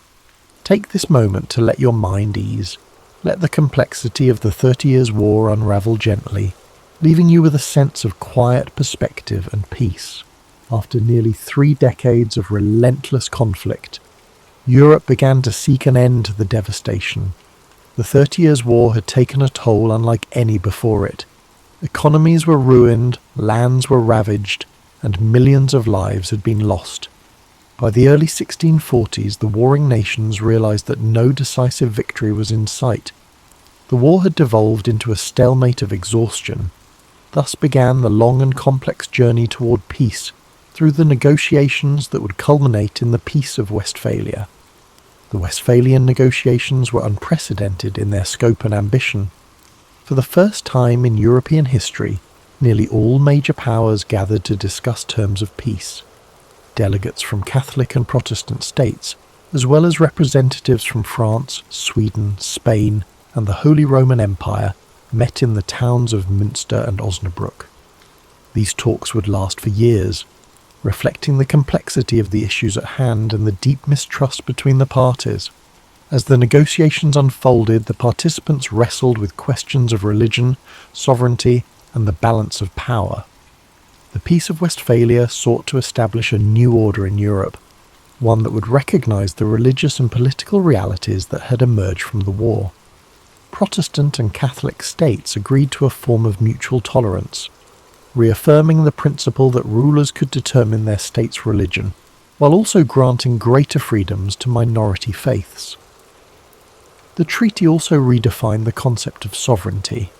It marked the beginning of the modern state system, where nations recognized each other's territorial boundaries and agreed not to interfere in one another's internal affairs. This idea of state sovereignty would become a cornerstone of international relations for centuries to come. While the Peace of Westphalia brought an end to the 30 Years' War, its provisions were not without compromise. No side emerged as a clear victor, and many of the underlying tensions remained unresolved. Yet, the treaty succeeded in ending the immediate bloodshed and creating a framework for coexistence in a fractured Europe. As you listen to the conclusion of this chapter, let the idea of resolution fill your thoughts. Picture the weary negotiators, coming together after years of strife, finding common ground in the hope of a better future. Let this image remind you that even in the most challenging times, peace is always within reach. The road to peace was long and arduous, yet it proved that dialogue and compromise can overcome even the deepest divisions. Allow this lesson to settle within you as you relax further, your mind at ease, as the echoes of war fade into the calm promise of resolution. As the Peace of Westphalia brought an end to the 30 Years' War, Europe began to rebuild from the ashes of its most devastating conflict. The war left an indelible mark on the continent, shaping the course of history in profound ways. Nations that had been battered and broken emerged with new identities, while the concept of sovereignty laid the foundation for the modern nation-state system.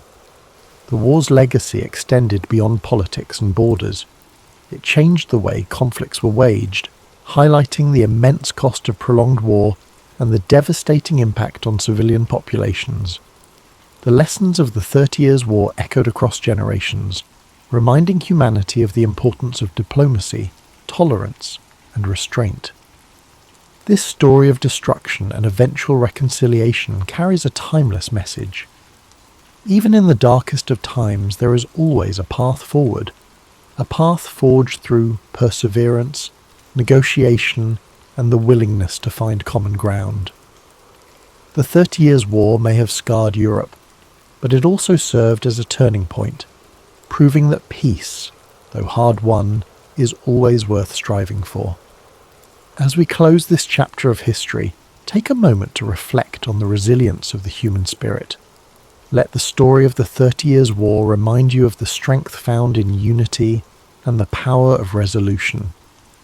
Think of the nations and individuals who rebuilt after so much loss, their journey, though difficult, leading to a more stable and interconnected future. Now let the soothing sounds of rain guide you to a place of peace and relaxation. Imagine gentle raindrops falling softly on leaves, washing away the echoes of history's struggles. Feel the rhythm of the rain bringing calm to your mind and a sense of quiet to your soul. In the year 1162, amidst the sweeping steppes of Mongolia, a child was born into a world of cold winds and endless plains. This child, named Temujin, would grow to become the great Genghis Khan, a name that would echo across history as the founder of the Mongol Empire. But before he became a conqueror, he was simply a boy born into struggle, shaped by the harshness of his environment and the conflicts of his people. The Mongolian steppes stretched far and wide, a vast expanse of grasslands where the sky met the earth in a seamless horizon. Life here was simple yet brutal. Nomadic tribes moved with their herds, living off the land and surviving the harsh winters and the scorching summers. It was a world where strength, loyalty, and resilience were the keys to survival. Temujin's early years were marked by hardship. He was the son of Yesugei, a minor tribal leader, and his wife Holun. When Temujin was just a young boy, his father was poisoned by a rival tribe. This sudden loss left his family vulnerable, and they were abandoned by their own clan. His mother, Holun, took on the responsibility of raising Temujin and his siblings alone. The family was left to fend for themselves on the open steppes, relying on foraging, hunting, and sheer determination to survive. These early struggles forged a deep resilience in Temujin. He learned to endure hunger, cold, and the constant threat of violence. But he also learned the value of unity, the importance of family, and the need for loyalty. His mother's strength became a guiding force in his life. She taught him that survival required not only physical strength but also wisdom, patience, and an unyielding spirit. As Temujin grew older, he began to understand the fragmented world of the Mongol tribes. There were endless feuds, shifting alliances, and a constant struggle for power. He saw how disunity left his people vulnerable. He dreamed of something greater, of a world where the tribes could be united, where the endless conflicts could be replaced with a shared purpose. But before he could realize this vision, he faced countless challenges. Betrayal was a constant threat. One of his closest friends, Jamuka, who had once sworn brotherhood with him, would later become his rival. Temujin's path was marked by moments of capture, imprisonment, and escape. Each setback hardened his resolve. He believed that strength was found not just in the sword, but in the unity of purpose and loyalty. In time, Temujin began to gather followers who saw his vision. He was not just a warrior. He was a leader who understood people. He rewarded loyalty and merit rather than noble birth, a revolutionary idea in a world bound by tradition. His reputation grew, and more tribes pledged their allegiance to him. His ability to inspire, to strategize, and to adapt set him apart.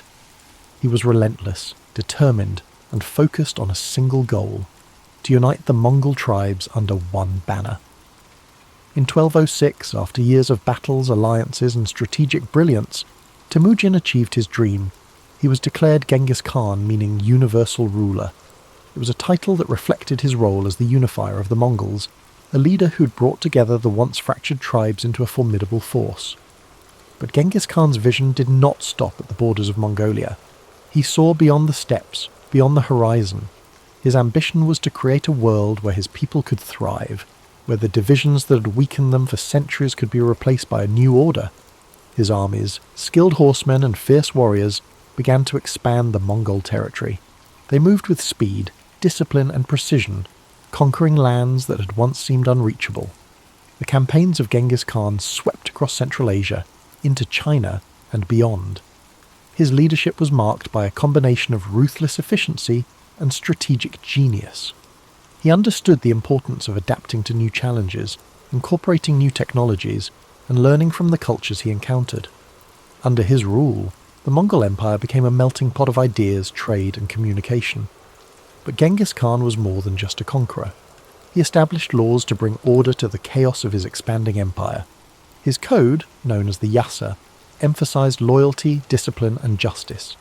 He promoted religious tolerance, recognizing that unity required respecting the beliefs of diverse peoples.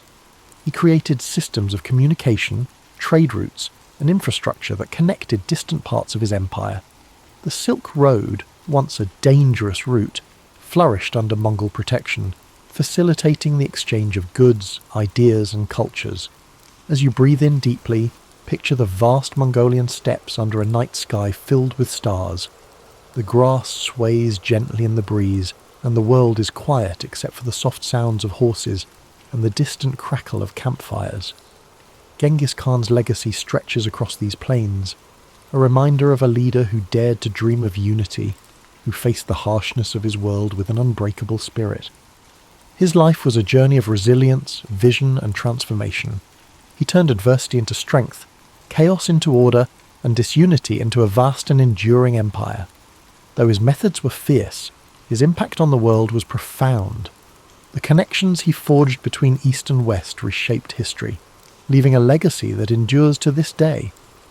As you sink deeper into relaxation, let the story of Genghis Khan remind you of the power of perseverance, the strength found in unity, and the importance of vision.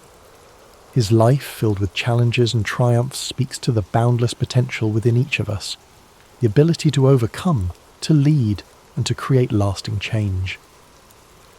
As you drift even deeper into the calming embrace of sleep, let the echoes of Genghis Khan's journey gently guide your thoughts. His story, one of struggle, vision, and unrelenting determination, is a reminder of the strength that lies within every challenge we face and the boundless potential we possess to shape our own destinies. Picture the endless Mongolian steppes beneath a vast night sky, where the stars shine like scattered diamonds, illuminating the dark plains below. The wind moves softly, whispering tales of ancient conquests and unification, carrying with it the faint scent of grasslands and distant fires. This is the world where Genghis Khan forged his legacy, a world where survival was harsh, but the spirit of resilience was even stronger. As his empire expanded, so too did his influence. His conquests stretched from the mountains of China to the deserts of Persia, from the plains of Russia to the cities of the Middle East. But beyond the battles and the victories, Genghis Khan's mind remained focused on a singular goal: creating a world where his people could thrive. He was not driven purely by conquest, but by the desire to establish order where there was once chaos, to bring unity to lands divided by endless feuds. The Mongol Empire under his leadership was not just vast, but interconnected. Trade routes flourished under his protection, allowing merchants, scholars and travellers to move more freely than ever before. This period of stability and security, often referred to as the Pax Mongolica, allowed ideas, cultures and innovations to flow across continents. Paper, gunpowder and art travelled from east to west, while philosophies, religions and scientific discoveries spread in return. Imagine the caravans moving slowly across the Silk Road, their lanterns glowing softly in the dark, their footsteps measured and steady, the gentle clinking of goods, the murmur of languages blending together. This was a world where once isolated cultures began to connect, creating a tapestry of shared human experience. Genghis Khan's vision of an interconnected world laid the foundation for this exchange, bridging the gaps between civilizations and opening pathways that had once seemed impassable. As you breathe in slowly, picture the vast expanse of his empire, the lands stretching beyond sight. Mountains rise in the distance, rivers carve paths through fertile valleys, and open plains roll endlessly toward the horizon. Each part of this landscape, once divided, is now united under a common rule, a testament to the power of a shared purpose. Genghis Khan's dream of unity has become a reality, one shaped by his unwavering will and strategic brilliance. But even as his empire grew, Genghis Khan remained tied to the simplicity of his roots. He lived a life close to the earth, surrounded by the people who had followed him from the very beginning. He never allowed himself to be consumed by luxury or excess. His strength lay in his ability to understand both the warrior's path and the leader's burden, to balance the ferocity of conquest with the wisdom of governance. As the years passed, Genghis Khan continued to guide his people, his vision extending beyond his own lifetime. He established systems of law and order, ensuring that justice and discipline held his empire together. His code, the Yasa, provided structure and fairness, holding even the highest-ranking leaders accountable. This commitment to order and loyalty became the backbone of the Mongol Empire, a legacy that would endure long after his death. In 1227, Genghis Khan's journey came to an end. He passed away during a military campaign. His body returned to the land he had known since childhood. His burial place remains a mystery, hidden somewhere in the vast steppes, a secret held tightly by those who revered him.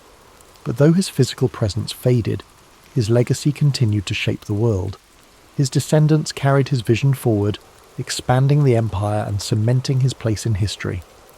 As you breathe deeply, feel the quiet power of Genghis Khan's story resonating within you. His life teaches us that, even in the face of unimaginable challenges, a determined spirit can overcome, a clear vision can unify, and resilience can shape the course of history.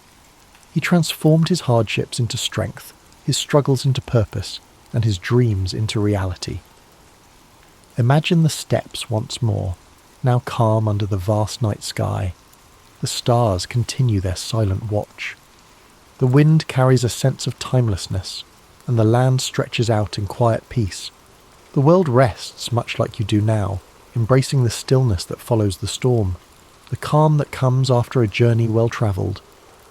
Allow yourself to let go completely, to surrender to this peaceful stillness. The story of Genghis Khan has taken you across endless plains, through battles, struggles, and victories. Now, you rest, knowing that strength, resilience, and vision lie within you, just as they did within him. The journey of discovery, growth, and purpose is yours to continue when you awaken. As you sink deeper into the embrace of sleep, let the echoes of Genghis Khan's legacy ripple through your mind like a soft, steady current. His journey was vast, stretching across endless plains and through the annals of history, yet his life was also a reflection of universal truths: strength in adversity, vision beyond boundaries, and the enduring power of unity.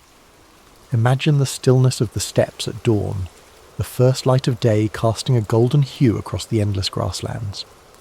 The world holds its breath in quiet anticipation, a moment suspended between night and day. This is the same land that shaped Temujin, the boy who became Genghis Khan. The cold winds, the hardships, the endless horizons, all these elements forged his spirit, teaching him to endure, to adapt, and to lead. As you breathe deeply, let that same sense of quiet resilience settle within you. Just as the steppes stretched beyond sight, so too do the possibilities within your own life. The journey of Genghis Khan reminds us that no matter how vast the challenges before us, the human spirit is capable of incredible endurance and transformation. In your mind's eye, picture the endless caravans that travelled the Silk Road under the protection of the Mongol Empire. Merchants from distant lands move steadily along ancient routes, their carts loaded with silks, spices and knowledge. The world is connected in ways it had never been before, ideas flowing freely across continents. These connections, once fragile and uncertain, now weave a tapestry of shared human experience. Genghis Khan's vision brought people together, creating pathways where there had once been barriers. His legacy lives not just in the conquests, but in the bridges he built between cultures, the systems of order he established, and the idea that unity, even amidst diversity, is possible. Now, let your thoughts drift further into the stillness of night. The campfires have burned down to embers, their soft glow casting faint light across the faces of warriors, nomads, and travellers. The air is filled with the faint scent of smoke and the quiet murmur of people at rest. This moment of peace, hard-earned and cherished, reflects the balance that Genghis Khan sought, a world where strength and stability allowed for moments of tranquility. Feel the calm spread through your body, each breath drawing you deeper into a space of comfort and safety. The struggles of the day fall away like grains of sand carried by the wind. You are part of a larger story, one where each challenge you face shapes you, where every moment of resilience adds to your strength. Like the great Khan, you possess the power to endure, to dream, and to create a legacy of your own. Imagine now the vast plain stretching out beneath a sky filled with stars. The universe seems infinite, yet there is a profound sense of peace in knowing that you are a part of this grand expanse. The wind whispers gently, carrying with it the stories of the past, the hopes of the present, and the dreams of the future. You're connected to this timeless flow, your spirit at ease, your heart steady. As your mind drifts further into sleep, let the essence of Genghis Khan's story remain with you. His life, shaped by hardship and triumph, reminds us that within every challenge lies an opportunity for growth. His journey from a boy abandoned on the steppes to a ruler who united vast lands is a testament to the power of determination and vision. You too carry that same potential within you, the ability to overcome, to rise and to transform. The world outside grows softer now, the edges of reality blurring as you surrender to rest. Your breath is slow, steady, and calm. Each inhale fills you with a sense of possibility. Each exhale releases any tension you've been holding. The night wraps around you like a warm cloak, protecting and soothing you as you drift further into peaceful sleep. As you drift even deeper into the embrace of sleep, the vast plains of history stretch endlessly before you, serene and timeless. The gentle rhythm of your breath mirrors the calm, steady winds of the Mongolian steppes, whispering stories of courage, resilience, and transformation. The journey of Genghis Khan lingers softly in your mind, a reminder that every challenge faced, every hardship overcome, shapes the path towards something greater. In this peaceful expanse, the world feels limitless. The night sky, filled with an infinite sea of stars, reflects the boundless potential within you. Each star glimmers with a quiet brilliance, a beacon of possibility, hope, and the dreams that lie waiting beyond the horizon.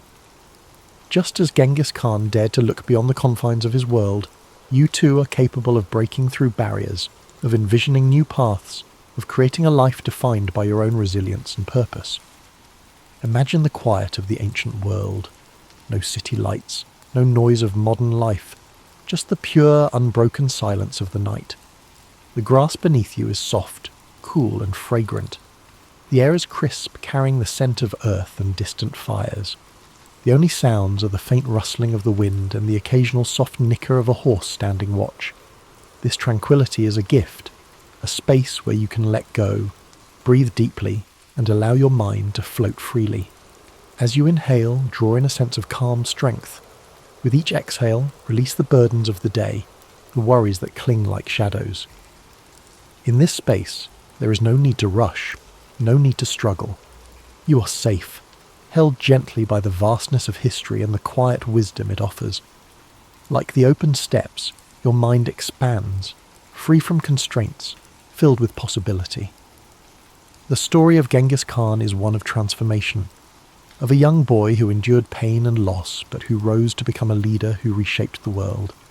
His journey reminds us that strength is born in moments of adversity, that the spirit is forged in the fires of challenge. His vision was clear, his resolve unbreakable, and within you too lies that same seed of potential, that same capacity for growth, for vision, for resilience. Picture the endless plains bathed in the soft glow of dawn. The first rays of sunlight touch the horizon, casting a warm golden light over the land. The sky shifts from deep indigo to gentle hues of pink and orange. The world awakens slowly, peacefully, as the night gives way to a new day.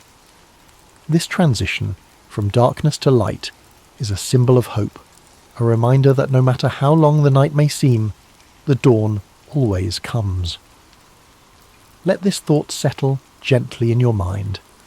Just as the night must yield to the morning, every struggle you face, every challenge you endure holds the promise of renewal, of new beginnings, of possibilities yet to be realized. The journey of life, like the journey of Genghis Khan, is one of cycles, of hardship and triumph, of darkness and light, of endings and new beginnings. Feel your body relax even further, each muscle letting go, your mind sinking deeper into the comfort of sleep. The weight of the world lifts away, leaving you light, free, and at peace. The winds of the steppes, the vast horizons, and the quiet strength of history envelop you in a cocoon of serenity. In this state of deep relaxation, know that you are part of something timeless. The struggles, the victories, the dreams of those who came before you live on, whispering their wisdom and encouragement. You are connected to this greater tapestry of humanity, a thread woven through the fabric of time, resilient and unbroken. The American Civil War didn't happen overnight. It was the result of tensions that had been building for decades, tensions rooted in profound differences between the North and South. At the heart of it all was the issue of slavery. In the South, slavery wasn't just an institution, it was their economy. Cotton fields stretched as far as the eye could see, and the labour of enslaved people made the South incredibly wealthy. But it came at an unbearable cost, the humanity of millions denied, their voices silenced. In the North, things were changing. The Industrial Revolution was taking hold, and with it came growing calls to abolish slavery. People were starting to speak out more, questioning how a nation built on the idea of liberty could allow such a system to exist. This wasn't just a difference of opinion, it was a clash of values, one that only grew louder as time went on. Then there was the question of states' rights. Southern leaders believed they had the right to govern themselves without interference, especially when it came to slavery. They feared that the federal government, growing stronger by the year, would strip them of their autonomy. On the other side, many in the North believed that a united country required a strong central government, one that could uphold the principles of freedom and equality. The country tried to hold itself together through compromise. The Missouri Compromise, the Compromise of 1850, these were like bandages on a wound that just wouldn't heal. Each new agreement seemed to deepen the mistrust between the North and South. By the 1850s, things were nearing a breaking point. Laws like the Fugitive Slave Act demanded that even people in free states help capture runaway slaves, and that outraged abolitionists. Books like Harriet Beecher Stowe's Uncle Tom's Cabin brought the horrors of slavery to light, stirring emotions on both sides. Then came politics. The Republican Party was formed, with a platform that directly opposed the expansion of slavery. When Abraham Lincoln was elected president in 1860, it was the final straw for the South. His victory wasn't just a political loss, it felt like a direct threat to their way of life. Southern states began to secede from the Union, forming the Confederate States of America, and just like that, the country reached its breaking point. The differences that had been simmering for so long finally boiled over, leading to a conflict that would redefine what it meant to be an American. As you think about these divisions, take a deep breath. Picture the people living through this time, the fear, the hope, the uncertainty. Let the weight of their struggles soften as you relax, knowing that history is full of lessons about resilience, progress, and the power of moving forward. By the spring of 1861, the tensions that had been tearing the nation apart finally reached a boiling point.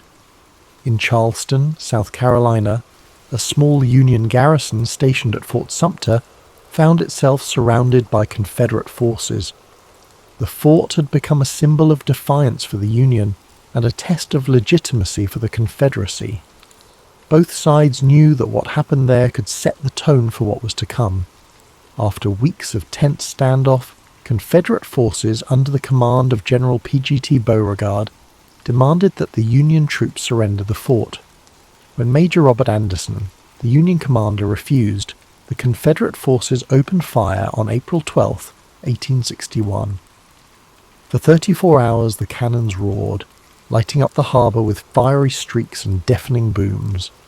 The soldiers inside Fort Sumter endured the bombardment as best they could, but with no reinforcements and supplies dwindling, Major Anderson had no choice but to surrender. The fall of Fort Sumter was more than just the opening act of the Civil War. It was a spark that ignited the passions of both the North and South. News of the attack spread like wildfire, stirring anger and determination on both sides. In the North, President Abraham Lincoln issued a call for 75,000 volunteers to suppress the rebellion.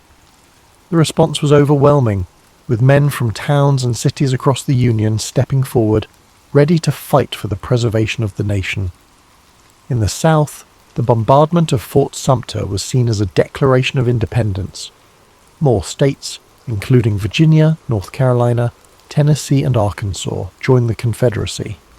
The divide was now complete, the lines drawn between two very different visions of America. The early days of the war were marked by a sense of optimism on both sides. Many believed the conflict would be brief, with one decisive battle bringing it to an end. Young men marched off to war with confidence, their families cheering them on with flags and songs. But beneath the surface, the reality of what was to come was far graver than anyone could imagine. As you think about the beginnings of this war, allow your mind to soften its grip on the tension. Picture the soldiers standing on the shores of Charleston Harbour, their breaths visible in the cool dawn air, their thoughts uncertain but resolute. Imagine the cannon fire fading into silence, replaced by the gentle rhythm of waves lapping against the shore. Let this moment remind you that even in the face of division, hope and resolve can endure. As the war moved from the hopeful marches of its early days to the grim reality of prolonged conflict, the battles became larger, bloodier, and more devastating than anyone could have imagined. Names like Antietam, Gettysburg, and Vicksburg became etched into the collective memory of a nation forever changed by the horrors of war. In September 1862, the Battle of Antietam unfolded in Maryland. It was a single day of unimaginable carnage. Soldiers clashed in cornfields and along winding roads, with cannon fire and musket shots tearing through the air. By the end of the day, more than 22,000 men were dead, wounded, or missing.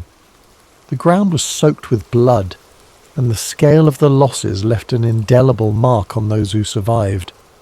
But out of this tragedy came a turning point. President Lincoln used the Union's strategic victory at Antietam to announce the Emancipation Proclamation, redefining the war as a fight not just to preserve the Union but to end slavery.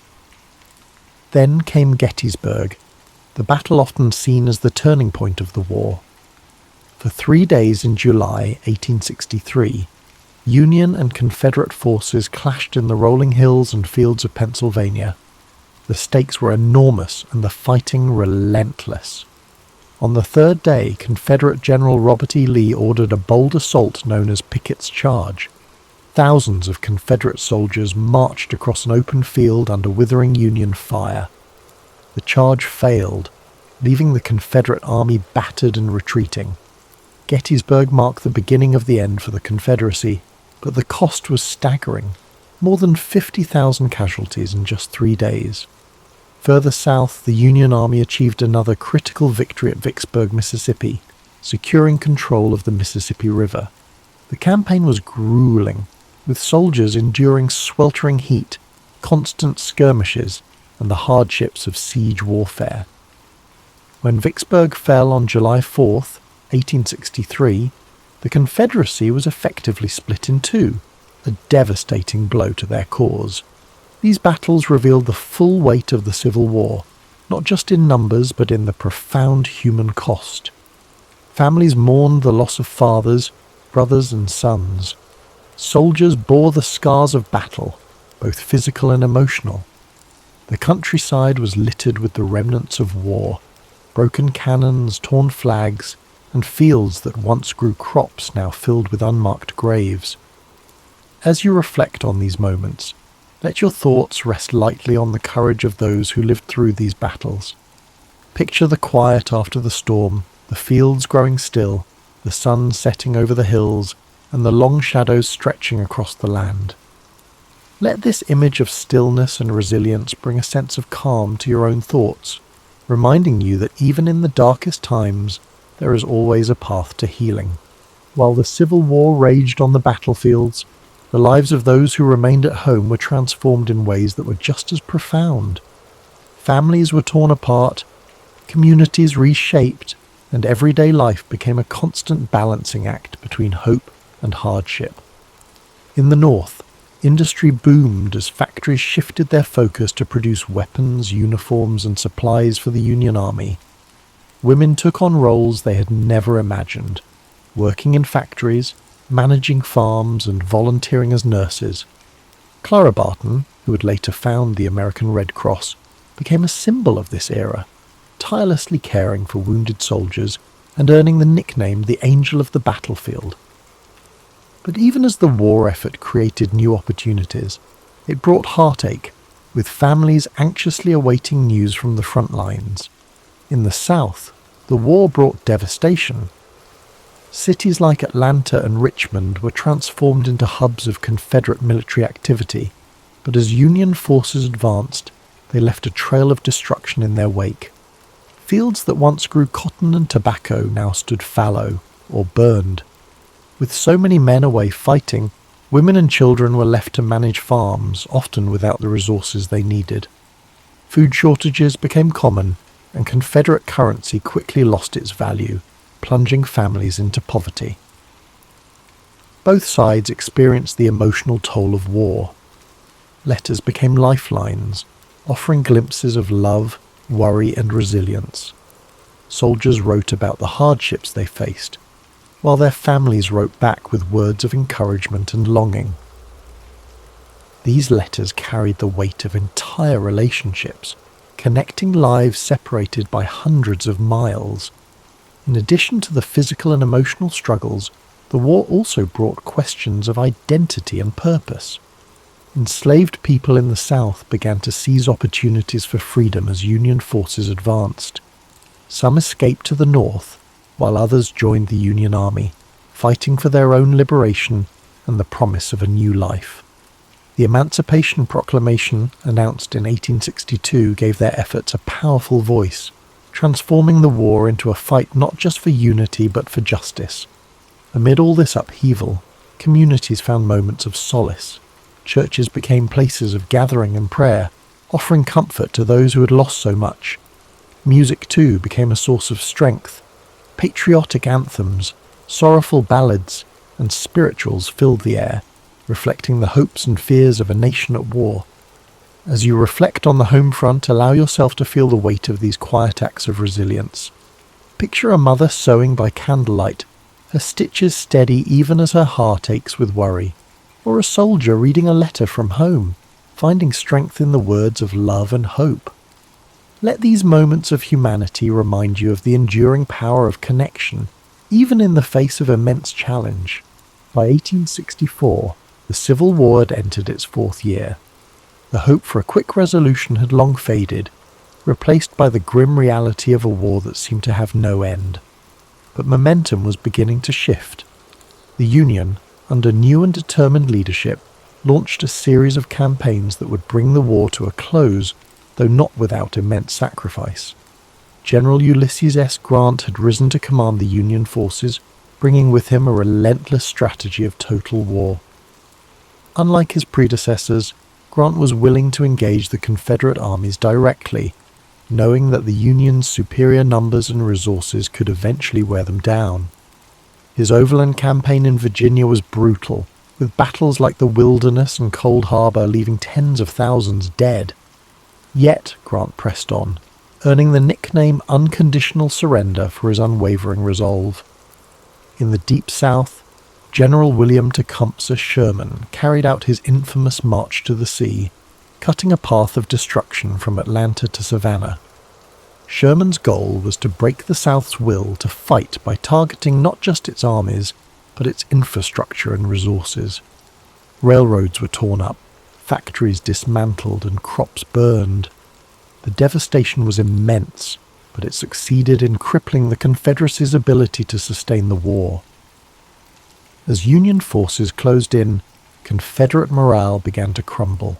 Desertions increased, supplies dwindled, and the reality of defeat loomed.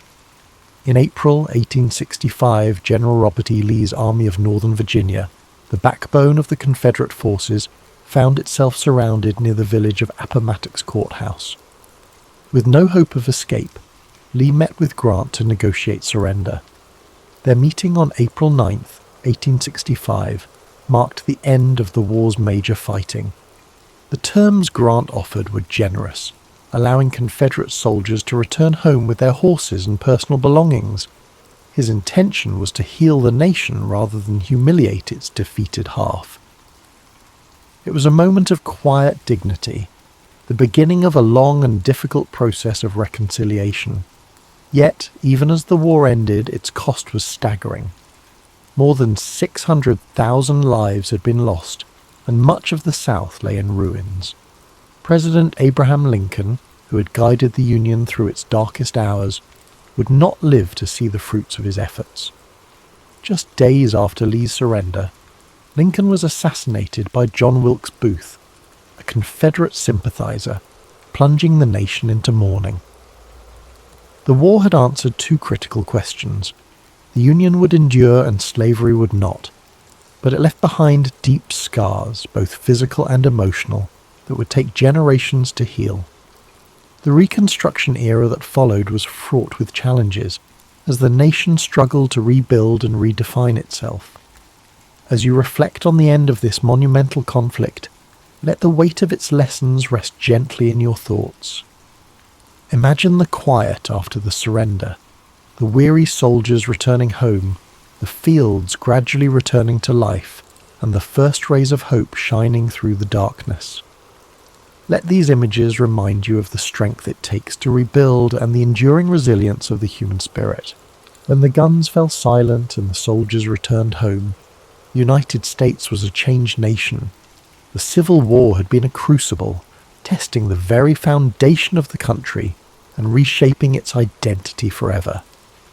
Though the fighting was over, the legacy of this monumental conflict continued to echo through the generations, shaping the path forward for a fractured but hopeful nation.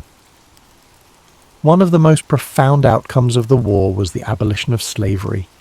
The Emancipation Proclamation had begun this process, but it was the 13th Amendment, ratified in December 1865, that formally ended the institution that had defined so much of the nation's conflict. Millions of formerly enslaved people began new lives, but the road ahead was steep. The promises of freedom were met with resistance, and the Reconstruction era revealed just how deep the division still ran. The war also redefined the relationship between the states and the federal government. No longer would the question of secession hang over the Union. The victory of the North solidified the idea that the United States was not just a collection of states, but a single, indivisible nation. It was a hard-fought truth, one that cost countless lives but ultimately preserved the Union. Yet the scars of war were everywhere. The South faced immense physical and economic devastation. Cities had been reduced to rubble, and entire communities were struggling to rebuild. The loss of so many men left families broken and towns forever changed. Even in the North, where victory was celebrated, the weight of the sacrifices made was impossible to ignore. For the soldiers who fought, the war left an indelible mark. Some returned home to rebuild their lives, carrying memories of camaraderie and courage.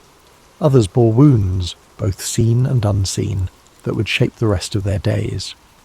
Memorials began to rise in towns across the country, honouring the fallen and reminding future generations of the cost of conflict. The Civil War also left a legacy of storytelling. Veterans shared their experiences, songs from the era became part of the cultural fabric, and writers like Walt Whitman and Ambrose Bierce captured the emotional depth of the war in poetry and prose. These stories served not only to remember, but to help a nation heal, to bridge the gaps between North and South, and to offer lessons for the future. As you reflect on the legacy of the Civil War, let the enormity of its lessons settle softly in your thoughts. Imagine the strength of a people rebuilding from such a devastating chapter, the resilience to start anew, the courage to face an uncertain future, and the hope that guided them toward a brighter horizon. Let these reflections fill you with a quiet sense of gratitude and peace. Over 2,000 years ago, in 469 BCE, Socrates was born in Athens, Greece. Athens was a city at the heart of the ancient world, a centre of art, culture, and intellectual thought. Socrates' early life, however, was modest. His father, Sophroniscus, was a stonemason, and his mother, Phaenorete, was a midwife. From these humble beginnings, Socrates would grow to become one of the most profound thinkers in human history. As a young man, Socrates likely followed in his father's footsteps as a stonemason, learning the craft of shaping stone and building structures.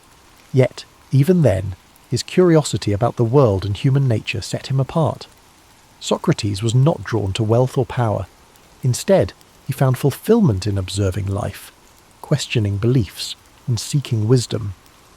Unlike many of his contemporaries, Socrates did not write books or leave behind written records of his teachings.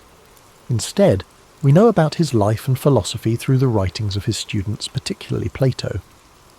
Through these accounts, we gain insight into Socrates' unique method of teaching and his relentless pursuit of truth. Socrates' approach to philosophy was deeply rooted in dialogue and inquiry. He believed that wisdom began with recognizing one's own ignorance. To him, admitting that we do not know everything opened the door to learning and growth. This idea became the foundation of the Socratic method, a process of asking and answering questions to stimulate critical thinking and uncover underlying truths. Socrates spent much of his life walking the streets of Athens, engaging in conversations with people from all walks of life. He would approach artisans, politicians, and everyday citizens, asking probing questions that challenged their assumptions and beliefs. These discussions were not meant to humiliate or demean, but to encourage reflection and deeper understanding. Despite his humble appearance, barefoot, dressed simply, and often unkempt, Socrates' intellect and charisma drew people to him. Many young Athenians admired his wisdom and became his students, eager to learn from his insights. However, his habit of questioning authority and exposing contradictions in people's beliefs also earned him powerful enemies. Socrates believed that a life worth living was one dedicated to virtue and the pursuit of truth. He often spoke of the importance of the soul and the need to care for it through ethical living. To Socrates, material wealth and social status were insignificant compared to the value of living a just and honourable life. Athens, during Socrates' lifetime, was a city in flux. It faced political turmoil, military conflicts, and shifting cultural values. Socrates' teachings, which encouraged critical thinking and challenged traditional norms, were seen by some as a threat to the stability of society. His questioning of the status quo made him a controversial figure, admired by many but also viewed with suspicion and hostility by others. In 399 BCE, when Socrates was 70 years old, he was brought to trial on charges of corrupting the youth and impiety, essentially for not recognizing the gods of Athens and introducing new ones. His accusers painted him as a dangerous influence who undermined the fabric of society. During his trial, Socrates stood firm in his beliefs. Rather than plead for his life or renounce his teachings, he used the opportunity to defend the principles he held dear.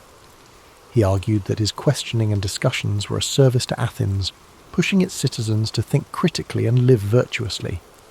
The trial was both a demonstration of Socrates' unwavering commitment to truth and a reflection of the political tensions in Athens. Despite his eloquence and integrity, the jury found him guilty. He was sentenced to death by drinking a cup of hemlock, a poison that would end his life. In the days leading up to his execution, Socrates remained calm and composed. Surrounded by his closest friends and students, he continued to discuss philosophy and the nature of life and death. He viewed death not as something to fear, but as a transition to another state of existence, where the soul might find true knowledge. On the day of his execution, Socrates drank the hemlock with dignity and courage, accepting his fate without bitterness or resentment. His final moments were spent in conversation, a testament to his belief that the pursuit of wisdom and truth transcended even the boundaries of life itself. Socrates' death marked the end of his physical presence in Athens, but his ideas lived on through his students and their writings. Plato in particular dedicated much of his work to preserving and expanding upon Socrates' teachings, ensuring that his philosophy would endure for generations to come. Today, Socrates is remembered as the father of Western philosophy, a thinker whose commitment to truth and virtue continues to inspire. His life teaches us the importance of questioning, of seeking knowledge, and of living with integrity. As you reflect on Socrates' journey, let his story guide you into a state of relaxation and peace. His dedication to wisdom reminds us that the pursuit of understanding is a lifelong journey, one that brings meaning and purpose to our lives. Imagine the streets of ancient Athens, the soft light of the setting sun casting long shadows on the stone buildings. Hear the murmur of conversations as Socrates walks among the people, his questions sparking thought and introspection. Let this image fill your mind with a sense of calm and wonder. As you drift into sleep, let the wisdom of Socrates' life inspire your dreams. His legacy reminds us that even in the face of adversity, the pursuit of truth and the care of the soul are endeavours worth striving for. Let the story of Socrates settle gently in your mind as you relax deeper into rest. His life, though lived so many centuries ago, carries timeless lessons that resonate in every moment of reflection and inquiry. Socrates reminds us that the simplest question can lead to the most profound discoveries, and that truth, even when difficult, is worth pursuing. Picture Socrates standing in the agora, the bustling marketplace of Athens. The air hums with activity, merchants calling out their wares, philosophers debating ideas, and citizens discussing the affairs of the city. Amid this lively scene, Socrates stands calmly, engaging those around him with his thoughtful questions. His unassuming presence and sharp intellect captivate those who stop to listen, drawing them into conversations that challenge their deepest beliefs. As the sun sets over Athens, the city quiets, and Socrates continues his discussions under the glow of oil lamps. The stars above twinkle faintly, a reminder of the vast universe beyond, as his voice carries the gentle rhythm of inquiry and understanding. Socrates believed that philosophy was not just an intellectual pursuit, but a way of life, a commitment to questioning, learning, and living with integrity.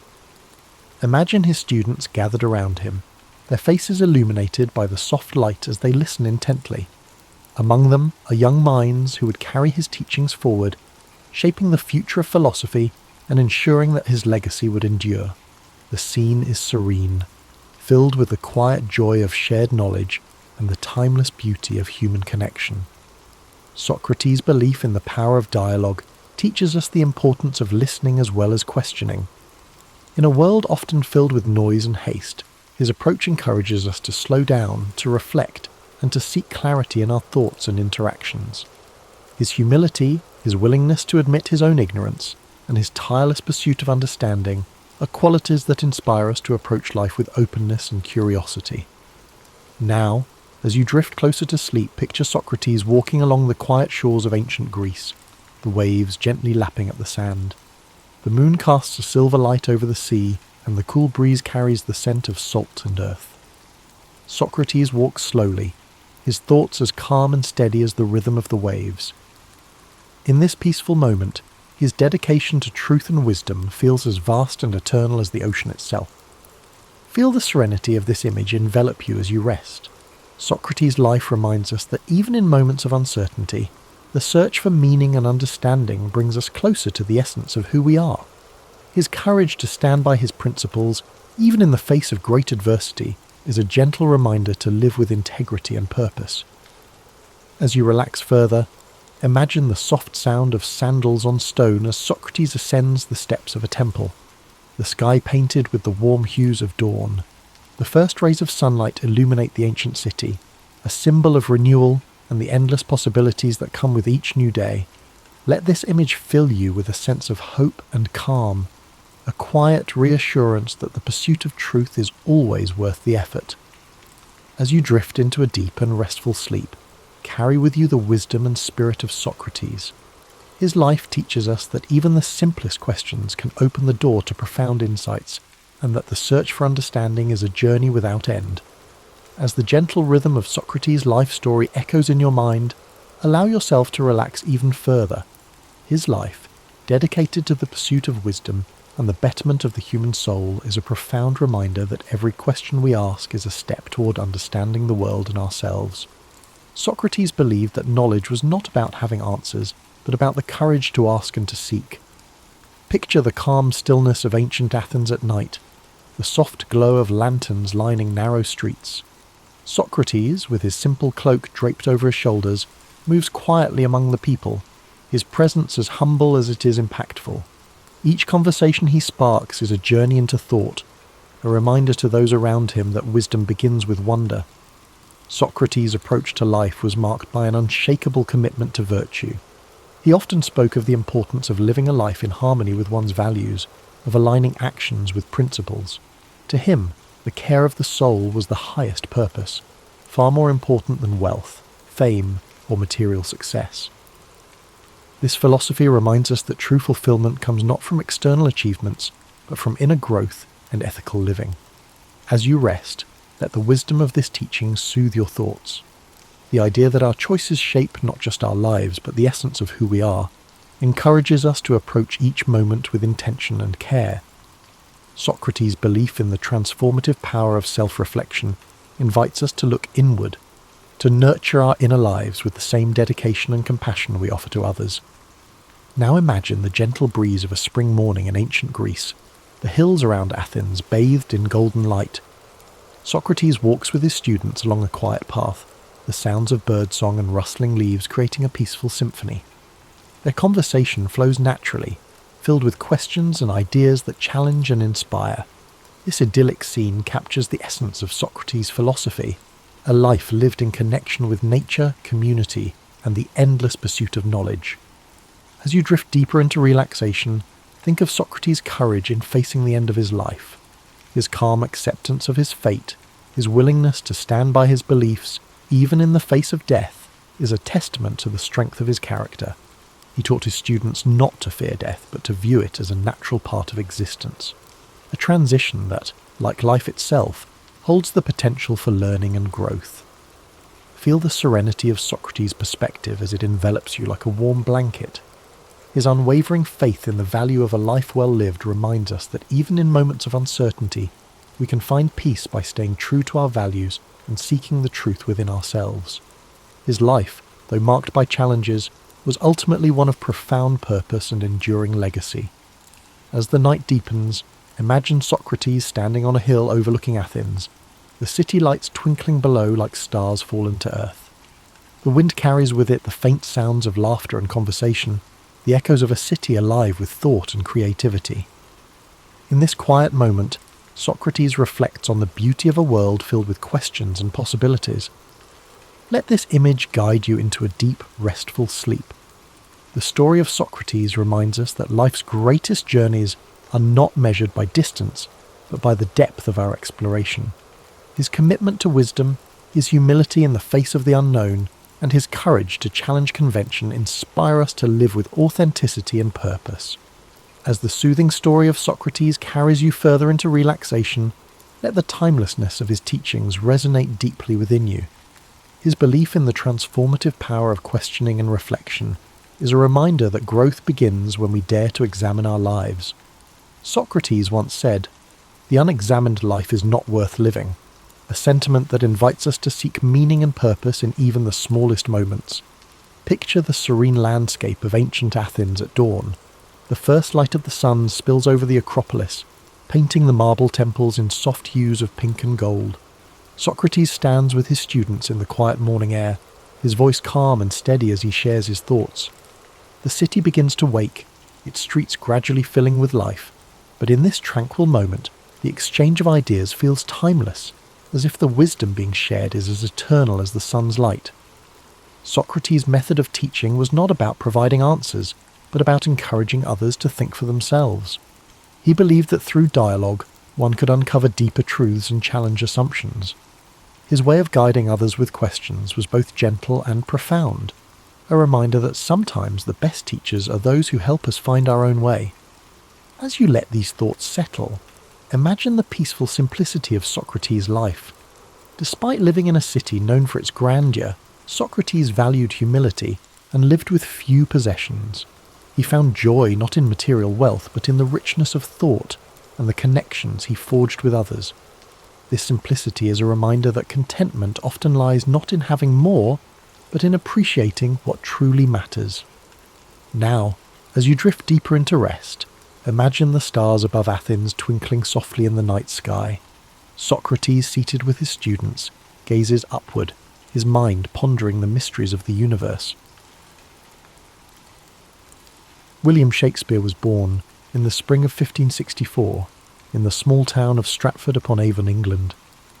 Though the exact date of his birth is not known, tradition holds it to be April 23rd. The streets of Stratford were quiet, lined with timber-framed houses, their white plaster walls crisscrossed by dark wooden beams. The gentle flow of the River Avon had meandered through the town, reflecting the sky in its soft, rippling waters. William was the third child of John Shakespeare, a glove maker and local merchant, and Mary Arden, who came from a respected farming family. Their home on Henley Street was modest, but comfortable, filled with the sense of leather and parchment from his father's work. In those early days, William's world was shaped by the sounds of bustling markets, church bells, and the hum of conversation among townsfolk. The air in Stratford was filled with the rhythms of everyday life, the changing seasons, and the echoes of a world on the brink of cultural awakening. As a boy, William likely spent time exploring the fields and woods beyond the town, where wildflowers bloomed and the calls of birds filled the air. He may have wandered along the banks of the Avon, his curious eyes taking in the flowing water, the shifting light, and the small wonders of nature. William attended the King's New School, where he received a solid education in reading, writing, and classical literature. He studied the works of Roman poets like Ovid and playwrights like Plautus and Seneca. These ancient stories of gods, heroes, and tragic fates ignited his imagination, giving him a foundation that would later blossom into his own masterpieces. The days at school were long, filled with the scratch of quills on parchment, the low hum of Latin recitations, and the occasional creak of wooden benches. William learned not only the rules of language, but also the power of storytelling, the ability to capture the human experience in words. When William was 18, he married Anne Hathaway, a farmer's daughter who lived in a small cottage outside of Stratford. Their marriage was a quiet affair, held in the local church, surrounded by family and friends.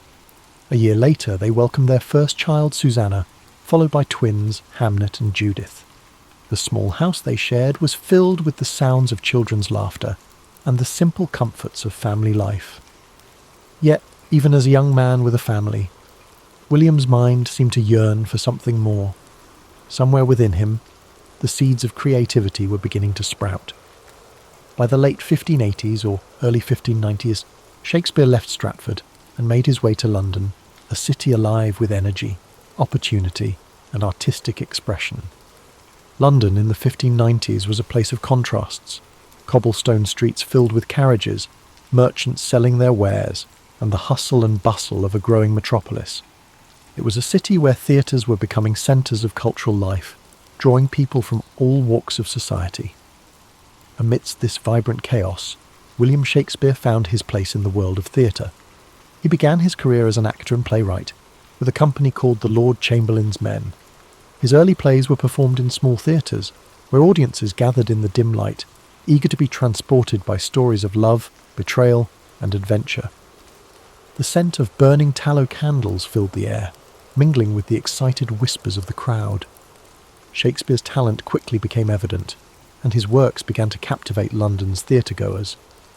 His early successes included plays like Henry VI and Titus Andronicus, stories of war, revenge, and political intrigue.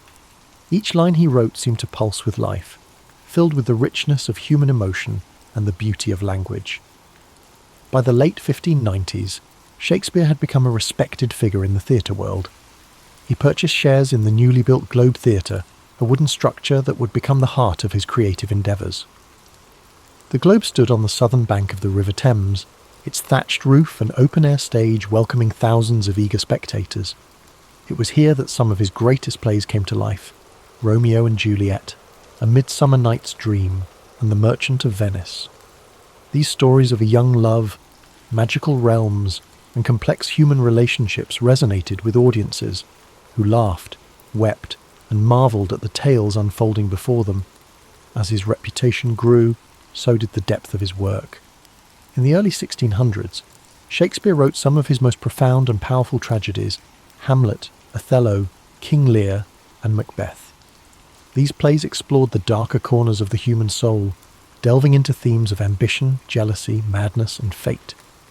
Imagine the dimly lit stage, the flicker of candlelight, the hushed anticipation of the crowd as the curtain rose. The words of Shakespeare filled the air, weaving a tapestry of emotion, drama, and insight that would echo through the centuries. Even as he found success in London, Shakespeare never lost his connection to Stratford-upon-Avon. He returned frequently to his hometown, where he purchased New Place, one of the largest houses in the town. It was a place of peace and reflection, a retreat from the bustling world of the theatre. As he entered the later years of his life, his writing took on a gentler tone. Plays like The Tempest and The Winter's Tale spoke of forgiveness, redemption, and the passage of time. These final works reflected a man who had seen much of life's beauty and sorrow, and who sought peace and understanding.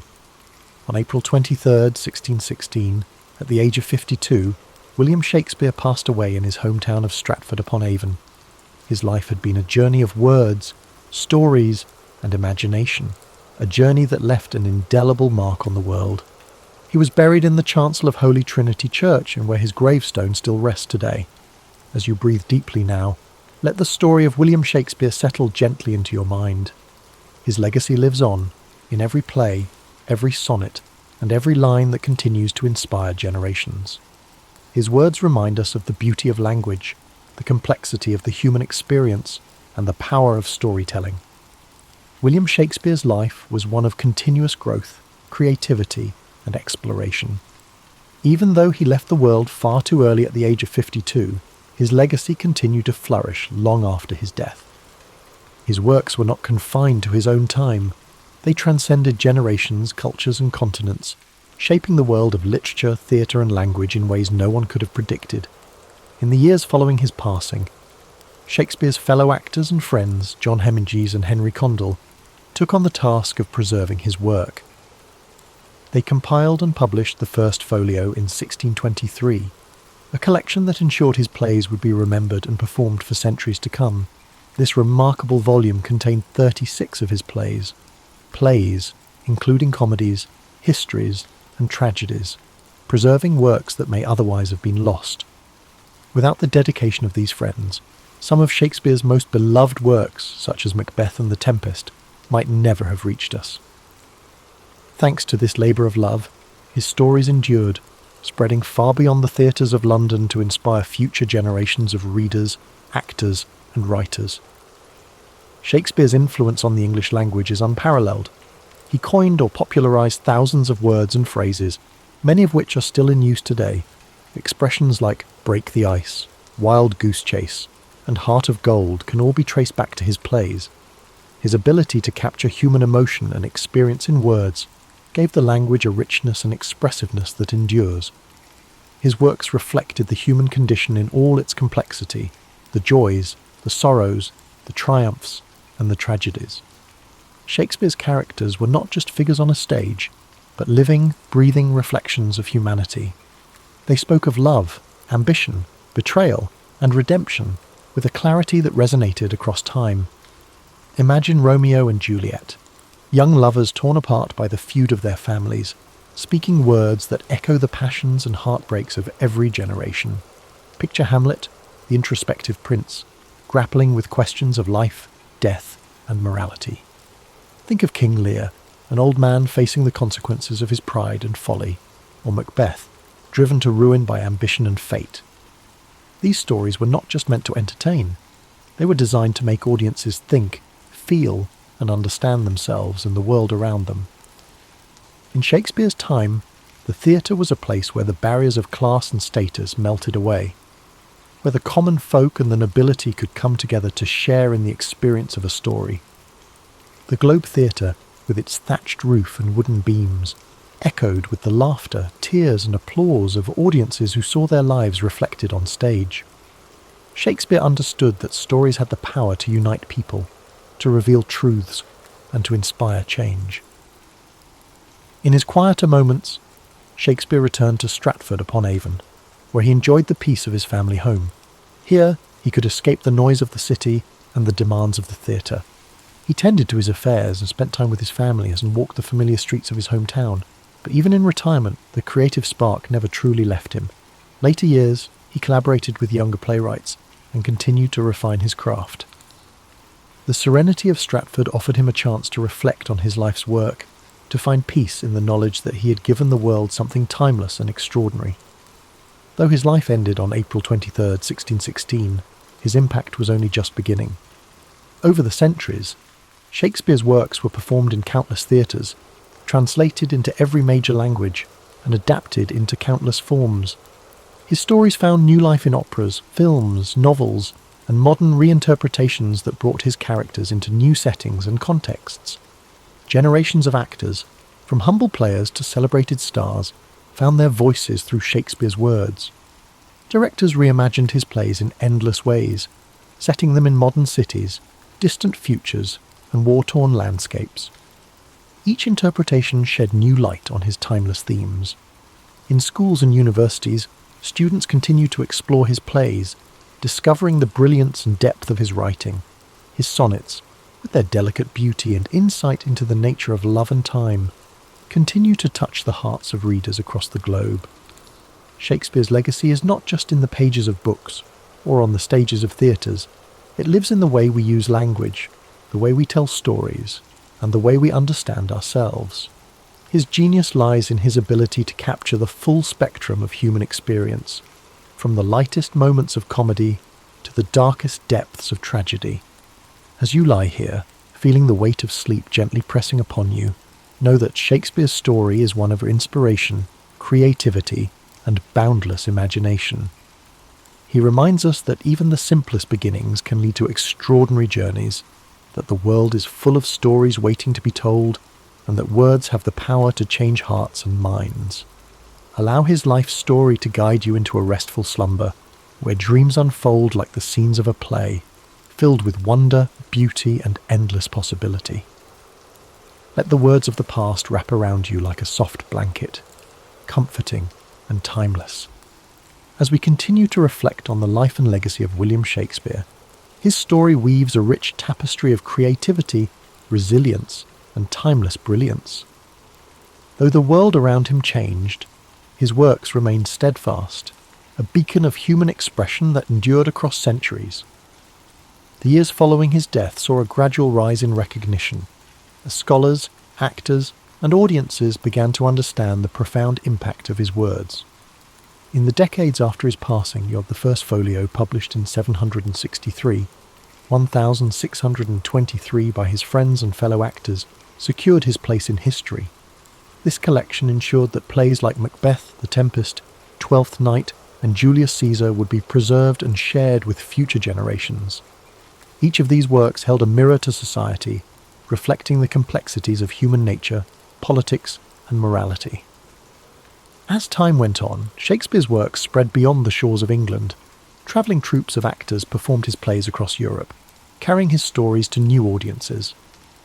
By the 18th century, his influence had reached the far corners of the world, with translations bringing his words to new languages and cultures.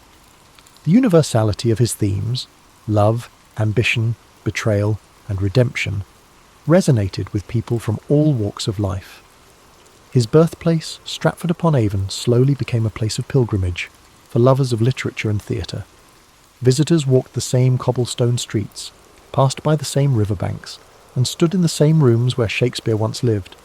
The small town grew into a symbol of creativity and artistic heritage, forever linked to the legacy of its most famous son.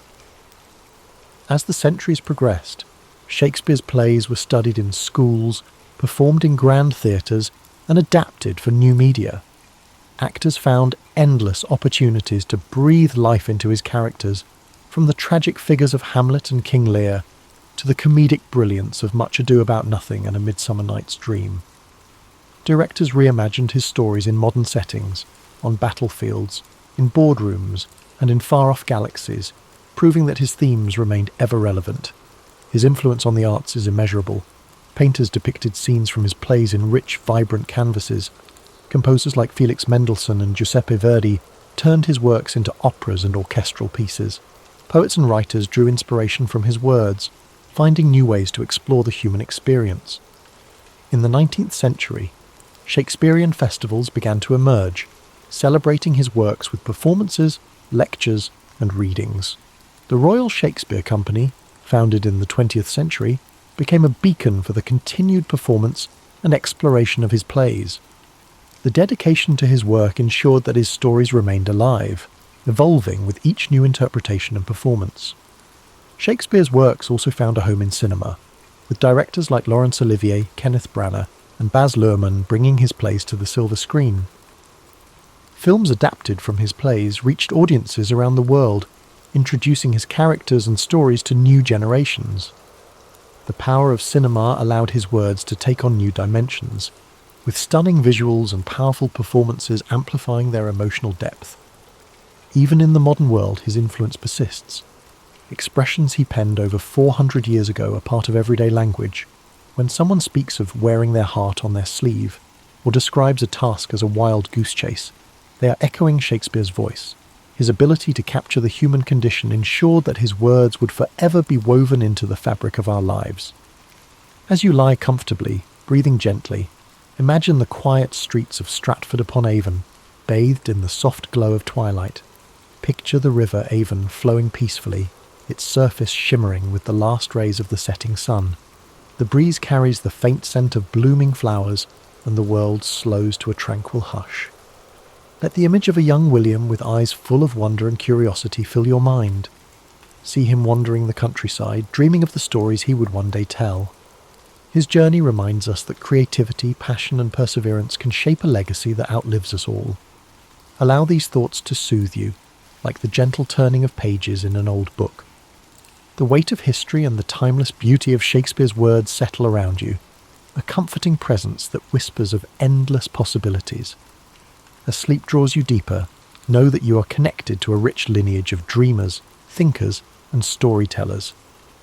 The same stories that moved audiences in Shakespeare's time continue to resonate today, bridging the gap between past and present.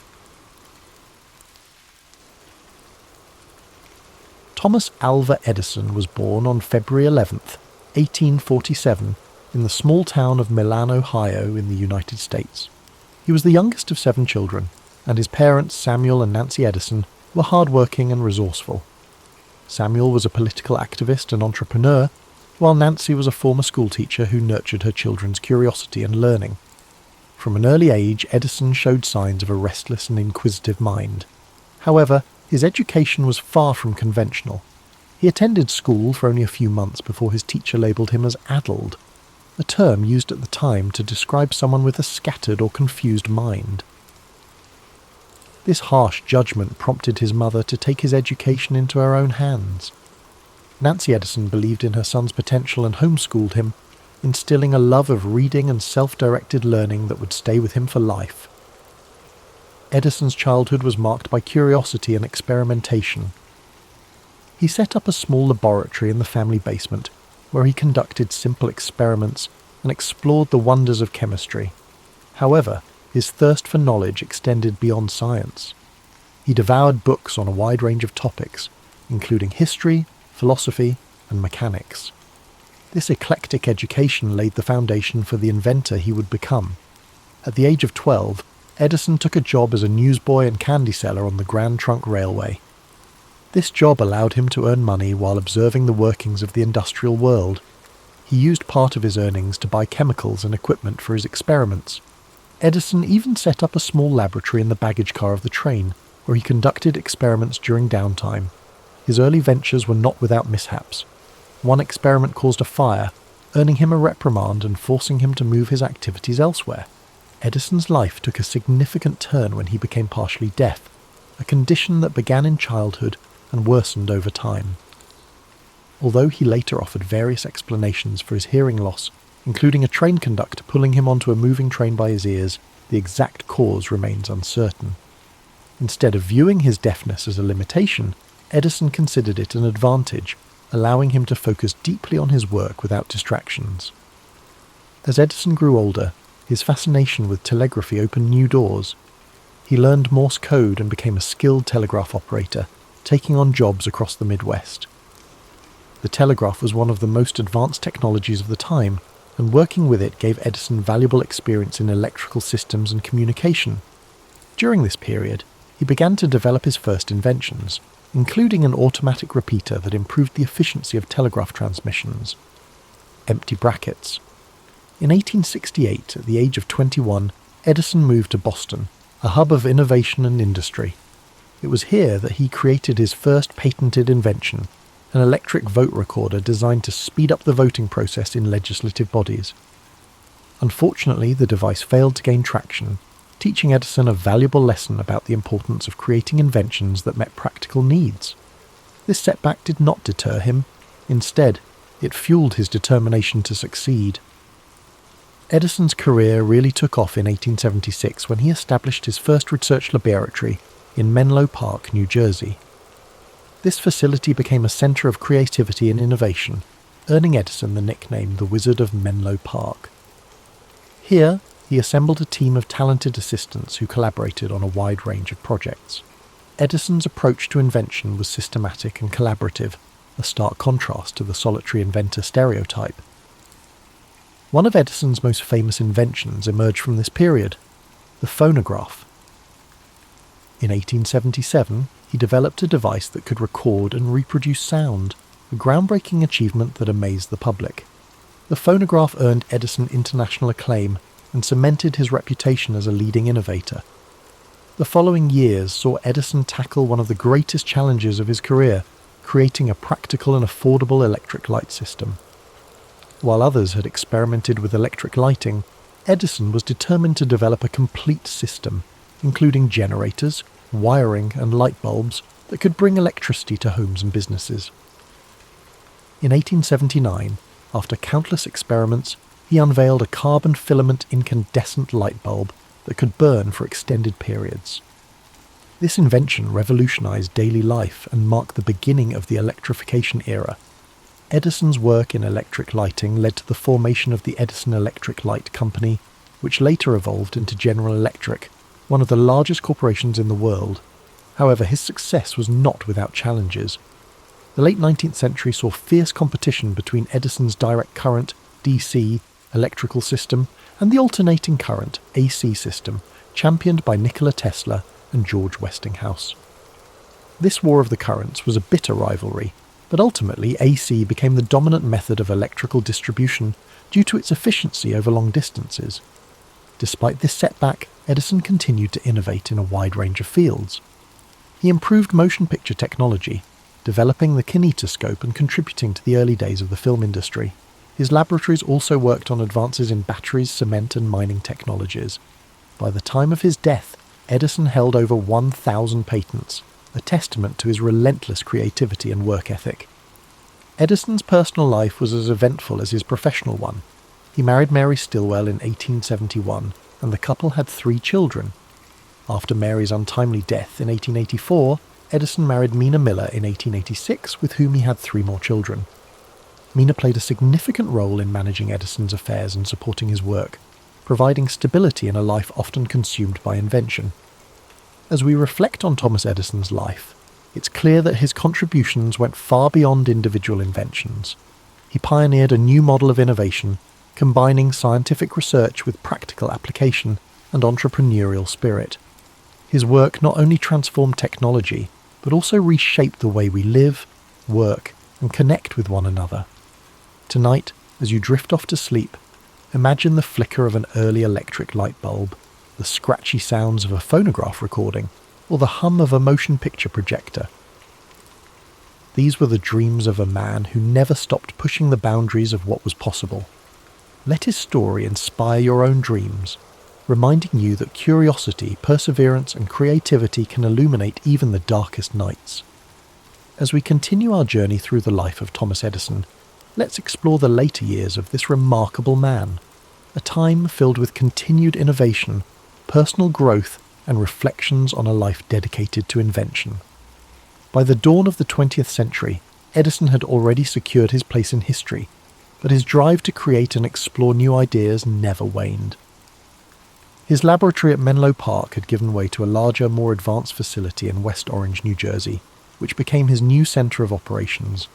This expansive complex allowed Edison to work on multiple projects simultaneously and provided a space where ideas could flourish on a grand scale. The West Orange laboratory was a bustling hub of activity, where Edison and his team of assistants worked tirelessly on inventions that would shape the future. This facility housed not only research areas but also manufacturing spaces, making it a model for modern industrial research. Here, Edison's vision for invention as a collaborative process continued to thrive. During this period, one of Edison's key focuses was improving battery technology. He believed that rechargeable batteries held the potential to revolutionize transportation and energy storage. After years of experimentation, he developed the nickel-iron storage battery, which proved to be more durable and long-lasting than its predecessors. These batteries were used in electric vehicles, signaling Edison's foresight into the future of sustainable transportation. Edison's interest in motion pictures also continued to evolve. His work on the kinetoscope and the development of early film projectors played a crucial role in the birth of the motion picture industry. Although his methods and equipment were eventually surpassed by newer technologies, Edison's contributions laid the groundwork for the film industry's rapid growth. He saw movies not just as entertainment, but as a powerful medium for education and communication. In addition to his inventions, Edison had a keen sense of business and industry. He founded several companies over his lifetime, many of which merged or evolved into the corporate giants of today. His ability to navigate the worlds of science, engineering and business set him apart as a true pioneer of the industrial age. As Edison aged, his approach to work remained disciplined and intense. He was known for his long hours and often slept only a few hours each night, preferring to take short naps throughout the day. He famously remarked, "Genius is 1% inspiration and 99% perspiration, a testament to his belief in hard work and perseverance." Edison's personal life also continued to be a source of strength and stability. His second wife, Mina Miller Edison, managed the family household and supported his endeavours with grace and dedication. Together they raised 3 children, Madeline, Charles and Theodore. The Edison family enjoyed a comfortable life, but Edison's devotion to his work sometimes kept him away from home for long stretches of time. Despite his fame and success, Edison remained a humble and often private individual. He shunned the idea of being called a genius, and instead credited his achievements to relentless effort and curiosity. He was known to be a man of simple tastes, preferring practical clothing and straightforward conversations over grand displays of wealth or intellect. In the later years of his life, Edison's pace of invention began to slow, but his mind remained active. He explored new ideas in fields such as rubber production, seeking alternatives to natural rubber for industrial use. He even collaborated with his friends Henry Ford and Harvey Firestone on this endeavour, forming what became known as the $1 Million Trio. Their combined efforts reflected the spirit of collaboration and innovation that defined Edison's career.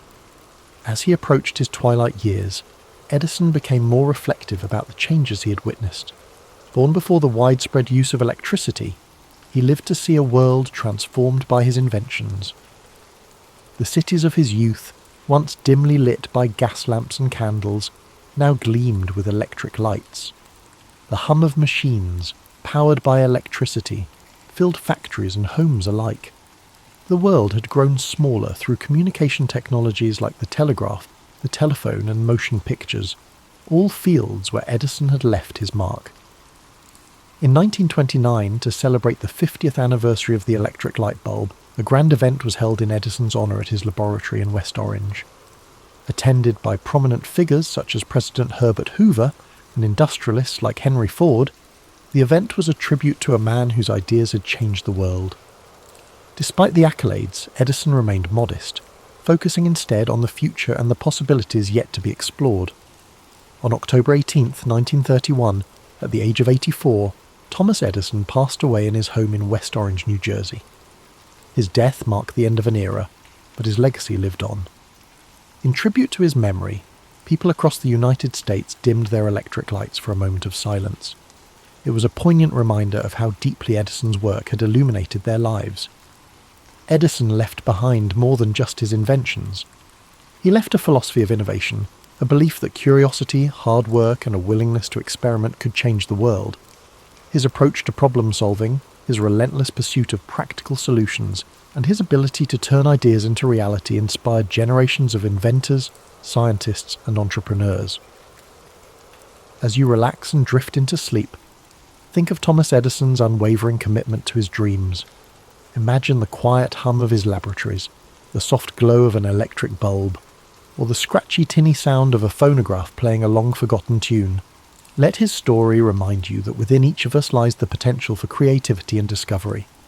Even after Thomas Edison's passing, his influence continued to ripple through time, touching countless aspects of modern life. His laboratories, inventions, and philosophy of persistence left an indelible mark on the 20th century and beyond. Edison's legacy was more than a collection of patents or technological breakthroughs. It was a blueprint for how curiosity, determination, and collaboration could change the world. Edison's innovations laid the groundwork for industries that would thrive long after he was gone. The electric power systems he pioneered became the backbone of modern civilization, lighting homes, powering factories, and enabling the technologies we rely on today. The phonograph he created evolved into modern sound recording, giving rise to the music industry as radio broadcasts, and later digital media. His early motion picture work grew into an art form that now entertains, educates, and connects people around the globe. Edison's approach to invention also transformed the way research and development were conducted. Before his time, inventors were often solitary figures working alone in small workshops. Edison's vision of collaborative, team-based innovation in a dedicated laboratory environment paved the way for the research institutions and technology companies we know today. His West Orange laboratory became a model for innovation hubs and inspired future generations of scientists and engineers. The lessons from Edison's life extend beyond his inventions. His resilience in the face of failure is a timeless reminder that setbacks are often stepping stones to success. He once said, "I have not failed. I've just found 10,000 ways that won't work." This perspective encouraged countless others to embrace failure as part of the creative process, to learn from it, and to push forward with renewed determination. His story also reflects the transformative power of curiosity. From the young boy conducting experiments in his basement to the seasoned inventor refining new technologies, Edison never stopped asking questions or seeking answers. He approached the world with wonder and a desire to understand how things worked, a quality that fueled his lifelong quest for innovation. This insatiable curiosity is a gentle reminder that within each of us, the spark of discovery can ignite remarkable possibilities. In the years after his death, Edison's family, friends and colleagues ensured that his memory was preserved. His laboratories in Menlo Park and West Orange were carefully maintained, and today they stand as monuments to his life and work.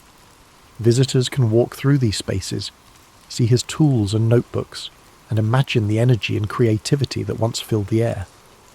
The sounds of clinking glassware, the smell of chemicals, and the quiet hum of machinery still seem to echo in these historic halls. Beyond the physical spaces he left behind, Edison's ideas continue to shape the world. His belief in making technology accessible and practical lives on in every device that simplifies our lives. The light bulb, though improved and modified over time, remains a universal symbol of inspiration, creativity, and the triumph of human ingenuity. Edison's story is also a reminder of the human side of innovation, the patience, the long hours, and the moments of doubt that accompany every breakthrough. He understood that progress often comes slowly, and that true innovation requires both passion and persistence. As you rest tonight, perhaps you can reflect on your own journeys, knowing that even small steps forward are part of a greater path. Imagine a world lit only by flickering candles and dim gas lamps, where nights were cloaked in darkness. Then picture the slow, steady emergence of light, spreading from cities to towns, illuminating homes and streets. This transformation was more than a technological shift. It was a change in how people experienced life. Night no longer brought an end to productivity or recreation. With the glow of electric light, the world stayed awake, and new possibilities emerged. As you sink deeper into relaxation, envision Thomas Edison in his laboratory, the warm glow of a single bulb casting long shadows across the room. Shelves lined with tools, wires, and glass beakers surround him. The quiet scribble of notes fills the air as he records his observations. His eyes, filled with focus and curiosity, study each experiment, searching for answers hidden in the details. This was a man who believed that within every problem lay a solution waiting to be uncovered. Edison's belief in progress and innovation reminds us that the world is ever changing, shaped by those who dare to imagine something better. His life's work was a testament to the idea that with enough patience, creativity, and determination, we can bring light to even the darkest corners of our world. Paris in the 1920s was alive. Champagne corks popping, jazz clubs buzzing, and fashionable Art Deco lights twinkling. To astute visitors, Paris offered endless possibilities. Travellers flocked to the Seine at night, British tourists with their pastel-coloured suits, American expatriates, and European industrialists with fat wallets. It was perfect for a resourceful con man with a convincing story to sell. For Victor Le Renard Le Maire, the city vibrated with cigarette smoke and colourful posters. He was not always Le Renard or in Paris. Born in a small village on the Austrian border, he was captivated by the world beyond the mountains. While other boys herded sheep, Victor watched travellers in their streamlined car. He saw that the most persuasive could sell peasants anything, from worthless medicines to bewildering life insurance. Young Victor discovered that a good tale was worth more than gold. That's when locals dubbed him Le Renard, the fox, after he exchanged worthless trinkets for a prized hunting rifle. In a village of rumours, that tale spread quickly. As a boy, he learned to shape people's perceptions to see what he wanted. By adulthood, his skill was sharp. He mastered languages, studied psychology, and honed his sophisticated demeanour. He'd earned a tidy fortune from his swindles across Europe, letter forgery, impersonating nobility at social events, and selling near-new antiques. Each time he was being investigated by the authorities, he'd vanish, reappearing in Vienna, Milan or Berlin, a step ahead. Victor arrived in Paris following the Great War with a suitcase and a shy smile. He had settled in within a month after reading an article about the cost of keeping the Eiffel Tower standing. It was built for the World's Fair in 1889. It was costly to maintain, and some people did not appreciate its appearance. There were strong protests against its demolition, despite the fact that it was popular among visitors. Victor learned of this news. He spent days in Champs-Élysées cafes hearing conversations on city projects. He learned that bureaucratic decisions were bogged down by red tape and that the city lacked money. He considered if he persuaded someone that the government of Paris was planning to dismantle the Eiffel Tower to sell it as scrap, he could become rich. It was a wild scheme. Failure would turn him into a laughingstock. But a success was possible. Victor considered it for a night. He figured the more ridiculous the scam, the more people might be made to believe it. Who would fake the sale of France's most iconic landmark? He thought it needed high bureaucratic flair, like forged papers and stamps. Rumour and secrecy would be at his side. If he succeeded, he'd vanish, rich and legendary.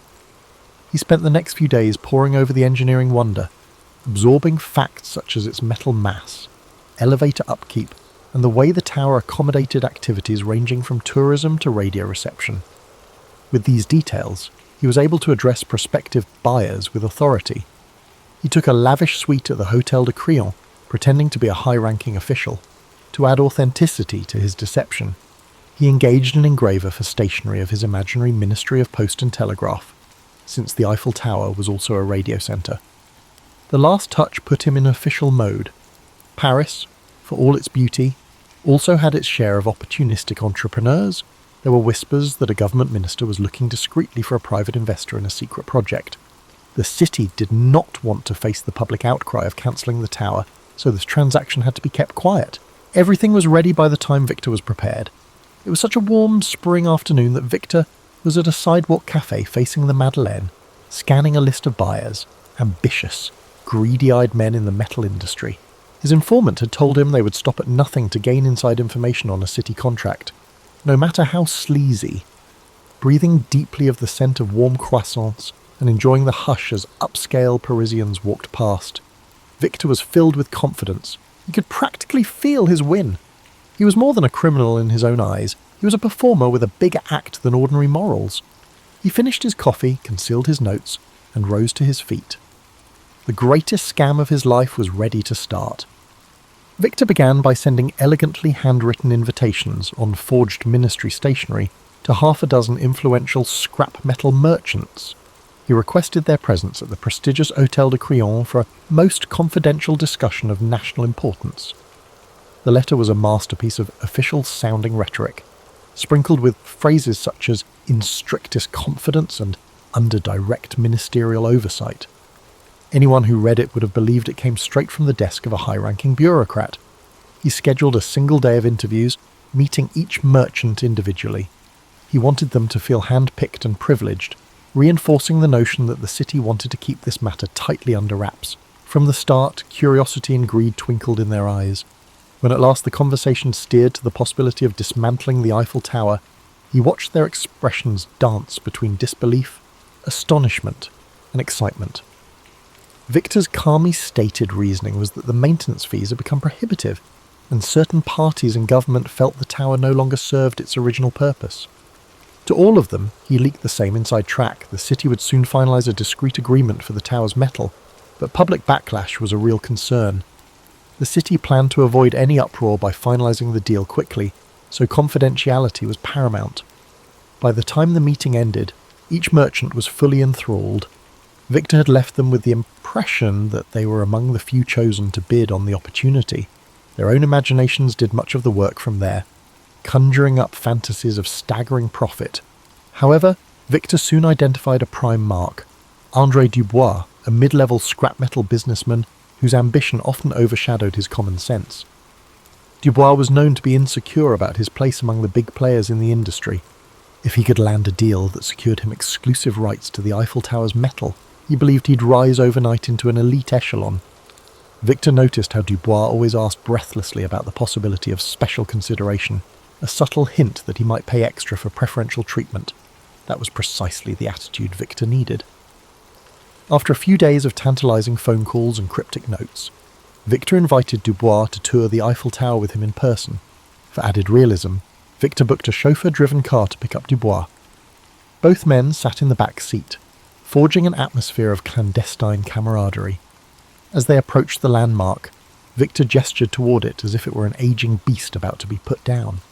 "It's quite costly to keep it painted and structurally sound," he remarked, with a faint sadness in his voice, as though he truly lamented the tower's impending fate.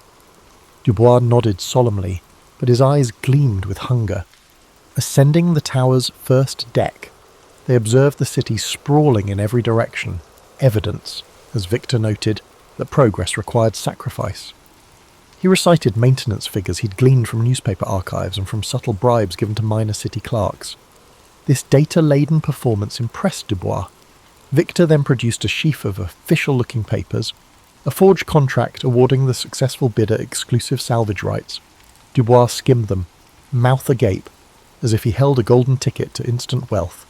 Finally, on the cusp of sealing the deal, Victor paused dramatically, then leaned closer. "I must admit," he said quietly, "we're under tremendous pressure to finalise this swiftly, but some officials are, shall we say, open to persuasion."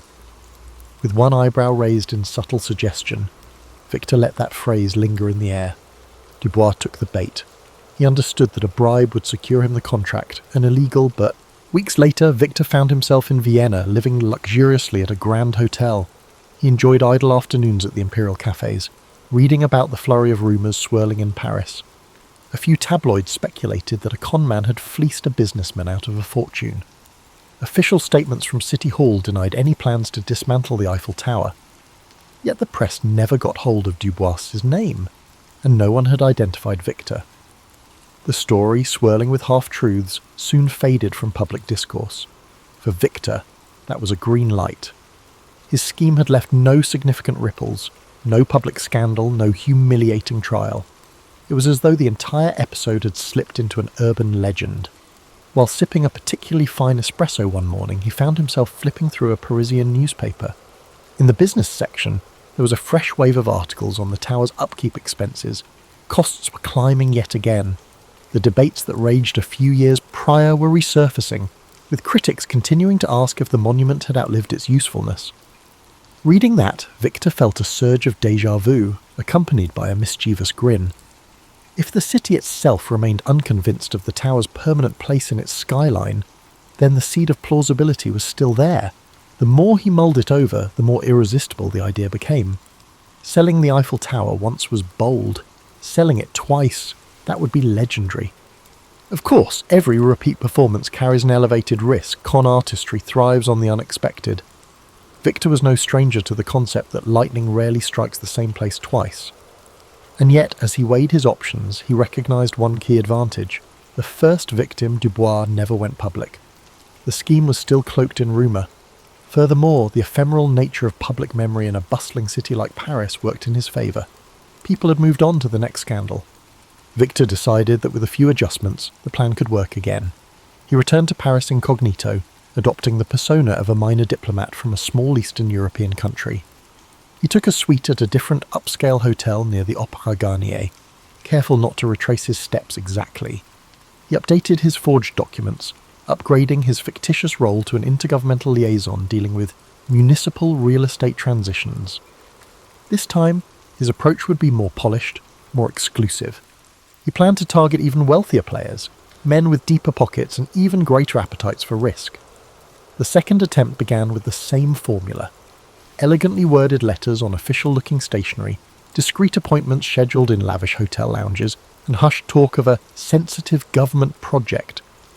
Yet the potential buyers this time were fewer, and Victor was more selective. At one meeting in a private parlour, he addressed 3 men together, an unusual choice for him.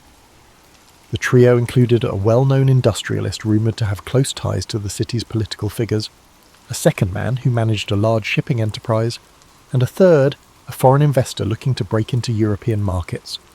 Victor carefully balanced the discussion, letting just enough details slip to convince them that the city's patience with the Eiffel Tower was running thin. But if the first sale had gone astonishingly smooth, the second was fraught with unexpected snags. One of the potential buyers was far more astute than Victor anticipated. This man, Claude Fournier, had a reputation for sniffing out underhanded deals. At the meeting, Fournier didn't flinch when Victor presented the rationale for dismantling the tower. Instead, he politely asked for references and official documentation. There was a certain sharpness in his eyes that made Victor uneasy. Still, Victor handed over his forged credentials without hesitation, offering carefully rehearsed explanations. Fournier accepted them with a practiced smile that revealed nothing. A day later, however, Victor discovered that Fournier had asked around about him, discreetly inquiring among local bureaucrats to confirm the authenticity of the liaison role. None of them, of course, recognized the name. A city clerk, already suspicious about a foreigner asking pointed questions, apparently alerted a friend in the police. Victor learned of this through his network of informants, petty forgers, streetwise doormen, and an occasional mistress or two. The rumour suggested that the police had begun quietly investigating a man posing as a city official peddling a contract tied to the Eiffel Tower. For the first time in his career, Victor felt the heat close in. The con was in motion, but the authorities were no longer ignorant. With a mixture of dread and exhilaration, he realised he had no choice but to accelerate the plan. He zeroed in on the second potential mark, an overly ambitious shipping magnate named Marcus Weissman, who had a penchant for shady dealings.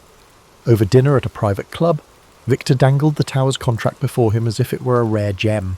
Weissman, too enticed by the prospect of beating out his competitors, took the bait. Still, the tension was palpable, even as Weissman scribbled out a cheque big enough to make Victor's heart flutter. There was a persistent, nagging awareness that time was short. He needed to vanish before Fournier's inquiries led the police to his door. So he chose to skip the bribe angle that had worked so well with Dubois. Instead, he accepted a lump sum payment that covered everything, the purchase of the tower's scrap plus a discreet administrative fee. Weissman assumed that the simpler the transaction, the less likely it would be detected. Late that night, under the cover of darkness, Victor slipped out of his hotel. He carried a small valise stuffed with his ill-gotten gains, heading straight to the Gare de Lyon. By dawn, Victor fled to Monte Carlo, a glittering haven of high rollers and exile aristocrats. Initially, he relished the sweet satisfaction of having bested not just one, but two gullible buyers. He told himself he had achieved what no other conman in history had dared. Alone in a lavish suite overlooking the Mediterranean, he replayed the final moments in Paris, the anxious hurry to collect Weissman's cheque, the furtive glances at the station, and the first sunrise that found him safely out of reach. Now, with the sea breeze caressing his face, he figured it was only a matter of time before rumours of the second sale caught up to him. For a few months, he maintained a low profile. He frequented the Monte Carlo casino under a false identity, staying clear of any large wagers that might draw attention. He used coded telegrams to stay in touch with his forgers and informants back in Paris. From them, he learned that Fournier had indeed pressed the police for an investigation. Weissman, facing public humiliation and potential legal woes, tried to keep the matter as quiet as possible, hoping to recover his money through any means short of a public scandal. Still, the police smelled something big. They had never heard of such an audacious swindle, and that alone piqued their interest enough to keep them digging. Eventually, investigators uncovered the faint tracks Victor left behind, receipts at the hotel, witnesses who recalled a confident, well-dressed man with a foreign accent. They pieced together the timeline of his meetings, even found traces of his forged stationery. Before long, they had a name, though it remained unclear if Victor Lemaire was real or an alias. With pressure mounting, the authorities circulated descriptions to major European cities, urging border agents and local police to keep an eye out. One photograph, taken secretly by a curious bystander at the Eiffel Tower, showed a side profile that might have been him. Rumours spread that a flamboyant con artist, rumoured to have sold the Eiffel Tower not once but twice, was at large. Despite the noose tightening, Victor couldn't resist the lure of one last escapade. He reasoned that living on the run forever would be unbearable. Why not gamble big while he still had some measure of control? So, one evening at the casino, dressed in a crisp dinner jacket, swirling a glass of fine cognac, he sat at a roulette table. In a dramatic flourish, he placed a small fortune on a single bet. It was uncharacteristic of him to risk real money on chance. He usually preferred to rig the odds through manipulation. But something inside him craved the adrenaline rush. The wheel spun, heart pounding. He watched the tiny ball bounce from slot to slot. When it finally settled, it landed on red, a loss for Victor's black bet. Though it was only a fraction of his earnings, the defeat seemed like an omen. For a moment, he stared at the chipped green felt of the table. the croupier's polite nod indicating the end of the bet. In that instant, a seed of doubt sprouted in Victor's mind. Was his luck running out? He excused himself, stepping away from the table, ignoring the curious glances of other patrons who recognised him, by one of his many aliases, presumably. That night, as he strolled the moonlit promenade along the coast, he tried to shake off the feeling that everything was about to catch up with him. He told himself he was a master of illusions. He could reinvent himself anywhere, America, South America, or a quiet corner of Asia. Yet the persistent thought nagged at him. How long can any fox outrun the hounds? He had always believed in the artistry of his craft, but sooner or later, every performance comes to a close. Sure enough, his downfall arrived abruptly. While stepping out of a Monte Carlo cafe one morning, he was discreetly approached by a man who introduced himself as a private detective from Paris, hired by none other than Claude Fournier. The detective's tone was polite, but his eyes brimmed with that unwavering sense of purpose. He claimed to have evidence linking Victor to the Tower Con, along with sworn statements from hotel staff. The detective offered Victor a choice: return to Paris, meet with Fournier's lawyers, and negotiate a quiet settlement, or face arrest and extradition. Outwardly, Victor kept his composure. He flashed a wry smile, feigning indifference. But his heart pounded. Even if he eluded this detective, he sensed the net was cast too wide for him to remain free for much longer. Sometimes, surrendering on your own terms was the last con you could pull. In a move that stunned the detective, Victor proposed his own arrangement. He would meet Fournier in neutral territory, in Switzerland, to hash out a deal. The detective, intrigued and possibly influenced by some under-the-table persuasion, agreed to broker the meeting. Victor reasoned that by controlling the location, he might still orchestrate an escape. But as fate would have it, the Swiss authorities were also alerted. When Victor arrived, plainclothes officers appeared from the shadows, swiftly taking him into custody. His arrest was a quiet affair, overshadowed by bigger global events. Still, word spread among the underworld. The man who sold the Eiffel Tower twice had finally met his match. There was no dramatic public trial in France. Instead, in backroom negotiations to avoid an international scandal, a deal was reached. Some said Fournier and Weissman recouped a fraction of their losses, and the French government, stung by embarrassment, preferred to hush up the matter. Victor was quietly sentenced for fraud under an assumed name, but the legend endured in hushed whispers for decades. Rarely did anyone speak of his fate. Some claimed he escaped from prison using forged documents, vanishing into the night. Others insisted he served his time, only to emerge a changed man. Either way, in the smoky corners of certain Parisian cafes, old-timers still tell the tale with a gleam in their eyes. The man who dared to sell the Eiffel Tower, not once, but twice. It remains a testament to the power of audacity, the allure of ambition, and the strange truth that the bigger the lie, the more people want to believe it. And so the story endures, a monument to the enduring thrill of a great impossible scam. For over a millennium, Constantinople stood as a marvel of human ingenuity and resilience. Perched strategically at the crossroads of Europe and Asia, its location made it a hub for trade, culture and power. The city's imposing walls, originally constructed by Emperor Theodosius II in the 5th century, were considered nearly impregnable. These triple-layered fortifications, stretching for miles, were the pride of the Byzantine Empire and the bane of invaders. By the mid-15th century, however, the Byzantine Empire was a shadow of its former self, reduced to the city of Constantinople and a few scattered territories. The once mighty empire that had ruled vast regions now found itself encircled by the rising power of the Ottoman Empire. To the east, Sultan Mehmed II, an ambitious and brilliant leader, had set his sights on conquering the city, seeing it as the key to solidifying his rule and expanding his domain. Inside the walls of Constantinople, Emperor Constantine XI Palaiologos faced an uncertain future. With only a few thousand defenders, comprised of weary Byzantine soldiers, and a handful of foreign allies, the city was woefully underprepared for the onslaught that loomed. Supplies were dwindling, and the population, though fiercely loyal, lived under the constant shadow of impending doom. Yet, despite the odds, the emperor refused to surrender. He was determined to fight to the end. As the Ottomans prepared for their siege, they brought with them an arsenal unlike anything the world had seen before. Among their weapons was a massive cannon, constructed by a Hungarian engineer named Orban. This cannon, capable of hurling enormous stone projectiles, was designed to breach even the strongest walls. The Ottomans also amassed a fleet to blockade the city by sea, ensuring that no reinforcements or supplies could reach the defenders. This stage was set for an epic confrontation that would decide the fate of Constantinople and, with it, the Byzantine Empire. Imagine the tension that gripped the city as its inhabitants prepared for the siege. Picture the anxious faces of soldiers standing watch on the walls, the whispered prayers in the Hagia Sophia, and the determination etched on the emperor's face as he rallied his people. As you visualize the city on the brink of one of history's most defining moments, let its story remind you of the face of overwhelming odds. The tale of Constantinople begins not with surrender, but with hope, a flickering light against the encroaching darkness.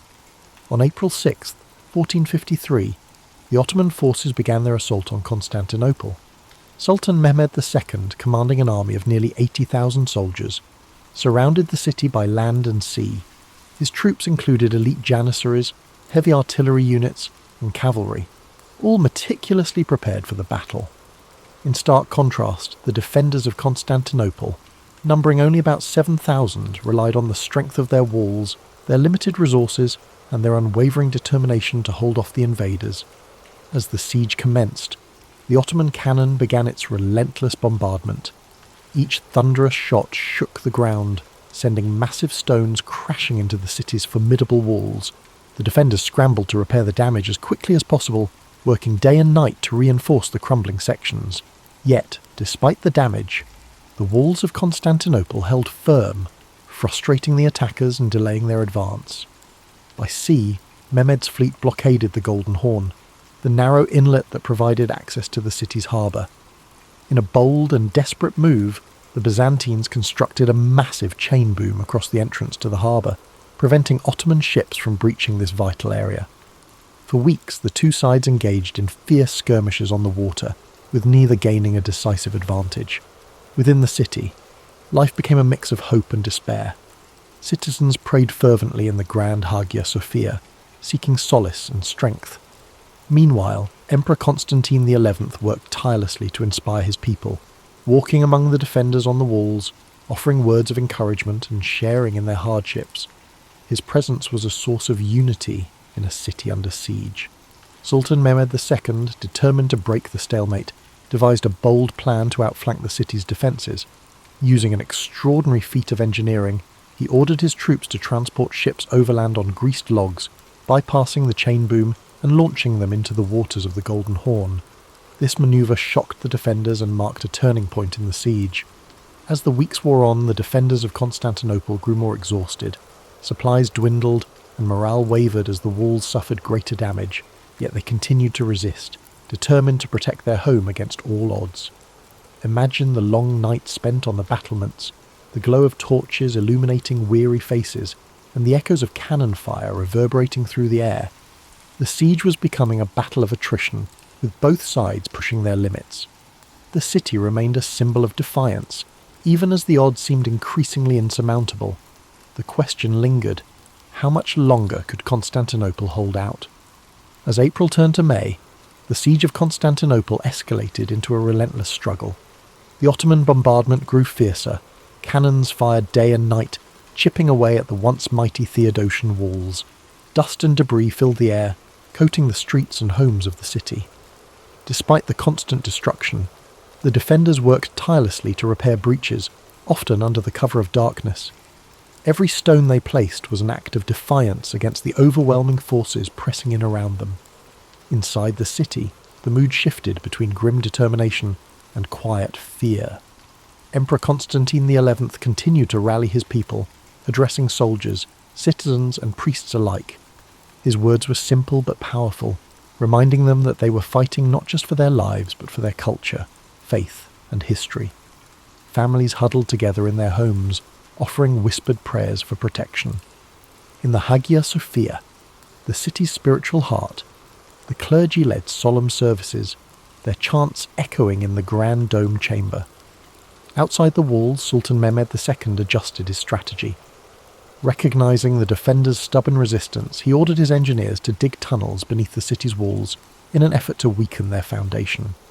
Byzantine forces countered this threat by sending teams of sappers to intercept the tunnels, leading to deadly confrontations beneath the ground. These underground battles, fought in narrow, dimly lit passageways, added another layer of desperation to an already harrowing siege. The Ottomans also intensified their efforts on the Golden Horn. The fleet, now partially inside the harbour thanks to Mehmed's audacious manoeuvre, launched a series of attacks on the Byzantine navy. The defenders fought valiantly, using fire ships and skilled tactics to hold off the superior Ottoman fleet. But their resources were stretched thin, and each victory came at a high cost. The city's residents faced growing hardships. Food supplies dwindled, forcing strict rationing and leading to widespread hunger. The constant noise of the siege, cannon blasts, the clash of swords, and the cries of battle made restful sleep nearly impossible. And yet, the people endured, drawing strength from their shared purpose and their leaders' unyielding resolve. As May progressed, the city's defenders began to realize that relief from the outside was unlikely. The Venetian and Genoese fleets, though sympathetic to the Byzantine cause, were entangled in their own conflicts and slow to act. Constantinople stood alone against the might of the Ottoman Empire. The stage was set for a climactic confrontation. The city was battered but unbroken, its defenders refusing to yield despite the impossible odds. The Ottomans, frustrated by the slow progress of the siege, prepared for an all-out assault to breach the walls and claim their prize. The air was heavy with tension, every moment pregnant with the possibility of triumph or tragedy. As the final days of the siege approached, one could feel the weight of history bearing down on Constantinople. The city's fate hung in the balance, and the world watched, waiting to see how this epic struggle would end. Yet as the cannon blasts faded into the distance and the days turned into long quiet nights, imagine the peaceful stillness settling over the defenders of the city. The weight of the struggle seemed to lift, replaced by a soft calm that allowed weary eyes to rest, even amidst the constant pressure of the siege. Slowly, the heartbeat of the city began to quiet, like a soft lullaby in the air, gently easing the soul into a place of quiet surrender. As you picture these final moments, let the rhythm of the battle fade into the background, replaced by the peaceful embrace of rest. Feel your breath deepen, your body relax, and your thoughts drift like the gentle breeze over the sea. Sleep now as the city too prepares for the quiet of its inevitable change. On May 29th, 1453, after nearly 2 months of relentless bombardment and siege, Sultan Mehmed II ordered his forces to make their final push. The battered walls of Constantinople, once thought impenetrable, could no longer hold against the might of the Ottoman army. As the sun rose on that fateful morning, the air was thick with tension, and the distant rumble of approaching soldiers could be heard over the stillness of the city. The defenders, though exhausted and outnumbered, had one final opportunity to hold the line. Emperor Constantine XI, fully aware of the gravity of the moment, donned his armour and walked once more among his soldiers. His face, normally calm and composed, now carried the weight of his kingdom's fate. The emperor's rallying cry was simple: freedom or death, and he urged his soldiers to fight for their city and for their lives. Meanwhile, on the Ottoman side, Sultan Mehmed II had prepared for this day with meticulous care. His engineers worked tirelessly to breach the walls using battering rams, and his elite Janissary troops positioned themselves to take the city by force. A final, massive cannon barrage rang out across the city as the Ottomans made their move. With each blast, the walls of Constantinople groaned, and the defenders scrambled to repair what they could, but the damage had taken its toll. At the same time, the Ottoman fleet, now fully in position within the Golden Horn, moved to blockade the last remaining escape routes by sea. Constantinople, once a beacon of power and culture, was now a city trapped. Its streets, filled with the sounds of combat, became narrow avenues of despair and defiance. As the battle raged in the city, the defenders fought valiantly, but it was clear that the odds were stacked against them. The walls were crumbling. The artillery had breached a gap large enough for the Ottoman forces to swarm in. The fighting grew fiercer, house by house, street by street, as the city's residents and soldiers tried to push back the invaders, but there were too many Ottomans, and their determination to conquer the city was overwhelming. As the day wore on, the fate of Constantinople was sealed. By afternoon, the Ottomans had broken through the walls, and the city began to fall. Emperor Constantine XI, realizing that the end was near, fought bravely until the very last. But when the Ottoman forces entered the city, they found no mercy. The city was overrun, and its defenders, exhausted and outnumbered, were either captured or slain. The fall of Constantinople was not just the fall of a city, it was the end of an era. The Byzantine Empire, which had once been a powerful force in Europe and Asia, was no more. The city, now in Ottoman hands, would be renamed Istanbul and become the new capital of the Ottoman Empire. As you reflect on the fall of this great city, imagine the silence that followed the chaos of battle. The cries of the defeated soldiers faded into quiet, and the city, now under new rule, began its transformation. The once grand buildings, the churches, and the bustling marketplaces were left to be reborn into something new. Let the stillness of this moment wash over you, as the world that once was fades away, and a new world takes its place. As you feel the weight of this chapter settle into the quiet of the night, let the sounds of the world outside fade into a soft background hum. Close your eyes and feel the peace of history unfolding, letting the past gently drift away. Sleep now, as time itself slows, and the city's story becomes a part of your dreams. The fall of Constantinople marked the end of one era and the beginning of another, reverberating far beyond the walls of the ancient city. As the Ottomans took control, they reshaped not only the city's physical appearance, but also its cultural, political, and religious landscape. The Byzantine Empire, which had once been the protector of Christian Orthodox traditions, was gone. The city of Constantinople, now Istanbul, would become the heart of a new empire, the Ottoman Empire, bringing with it a wave of change that would echo through history for centuries. The fall of Constantinople was a pivotal moment for Europe, signalling the end of the medieval period and the start of the Renaissance.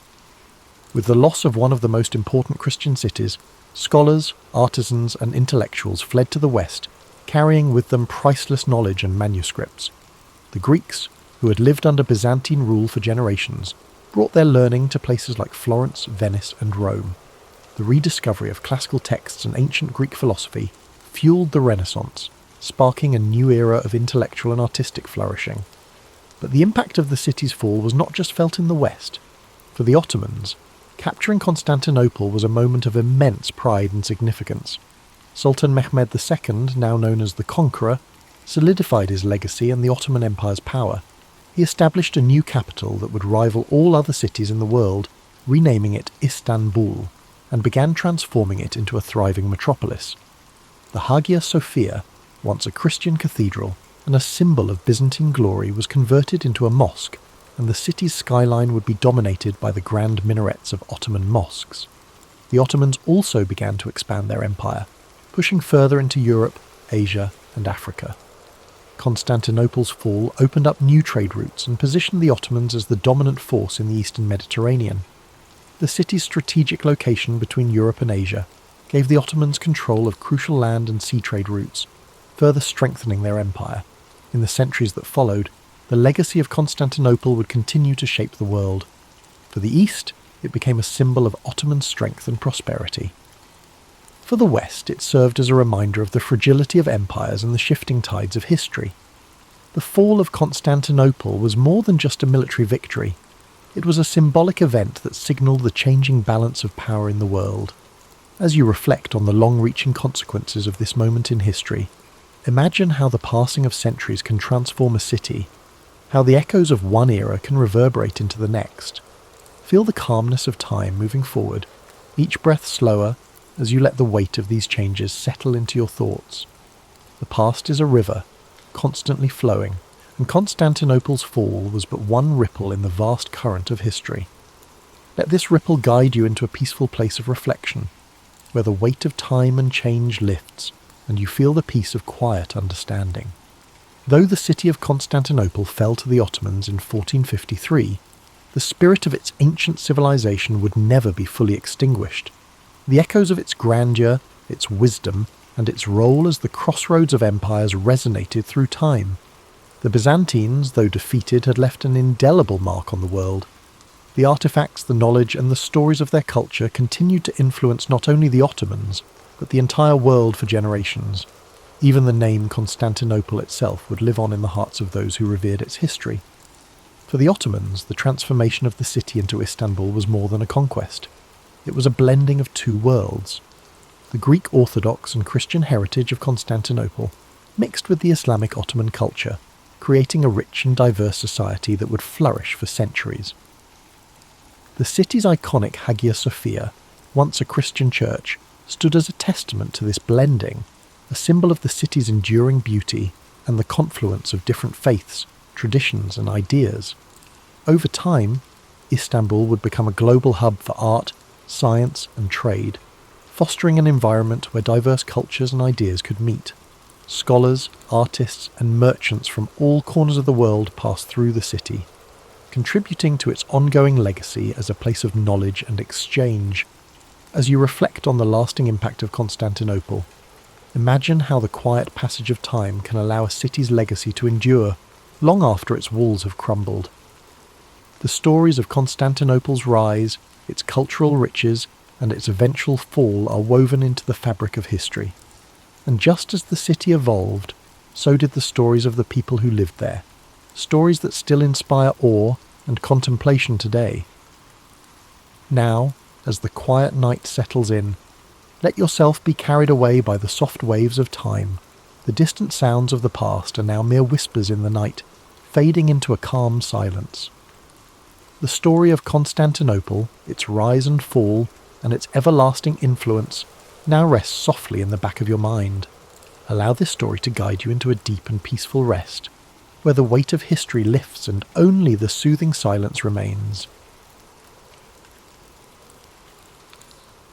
It is the 3rd century BCE in the ancient city of Syracuse, a bustling Greek settlement on the island of Sicily. The air is filled with the scent of the sea carried by the breeze from the nearby Mediterranean coast.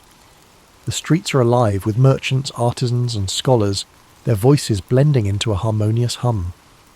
Among these people walks a young boy, his eyes bright with curiosity, his mind constantly searching for answers to questions most people do not think to ask. This boy is Archimedes. Born to a family of intellect and privilege, Archimedes' father, Phidias, is an astronomer who nurtures his son's love for learning. From a young age, Archimedes is fascinated by the world around him. The way the stars move across the night sky, the precise mechanics of gears and levers, the simple yet profound mysteries of numbers, all of these captivate his developing mind. He spends his days asking questions, pondering problems and seeking answers in the natural world. As Archimedes grows, his thirst for knowledge takes him beyond the borders of Syracuse. He travels to Alexandria in Egypt, a renowned centre of learning, home to the Great Library of Alexandria. Here he studies alongside the brightest minds of his time, absorbing knowledge like a sponge. He dives deep into the works of great thinkers, geometry, physics, astronomy. Each new concept fuels his passion for discovery, and his mind sharpens with each lesson learned. Upon returning to Syracuse, Archimedes dedicates himself to a life of study and invention. He spends his days in quiet contemplation, often retreating to his study or wandering the shores of the sea. His mind dances with ideas, equations, and theories. He is not concerned with wealth or fame, but with understanding the fundamental principles that govern the universe. One of his most famous discoveries begins in a moment of quiet observation. The story goes that King Hero II, ruler of Syracuse, asks Archimedes to determine whether a crown made for him is pure gold, or if the goldsmith has mixed in lesser metals. Pondering this problem, Archimedes relaxes into a warm bath, the water rippling around him. As he lowers his body into the tub, he notices how the water rises, displaced by his form. In that instant, a revelation strikes him, the principle of buoyancy. He realizes that by measuring how much water an object displaces, he can determine its density and thus its purity. Overcome with excitement, he leaps from the bath and runs through the streets shouting, "Eureka! Eureka!" Greek for "I have found it." This moment, though simple, is a breakthrough in science and engineering, demonstrating Archimedes' brilliance and his ability to find solutions in the most ordinary of experiences. This principle, now known as Archimedes' principle, lays the foundation for understanding buoyancy and density, concepts that will influence science for centuries to come. Archimedes' work continues to expand. He is fascinated by the power of simple machines and begins to develop tools and mechanisms that demonstrate the incredible potential of levers, pulleys, and screws. He famously declares, "Give me a place to stand, and I will move the earth." These words reflect his deep understanding of the mechanical advantage provided by levers. He designs ingenious contraptions such as the Archimedean screw, a device used to raise water for irrigation and drainage. This invention, with its elegant spiral structure, helps farmers move water efficiently and will continue to be used for centuries in different parts of the world. Archimedes' mind does not rest. He explores the mysteries of geometry, calculating areas, volumes and surfaces with astonishing precision. He develops formulas for the areas of circles, the volumes of spheres, and the properties of parabolas. His work on the mathematics of shapes lays the groundwork for calculus, a field that will not fully develop until many centuries later. In addition to his theoretical work, Archimedes applies his knowledge to practical problems. Syracuse faces threats from rival powers, and Archimedes' inventions become tools of defense. He designs war machines, catapults, cranes, and even rumored death rays that use mirrors to focus sunlight and set enemy ships ablaze. These devices, products of his genius, help protect his city from invaders. Yet for all his achievements, Archimedes remains humble, his mind always focused on the pursuit of truth. His days are spent drawing diagrams in the sand, solving equations and pondering the mysteries of the universe. His joy lies not in the recognition of others, but in the quiet satisfaction of discovery. As you breathe deeply and slowly, imagine Archimedes in his study, the soft glow of an oil lamp illuminating the scrolls and diagrams spread before him. The gentle sound of waves drifts through an open window, a soothing rhythm that accompanies his thoughts. The air is filled with the faint scent of parchment and seawater. In this moment of stillness, there is a profound sense of peace, a quiet celebration of the mind's limitless potential. Archimedes' life, though dedicated to discovery, ends in a moment of tragic misunderstanding. During the siege of Syracuse by the Roman army, the city falls despite its defences.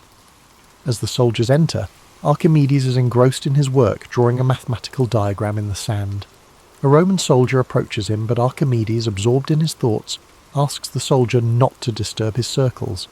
In a tragic instant, the soldier strikes him down, unaware of the brilliance of the man before him. But though his life is cut short, Archimedes' legacy endures.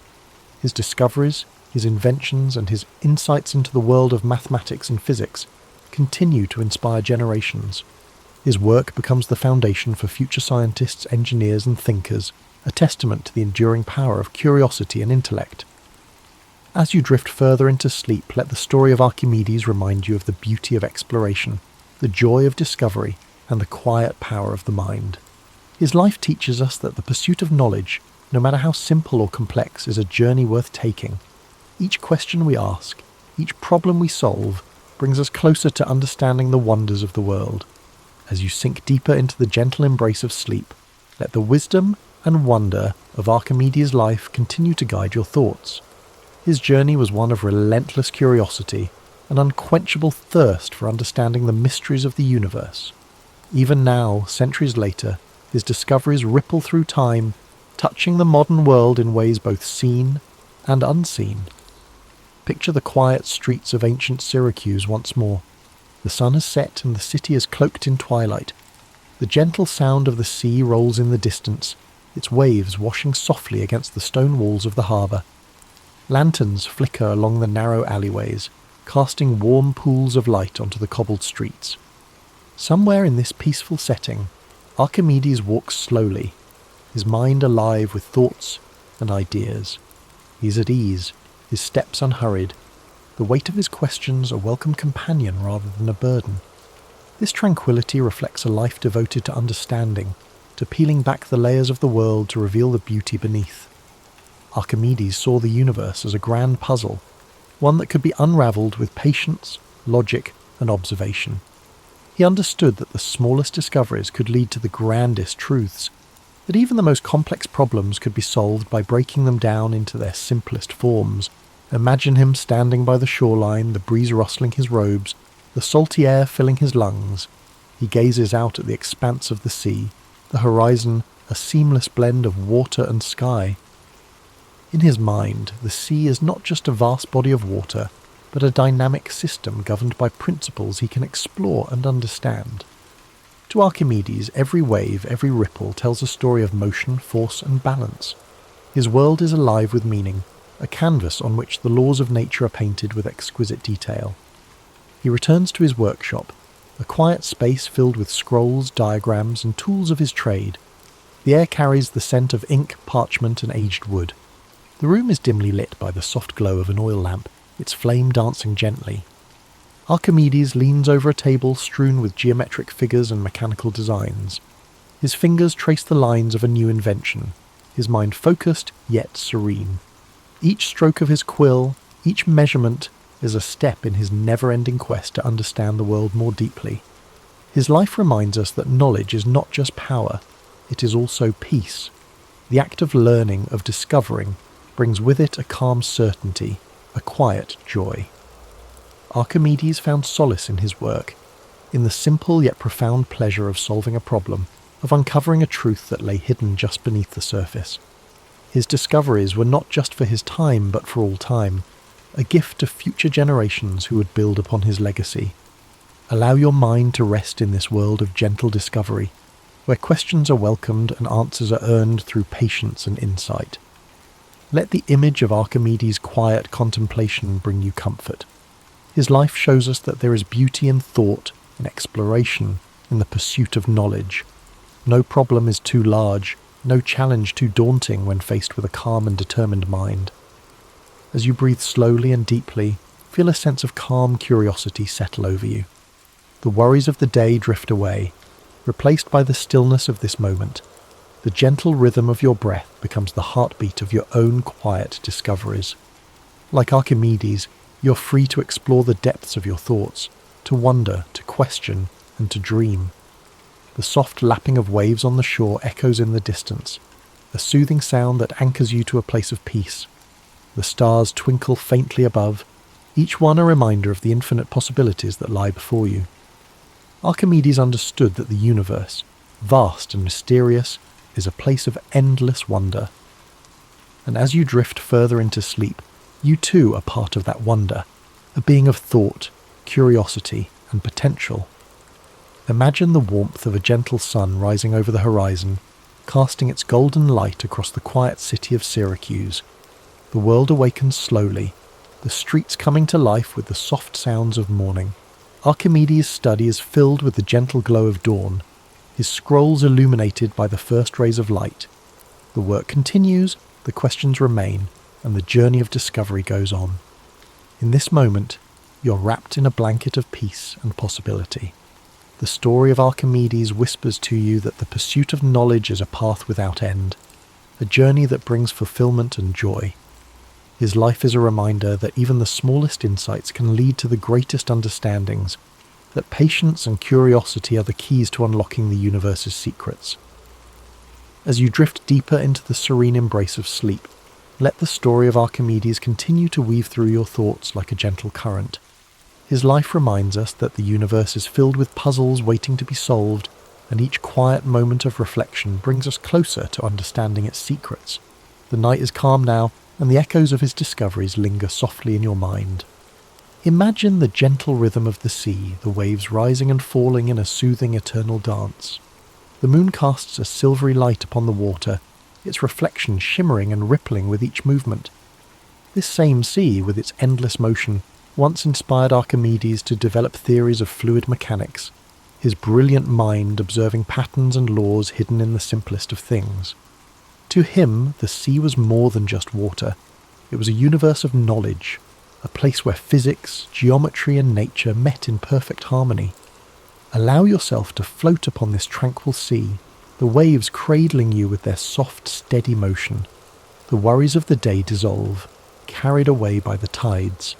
Each breath you take is like the rise and fall of the waves, a rhythm of life, of peace, of calm. You're held safely in this space of quiet discovery. where the world's complexities fade into simplicity and every thought leads you closer to rest. Picture Archimedes seated on a sun-warmed rock by the shoreline, a piece of parchment resting on his knee. The wind tousles his hair as he sketches shapes and equations with a steady hand. His eyes are focused, yet there is a deep peace in his expression. The world is his canvas, and with every observation, every calculation, he adds a stroke to the masterpiece of human knowledge. His mind is a sanctuary, a place where curiosity flows freely, unencumbered by doubt or fear. In your own mind, you too have this sanctuary, a place where thoughts drift like clouds, where questions are welcomed, and where answers are like stars twinkling softly in the night sky. There is no need to rush, no pressure to understand everything at once. The act of wondering, of exploring is enough. This quiet space within you is a reflection of Archimedes' own calm, thoughtful mind, a place where peace and discovery coexist. As the night deepens, the sounds of Syracuse fade into stillness. The bustling markets, the clink of hammers in workshops, the calls of merchants, all grow quieter, like the world itself is gently falling asleep. The only sounds that remain are the whispering of the sea and the soft sigh of the breeze. Archimedes continues his work, his mind at ease, immersed in the beauty of the world's mysteries. In his final moments, Archimedes was said to have been absorbed in thought, drawing figures in the sand. Even as chaos swirled around him, his focus remained unbroken, his mind lost in contemplation. This dedication, this unwavering love of knowledge, is a gentle reminder that we, too, can find peace in the simple act of thinking, of observing, of being present with our thoughts. As you breathe in deeply, imagine the sand beneath your feet, warm and soft. The gentle waves wash over your toes, each ripple a soft caress that soothes and relaxes you. The horizon stretches endlessly before you, the boundary between sea and sky blurred by a golden haze. This endless horizon is like the realm of knowledge, a place where there is always more to explore, more to understand, more to discover. Feel the weight of your body sinking into comfort, your muscles relaxing, your mind unwinding. The story of Archimedes lingers like a comforting presence, a reminder that within you is the potential for great insight, for curiosity, for peace. You are part of the same universe that Archimedes sought to understand, a universe filled with beauty, logic, and wonder. Now let go completely, surrendering to the calm embrace of sleep. The sea of your thoughts grows still, the waves gentle and soothing. The stars above shine with a quiet brilliance, each one a beacon of endless possibility. You're safe here, wrapped in the warmth of the night, guided by the gentle wisdom of Archimedes' journey. Thank you for joining us tonight on History and Sleep. May this story of discovery, resilience, and curiosity guide you into a deep, restful slumber. Let Archimedes' legacy remind you that every question, every thought, every moment of wonder is a step toward understanding the world around you. Sleep deeply, knowing that you are part of a grand, beautiful universe, and that peace and curiosity are always within your reach. Japan's origins are steeped in myth and legend, woven into the fabric of the country's identity. According to the Kojiki and Nihon Shoki, the oldest chronicles of Japan, the islands were created by the divine couple Izanagi and Izanami, who dipped a jeweled spear into the sea and formed the archipelago. Their descendants, the Kami, shaped the land and its people. Among them, Amaterasu, the sun goddess, was the most revered, and it was her lineage that would give rise to Japan's imperial family, a connection that persists in tradition to this day. While these myths offered a divine origin story, the archaeological record tells another tale, one rooted in migration and survival. The first inhabitants of the Japanese archipelago arrived over 30,000 years ago, likely crossing land bridges from the Asian continent. These early foragers, known as the yeoman people, developed a distinctive way of life, marked by elaborate pottery, pit dwellings, and a deep relationship with nature. Living in scattered communities, the yeoman thrived for thousands of years, relying on hunting, fishing, and gathering. Over time, a new wave of migrants, the yayoi, arrived from the Korean peninsula around 1000 BCE, bringing advanced agricultural techniques, metal tools, and a more structured society. The Yayoi introduced rice farming, which transformed the landscape and led to the rise of settled villages, social hierarchies, and territorial disputes. This era laid the foundation for the first centralized political structures in Japan, as powerful clan leaders, known as uji, competed for control. Among them, one lineage, the Yamato, gradually emerged as the most dominant, consolidating power and setting the stage for an imperial dynasty. While the lines between history and myth blur in Japan's earliest narratives, these formative centuries shaped the cultural, spiritual and political DNA of the nation. The balance between divine legitimacy and earthly rule became a defining feature of Japan's rulers, a theme that would persist through centuries of samurai governance, shogunate control, and imperial restoration. The echoes of these ancient times still resonate in modern Japan, where traditions, shrines, and rituals continue to honour the distant past, maintaining a tangible link to the country's mythological and historical roots. As the Yayoi period gave way to the Kofun era circa 250 to 538 CE, Japan saw the rise of powerful clans that vied for dominance, each commanding vast agricultural territories and fortified settlements. Among these rival factions, the Yamato clan gradually asserted its influence over much of central and western Japan, cementing itself as the dominant force. Unlike the decentralized power structures of earlier centuries, the Yamato rulers established a centralized authority, one that derived legitimacy from both military strength and divine ancestry. They claimed descent from Amaterasu, the sun goddess, an assertion that reinforced their divine right to rule and set a precedent for Japan's imperial institution. As the Yamato extended their control, they adopted new governing strategies, incorporating rival clans into their administration rather than outright destroying them. This tactic allowed them to unify a fragmented land while keeping powerful regional families invested in their rule. Large keyhole-shaped burial mounds, known as kofun, began dotting the landscape, serving as massive tombs for Yamato rulers and symbolizing their growing authority. These colossal structures, some stretching over 400 meters, contained elaborate grave goods, including bronze mirrors, iron weapons, and Chinese-style artifacts, signalling Japan's increasing interaction with the continent. Diplomacy and warfare both played critical roles in the Yamato's consolidation of power. They maintained close ties with the Korean peninsula's three kingdoms, Baekje, Silla, and Goguryeo, exchanging military assistance and cultural knowledge. This relationship introduced advanced ironworking, Buddhism, and Chinese writing, innovations that would profoundly shape Japan's social and political evolution. By the 6th century, the Yamato rulers had firmly established themselves as the sovereign power of the land, transitioning from mere chieftains to imperial monarchs. This period also saw the emergence of the term Tenno, meaning heavenly sovereign, which became the official title of the emperor, reinforcing the dynasty's divine mandate. However, true centralized rule was still in its infancy, and the emperor's power often depended on alliances with influential aristocratic families, particularly the Soga clan. Buddhism's arrival from Korea further accelerated political and ideological shifts, as different factions debated whether to embrace or resist the foreign faith. Ultimately, the Soga championed Buddhism, securing its place in Japanese society and aligning themselves with the imperial family. This decision not only strengthened the Yamato state's ties to continental Asia, but also set the stage for profound transformations in governance, religion, and cultural identity. The dawn of imperial rule in Japan was not a sudden event but a gradual process, one shaped by diplomacy, conflict, and strategic alliances. The Yamato legacy endured, providing the framework for what would become the enduring Japanese imperial institution, one that still exists today as the oldest hereditary monarchy in the world.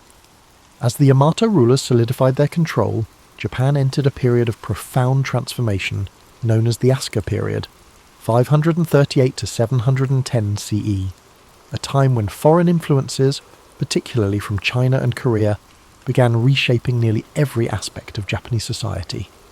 The most significant change was the introduction and eventual adoption of Buddhism, an event that sparked both political conflict and cultural evolution. Initially met with resistance from conservative Shinto factions, Buddhism found powerful patrons in the Soga clan, a family that wielded immense influence in the imperial court. The Soga championed Buddhist teachings, not merely as a spiritual doctrine but as a tool of political legitimacy, linking Japan to the great civilizations of the Asian mainland. Their support culminated in the construction of grand temples and the promotion of Buddhist ideals, solidifying the religion's place within the emerging state. However, their growing power provoked backlash from rival aristocratic factions, leading to a violent coup in 645 CE, where Prince Naka no Oe and his ally Fujiwara no Kamatari orchestrated the fall of the Soga. This event, known as the Taika Reform, marked a turning point in Japanese history. It ushered in sweeping administrative and land reforms inspired by China's Tang dynasty. The reforms sought to centralize power under the emperor, replacing the old clan-based governance system with a structured bureaucratic state. Land ownership was redefined, with all land technically belonging to the emperor and distributed to farmers in exchange for tax obligations. A new legal code, the Ritsuryo system, was established. Closely mirroring the Chinese model of governance, it introduced provincial governors, census-based taxation, and a standing military force. This process of state formation reached new heights in the Nara period, 710 to 794 CE, when Japan's rulers sought to create a true imperial capital akin to China's Chang'an. In 710, the imperial court relocated to Heizhou-kyo, modern-day Nara, a meticulously planned city laid out in a grid pattern, reflecting the influence of Tang dynasty urban design. Nara became the heart of government, culture, and religion, filled with grand Buddhist temples and administrative complexes. The most striking symbol of this era was the construction of Todaiji, a monumental temple housing the great Buddha Daibutsu, a colossal bronze statue commissioned by Emperor Shomu. This project exemplified the fusion of politics and religion, as the emperor sought to use Buddhism as a unifying force to legitimize his rule and bring stability to the realm. However, this increasing reliance on Buddhist institutions came with unintended consequences. Powerful Buddhist monasteries amassed great wealth and influence, often interfering in court politics. Monastic factions formed their own armed militias, threatening imperial authority. Additionally, the expenses of maintaining a centralized state and funding extravagant temple projects placed a heavy financial strain on the government. Despite these challenges, the Asuka and Nara periods laid the foundation for Japan's national identity. The first written histories, the Kojiki and Nihon Shoki, were compiled, blending mythology and historical accounts to establish the legitimacy of the imperial lineage. Confucian ideals shaped court etiquette and governance, while Chinese-style calligraphy, poetry, and artistic traditions took root in Japanese culture. Yet, even as Japan embraced these continental influences, it remained distinct, adapting foreign models to fit its unique social and political structure. By the late 8th century, dissatisfaction with the growing power of Buddhist institutions and concerns over court corruption led to a bold decision, to abandon Nara and establish a new capital. This move marked the end of one era and the dawn of another, as Japan prepared to enter the age of aristocratic refinement and cultural flourishing in Heian-kyo, modern-day Kyoto. As the imperial court relocated to Heian-kyo in 794 CE, Japan entered the Heian period, 794 to 1185, an age of refinement, courtly elegance, and cultural achievements that would leave an enduring legacy. This era saw the court aristocracy, particularly the powerful Fujiwara clan, dominate political life through strategic marriages and manipulation of the emperor's authority. Rather than ruling directly, emperors often became symbolic figures, while real power rested in the hands of regents and chancellors from the Fujiwara lineage. This aristocratic elite revelled in a life of aesthetic pursuits, developing sophisticated literary traditions, art, and fashion. The world of the Heian court was meticulously detailed in The Tale of Genji, a novel written by the noblewoman Murasaki Shikibu, which provides an intimate glimpse into the court's elaborate rituals, political intrigues, and romantic entanglements. Poetry, calligraphy, and the appreciation of nature became essential aspects of aristocratic life. Individuals were judged not by their battlefield prowess, but by their ability to compose a flawless poem or arrange their robes in harmonious colours. However, this refined world of the Heian elite was largely detached from the realities of the provinces, where power was shifting away from the court and into the hands of regional landowners and warrior clans. As the imperial government struggled with inefficiency and financial mismanagement, large estates known as shun emerged, exempt from taxation and controlled by influential families, religious institutions, and local warlords. These estates operated independently, weakening the emperor's grip on the countryside.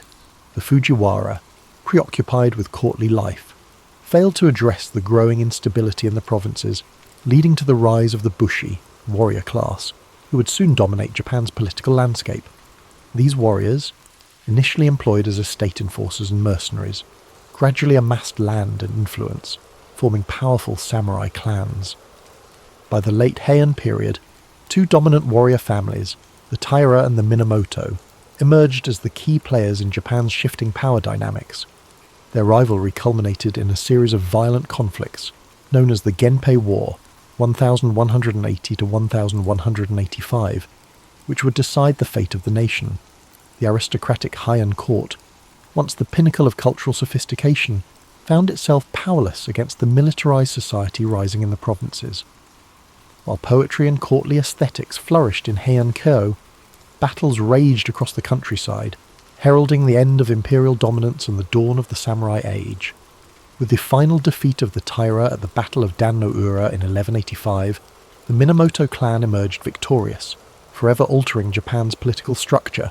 The old Heian world of refinement and aristocratic rule had given way to a new order, one dictated by warriors rather than poets, and by the sword rather than the brush. With the Minamoto victory in 1185, Japan entered a new political era, one where warriors, rather than court aristocrats, held the reins of power. In 1292, Minamoto no Yoritomo formally established the Kamakura shogunate, marking the beginning of samurai rule that would last for nearly 7 centuries. Unlike the emperors of old, who were largely ceremonial figures, Yoritomo wielded actual political and military authority as shogun, a title that would become synonymous with de facto rulership in Japan. The imperial court in Kyoto remained intact, but its influence had diminished, overshadowed by the rise of the Bakufu, the military government headquartered in Kamakura. Under Yoritomo's leadership, Japan's feudal system began to take shape, with powerful regional lords, known as daimyo, controlling vast territories in exchange for military service. The samurai class, once mere enforcers for aristocrats, became the dominant social and military force, bound by a strict code of loyalty, duty, and martial discipline. However, the Kamakura shogunate faced persistent challenges, both from within and beyond Japan's shores. In 1274 and 1281, the Mongol Empire under Kublai Khan launched 2 massive invasions, seeking to subjugate Japan as it had done with Korea and China. Despite their overwhelming numbers, the Mongols were repelled, aided in part by the legendary kamikaze, or divine winds typhoons that decimated the invading fleets. Though victorious, the strain of these wars drained the Kamakura government's resources, leading to dissatisfaction among the samurai who had expected generous rewards for their service. Without enough land or wealth to distribute, the shogunate's grip weakened, culminating in its overthrow in 1333 by Emperor Go-Daigo and his loyalist forces. Yet, imperial restoration was short-lived, as another powerful warlord, Ashikaga Takauji, betrayed the emperor and established the Muromachi shogunate in 1336. The Ashikaga rulers governed from Kyoto, closer to the imperial court than their Kamakura predecessors, but their authority was far less centralized. The daimyo grew increasingly independent, governing their domains as autonomous warlords rather than mere vassals of the shogun. While the Muromachi period, 1336 to 1573, saw a cultural renaissance, marked by the rise of no theatre, ink painting, and the tea ceremony, it was also an era of political fragmentation and rising conflict. By the 15th century, Japan had plunged into the Sengoku Jidai, the Warring States period, a time of near-constant civil war among rival clans. The Ashikaga shoguns, unable to maintain order, became mere figureheads as daimyo battled for supremacy. This period set the stage for the dramatic rise of three of Japan's most famous warlords, Oda Nobunaga, Toyotomi Hideyoshi, and Tokugawa Ieyasu, who would ultimately unify the fractured nation. The age of the samurai had reached its apex, but the chaos of civil war had proven that Japan needed a stronger, more centralized government. The centuries of warrior rule had reshaped the country's political landscape, replacing the old aristocratic order with a new hierarchy built on military might, land control, and unwavering feudal loyalty. Yet, even as samurai lords waged war, the seeds of a more unified Japan were already being sown, setting the stage for the final transformation of the feudal era. As Japan descended into chaos, during the Sengoku Jidai, the Warring States period, three formidable warlords emerged to bring an end to the long era of civil strife. The first was Oda Nobunaga, a brilliant but ruthless strategist who launched a campaign to unify Japan in the late 16th century. He revolutionized warfare by adopting Western firearms, implementing innovative battlefield tactics, and crushing rival daimyo with brutal efficiency. By the 1570s, Nobunaga had seized Kyoto and dismantled the remnants of the Ashikaga shogunate. However, his rule was cut short in 1582 when he was betrayed by one of his own generals, Akechi Mitsuhide, and forced to commit seppuku. His unfinished mission was taken up by Toyotomi Hideyoshi, a former peasant-turned-general who proved himself as one of history's greatest tacticians. Hideyoshi completed the unification of Japan, eliminating remaining rivals and establishing control over the entire archipelago by 1590. He enacted sweeping reforms, disarming the peasantry, restricting samurai to castle towns, and reorganizing the feudal hierarchy to ensure loyalty. However, his ambitions stretched beyond Japan. In 1592 and 1597, he launched massive invasions of Korea in a bid to conquer China. These campaigns ended in disaster, draining Japan's resources and costing thousands of lives. When Hideyoshi died in 1598, his generals vied for control, leading to the decisive Battle of Sekigahara in 1600. It was Tokugawa Ieyasu, a cunning and patient strategist, who emerged victorious. In 1603, he established the Tokugawa shogunate, ushering in the Edo period, 1603 to 1868, a time of unprecedented peace, stability, and isolation. Unlike his predecessors, Ieyasu prioritized long-term control over immediate conquest. He moved the seat of power to Edo, modern-day Tokyo, where he constructed an intricate system of governance to prevent future uprisings. The Bakuhan system divided authority between the shogunate and regional daimyo, ensuring that local lords remained powerful but ultimately subservient to the Tokugawa family. To maintain control, Ieyasu implemented the Sankin-kotai policy, which required daimyo to alternate living in Edo and their home provinces, draining their wealth and keeping them under close watch. Meanwhile, he enacted strict social policies that solidified Japan's rigid class hierarchy: samurai, peasants, artisans, and merchants, ensuring that each class remained in its designated role. One of the most defining features of the Tokugawa era was Japan's policy of isolation, known as sakoku. Fearing foreign influence, particularly the spread of Christianity, the shogunate banned European missionaries, restricted trade to a few controlled ports, and prohibited Japanese citizens from travelling abroad. For over 2 centuries, Japan remained almost entirely closed to the outside world, developing a distinct insular culture. Despite this isolation, the Edo period saw a flourishing of the arts, literature, and urban culture. Cities like Edo, Kyoto, and Osaka became centres of commerce and entertainment, giving rise to kabuki theatre, ukiyo-e woodblock prints, and haiku poetry. Samurai, now mostly bureaucrats rather than warriors, turned to scholarship and administration, while merchants, despite their low social status, grew increasingly wealthy. Yet, beneath the surface of stability, cracks began to form. Economic strain, rigid social policies, and foreign pressure would eventually force Japan to reopen its doors in the 19th century, bringing an end to the Tokugawa era and ushering in the Meiji Restoration. Still, the unification efforts of Nobunaga, Hideyoshi, and Ieyasu had laid the groundwork for modern Japan. Their legacies endured, shaping the country's political structure, cultural identity, and samurai ethos long after the last shogun relinquished power. The centuries of war and bloodshed had finally given way to order, but the cycle of history ensured that change would come again. Long before the samurai became the most revered warriors in Japanese history, they began as mere enforcers for the noble class. In the early centuries of Japan's political development, power rested in the hands of the imperial court and aristocracy, with local disputes often settled by hired fighters rather than structured military forces. However, as the Heian period progressed, land ownership shifted from centralised control to private estates, shun, which gave rise to influential provincial lords who needed warriors to protect their holdings. These warriors, initially called saburao, meaning to serve, evolved into the samurai, a class of fighters who would one day dominate Japan's social and political order. Unlike the court nobles in Kyoto, these provincial warriors lived by the sword, honing their skills in mounted archery, swordsmanship, and disciplined military tactics. They were not just fighters, but strategists, trained in loyalty, duty, and honour, principles that would later be enshrined in Bushido, the code of the samurai. The imperial government's decline in the late Heian period accelerated the rise of the samurai, as noble families began relying more on military clans for protection. Among the most powerful of these emerging warrior families were the Minamoto and the Taira, two clans whose rivalries would shape Japan's history. Initially, these samurai were still seen as servants of the court, their status subordinate to the aristocracy. But that perception began to change as warriors gained influence through both battlefield prowess and political manoeuvring. By the 12th century, samurai were no longer just defenders of noble estates.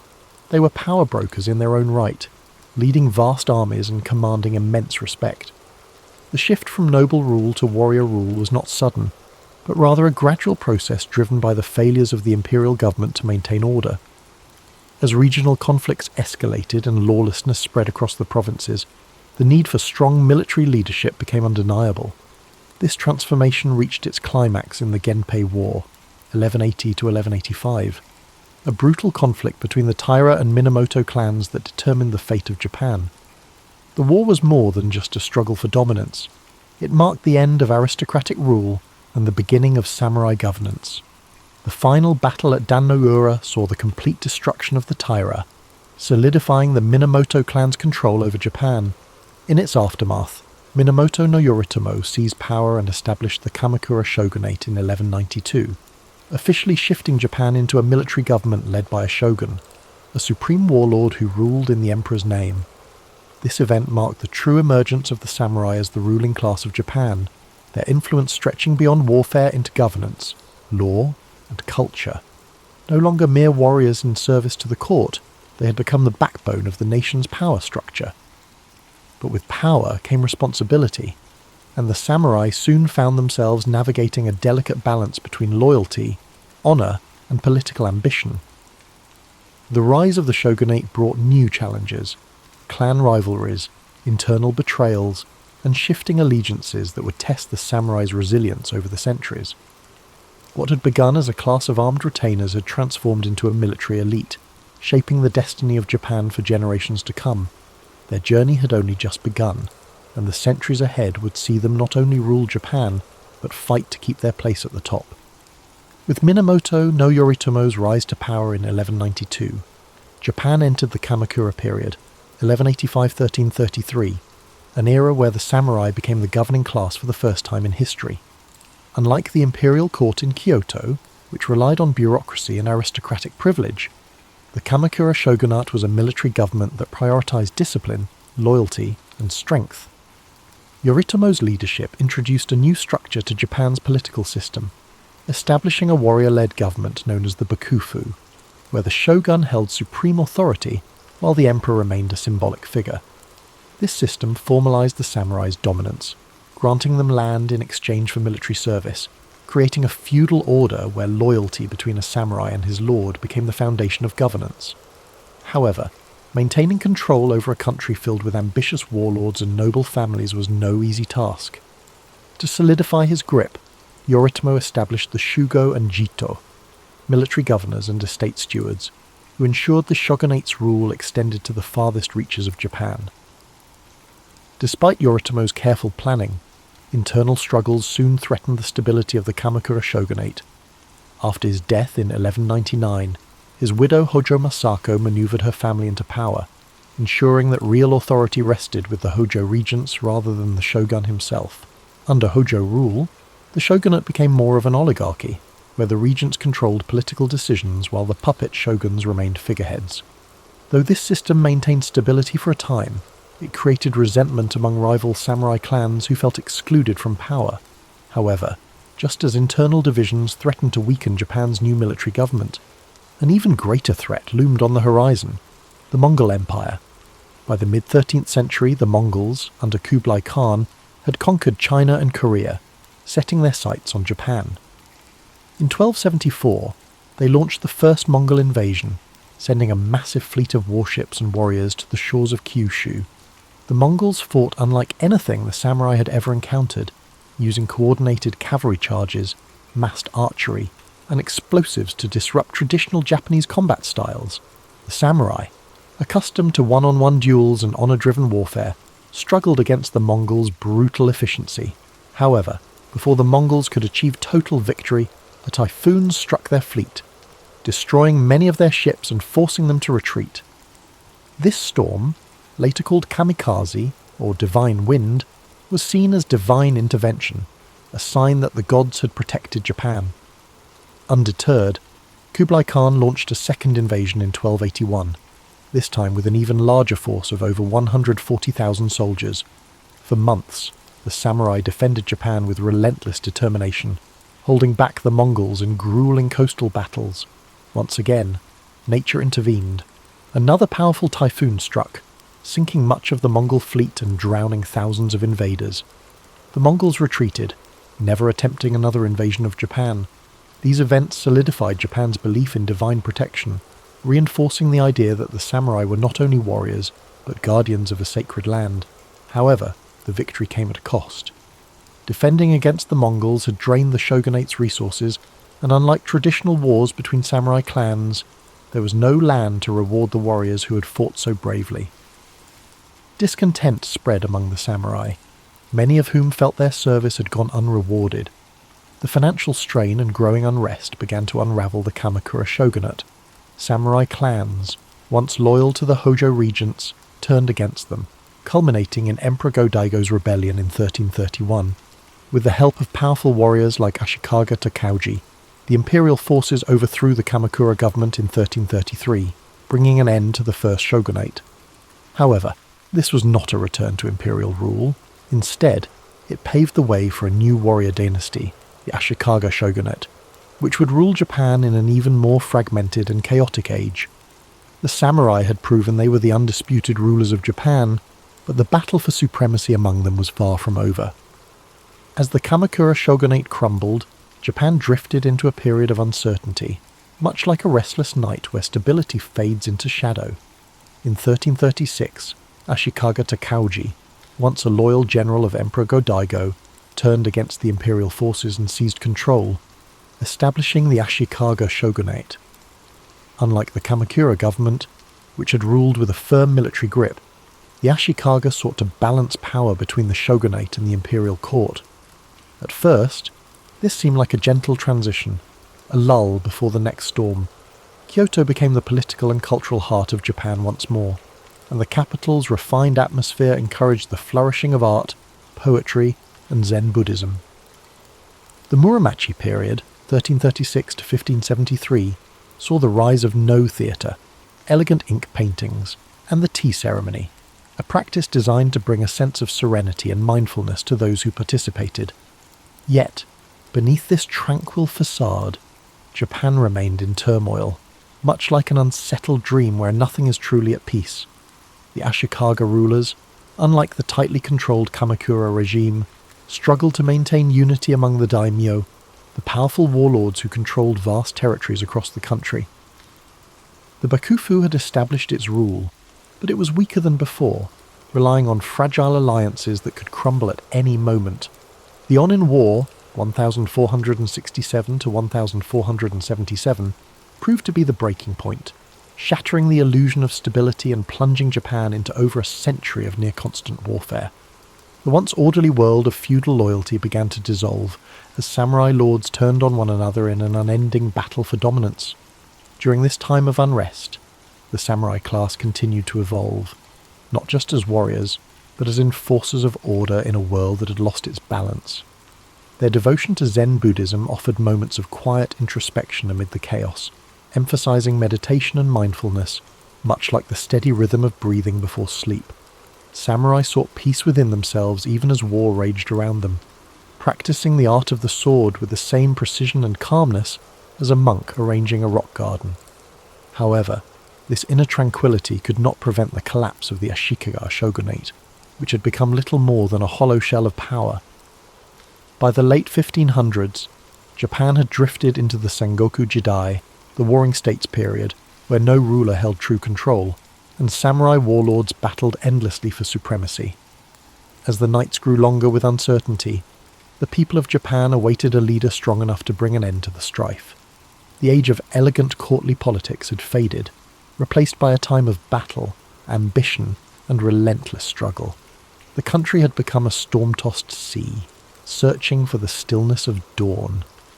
And soon, three remarkable figures, Oda Nobunaga, Toyotomi Hideyoshi, and Tokugawa Ieyasu, would rise from the chaos to forge a new era. But before peace could be restored, Japan would have to endure its most turbulent dreams of war. The Sengoku Jidai, 1467 to 1600, was a time when Japan existed in a state of endless night, a restless dream filled with the sounds of clashing swords and the distant echoes of battle drums. The Ashikaga shogunate had lost control, leaving the land divided among powerful daimyo, each ruling their own domain like kings of miniature kingdoms. Castles rose across the landscape, fortified strongholds where warlords plotted their next move, their sleepless ambition keeping Japan in a cycle of bloodshed. Alliances were made and broken like fleeting dreams, with battles erupting across the country in an endless struggle for supremacy. The once rigid feudal order dissolved into chaos, as samurai pledged their loyalty not to a shogun or emperor, but to those who could promise them land, power, or survival. But even in the darkest of nights, there is always the promise of dawn. From the turmoil of war, three figures emerged who would change the course of Japanese history: Oda Nobunaga, Toyotomi Hideyoshi, and Tokugawa Ieyasu. Each would play a role in bringing an end to the anarchy, shaping the future of Japan with their ambition, strategy, and sheer force of will. The first of these men, Oda Nobunaga, was unlike any warlord before him. Ruthless, innovative, and determined to unite Japan at any cost. He introduced new military tactics that shattered traditional samurai warfare. He embraced firearms, reorganized his armies for greater mobility, and crushed opposition with swift, merciless force. His victories over rival daimyo, including the powerful Takeda clan at the Battle of Nagashino in 1575, cemented his dominance. Yet, Nobunaga's dream of unification was cut short in 1582, when he was betrayed by one of his own generals and forced to take his own life. The mantle of leadership then passed to Toyotomi Hideyoshi, Nobunaga's brilliant general who had risen from humble beginnings. Hideyoshi completed what Nobunaga had started, bringing all of Japan under his control by 1590. He implemented sweeping reforms to ensure stability, disarming peasants to prevent uprisings, and restructuring the feudal system so that only samurai could bear arms. His leadership brought a brief moment of peace, a lull in the storm, yet his ambitions stretched beyond Japan. In 1592 and 1597, he launched massive invasions of Korea, hoping to conquer China as well.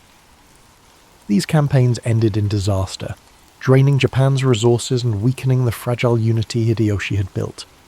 When he died in 1598, his generals turned on one another, plunging the nation into conflict once more. The final act of unification fell to Tokugawa Ieyasu, a patient and calculating leader who had bided his time while others fought for dominance. In 1600, at the Battle of Sekigahara, the largest and most decisive conflict in samurai history, Ieyasu crushed his enemies and seized control of Japan. 3 years later, in 1603, he established the Tokugawa shogunate, ushering in an era of stability that would last for over 250 years. The long and violent night of the Sengoku period had come to an end, and Japan could finally rest. But peace would come with a price.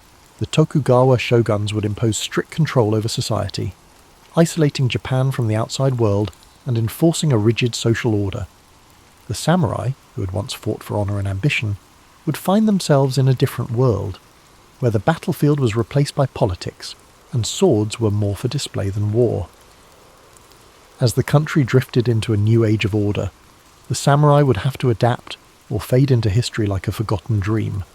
For now, though, the land could finally breathe, wrapped in the quiet embrace of a newfound peace. With Tokugawa Ieyasu's victory at Sekigahara in 1600 and his formal appointment as shogun in 1603, Japan entered a new era of stability, one that would last for more than 250 years. After centuries of chaos, the land could finally sleep. But this peace came at a cost.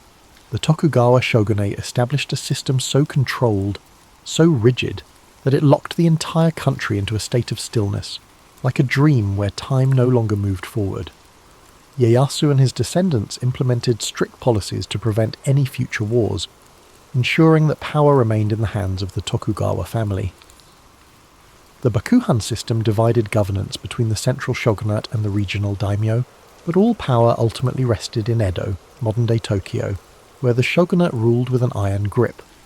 To prevent rebellions, the shogunate imposed sankin-kotai, a policy that forced all daimyo to spend every other year in Edo, while their families remained there as hostages.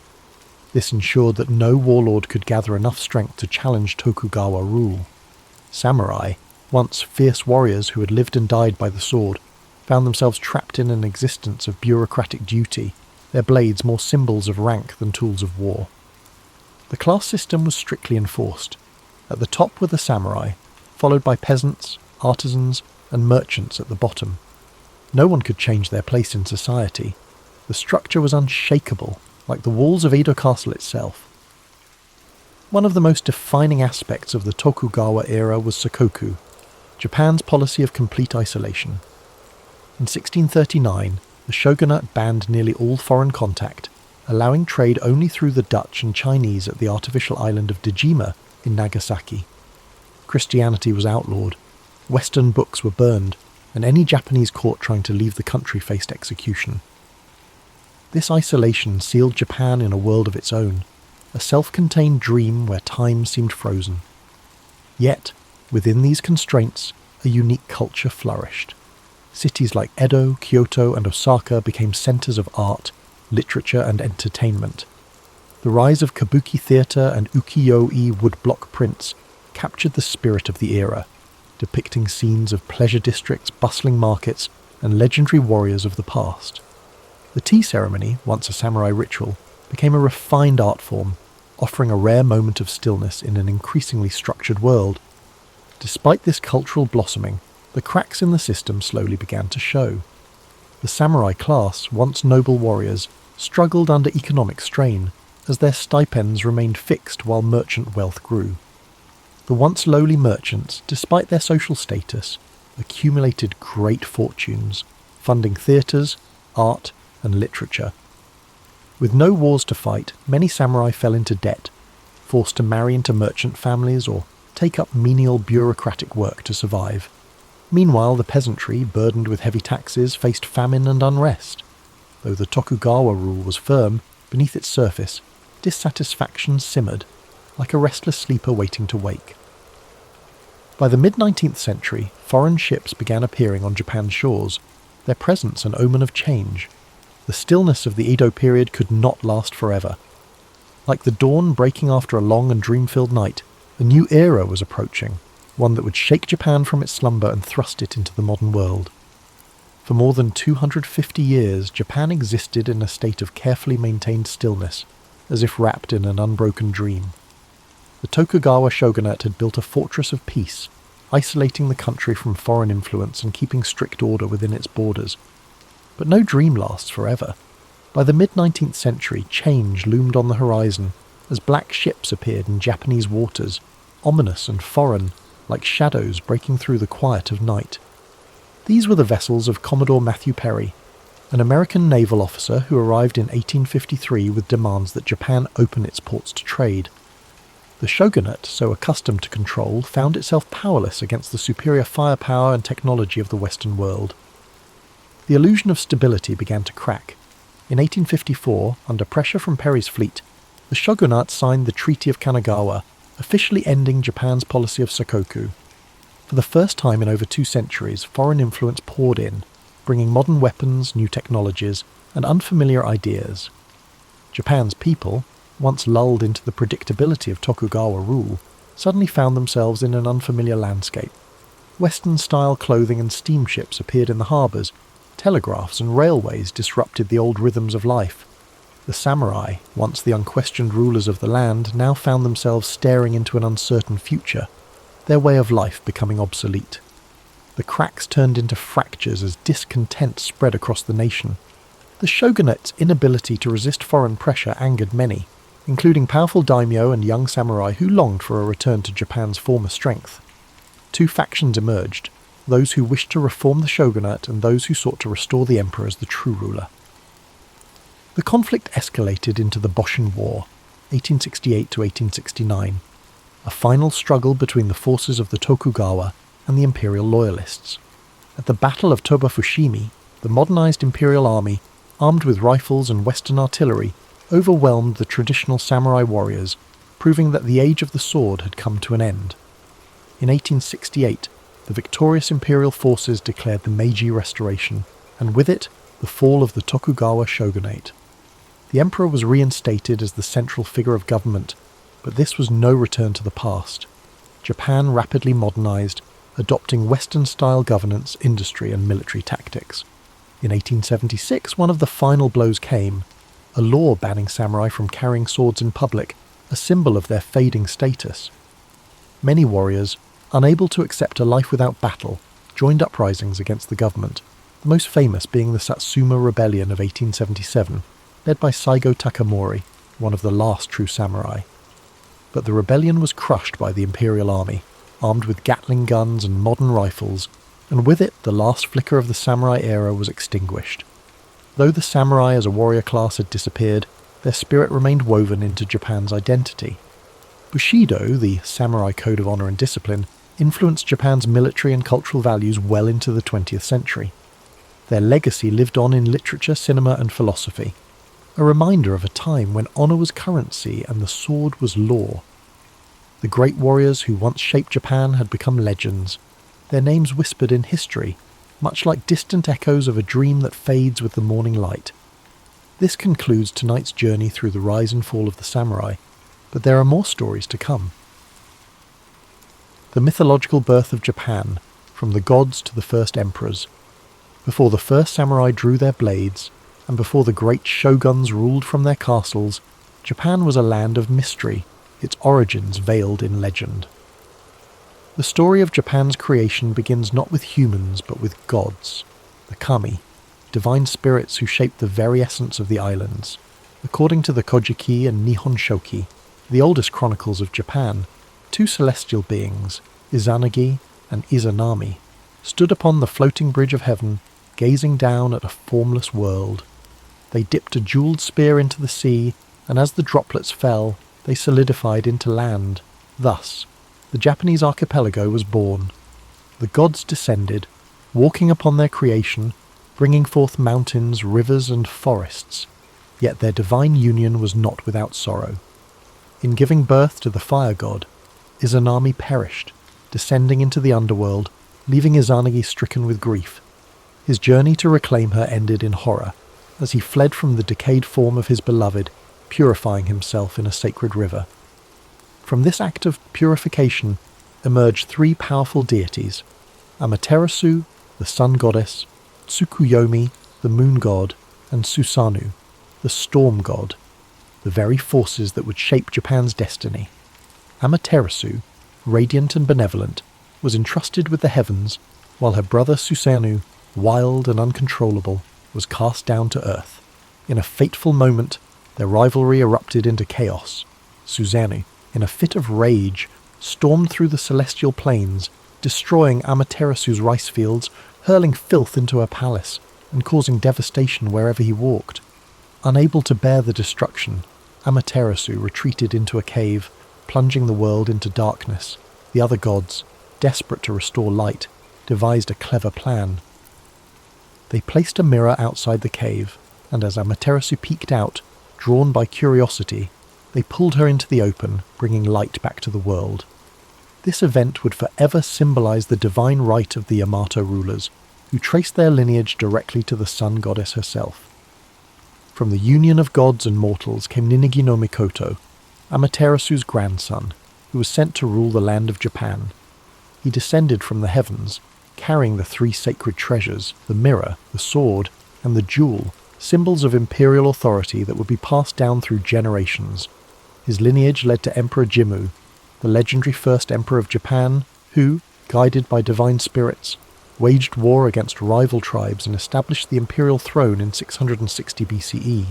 Though historical evidence for Jimmu remains elusive, his legacy endures, his name enshrined in myth, his reign marking the beginning of a dynasty that still exists today. While the myths of Japan's creation provided a divine foundation, the reality was far more complex. The archipelago was home to early human settlers long before the first emperors emerged. The Jomon people, hunter-gatherers who lived in pit dwellings and created intricate pottery, thrived for thousands of years, their way of life shaped by the land's untamed beauty. But as the centuries passed, a new wave of migrants arrived, the Yayoi people, bringing agriculture, metalworking, and social hierarchy. Their arrival marked a turning point, as small tribal groups evolved into structured communities, laying the groundwork for the powerful clans that would one day shape Japan's destiny. Thus, the origins of Japan exist in two worlds, the realm of gods and the realm of men. One speaks of divine will, celestial battles, and the blessings of Amaterasu. The other tells of migration, adaptation, and the forging of society. Both intertwine to form the foundation of Japan's history, where mythology and reality stand side by side, their echoes still felt in the rituals, shrines, and traditions of the modern nation. The role of Shinto and the worship of the kami. In the earliest days of Japan's history, long before the samurai and shoguns, the land was shaped not just by rulers, but by the unseen forces of the kami, the spirits and deities that resided in every aspect of nature. Shinto, Japan's indigenous belief system, was not a structured religion with sacred texts and doctrines. Rather, it was an intricate tapestry of myths, rituals, and spiritual connections between the people and the natural world. Unlike the faiths of the West, Shinto had no singular founder or strict commandments. Instead, it was an evolving tradition woven into the daily lives of the Japanese people. Every mountain, river, tree, and shrine was believed to house a kami, and maintaining harmony with these spirits was essential for both individual well-being and the prosperity of the land. The imperial family, tracing its lineage to Amaterasu, used Shinto mythology to justify its divine rule, reinforcing the idea that Japan itself was a sacred land. The emperor was not merely a political leader, but a living bridge between the gods and humanity, performing rituals to maintain spiritual balance. Throughout the Yamato period and beyond, elaborate ceremonies were held at the Izgrand Shrine, the most sacred site dedicated to Amaterasu, where only the highest members of the imperial line could serve as priestesses. These rituals were believed to ensure bountiful harvests, military victories, and protection from disasters. Over time, this divine connection was institutionalized, shaping the way Japan's government functioned. Political power was not only a matter of might, but also of spiritual legitimacy. Shinto beliefs also influenced the structure of Japan's early legal and moral codes. Laws were often intertwined with religious purity, and violations of harmony, be it crimes, natural disasters, or even personal misfortunes, were seen as disturbances in the spiritual balance. Priests and shrine maidens played an essential role in cleansing individuals of misfortune through purification rites known as misugi, ritual washing in rivers or at sacred waterfalls meant to purify both body and spirit. Festivals called matsuri were held throughout the year to honor the kami, ensuring their continued favor and protection. These festivals, filled with music, dance, and processions, were not just religious gatherings but also central social events that united communities under shared spiritual traditions. Beyond the imperial court, local clans and villages had their own kami, unique to their land and lineage. These local deities were believed to protect the crops, guide warriors into battle, and watch over the homes of their followers. Some kami were benevolent, offering blessings of health and fortune, while others were vengeful spirits requiring offerings and careful rituals to prevent their wrath. The concept of tsukumogami, objects that, after 100 years, gained spirits of their own, was rooted in the belief that the unseen world was constantly interacting with human life. Farmers prayed to Inari, the kami of rice and fertility, often represented by foxes, while warriors sought favour from Hachiman, the kami of war and divine protector of Japan. As Buddhism arrived from China and Korea in the 6th century, it did not replace Shinto but rather merged with it, forming the unique syncretic religious identity that would define Japan for centuries. Buddhist temples were built next to Shinto shrines, and many kami were identified as manifestations of Buddhist deities, ensuring that the new religion did not erase Japan's indigenous traditions but instead intertwined with them. This seamless blending of spiritual practices reflected the deep-rooted belief that all forces, gods, spirits, ancestors, and natural elements were interconnected in an ever-flowing cycle. Shinto was not merely a religion, it was a way of life, shaping everything from governance to warfare, from agriculture to art. It provided the framework through which Japan's early leaders justified their rule, the means by which communities found unity, and the spiritual force that connected the people to their land. Even in modern Japan, where Shinto no longer dictates the laws of the land, its echoes remain, in the towering torii gates that stand at shrine entrances, in the festivals that still mark the changing seasons, and in the quiet reverence for nature that lingers in the heart of the nation. Sacred sites, rituals, and the power of purification. In ancient Japan, where the natural world and the spiritual world intertwined, sacred sites were more than places of worship. They were living connections between humans and the kami. The most revered among them was the Izigran Shrine, dedicated to Amaterasu, the sun goddess and divine ancestor of Japan's emperors. Nestled deep in the forests of Mi Prefecture, the shrine was rebuilt every 20 years in a centuries-old tradition, symbolizing renewal and the impermanence of all things. Only the imperial family and the highest-ranking priests were permitted to conduct rituals within its sacred grounds, ensuring that the emperor's divine link to the gods remained unbroken. Other major shrines, such as Izumo Taisha, dedicated to the storm god Okuninushi, and Fushimi Inari Taisha, home to the fox spirits of Inari, became centers of devotion, pilgrimage, and seasonal festivals that shaped the rhythm of life across Japan. At the heart of Shinto practice was the idea of purification, the belief that humans accumulated spiritual impurities through daily life and interaction with the physical world. To cleanse themselves, individuals performed misogi, ritual washing in rivers, waterfalls, or the sea.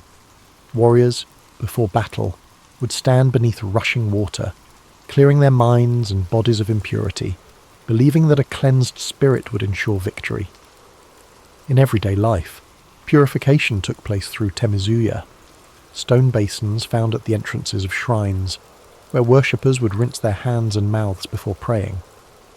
This act was not simply about physical cleanliness, but about restoring spiritual harmony, aligning oneself with the natural flow of energy that bound all things together.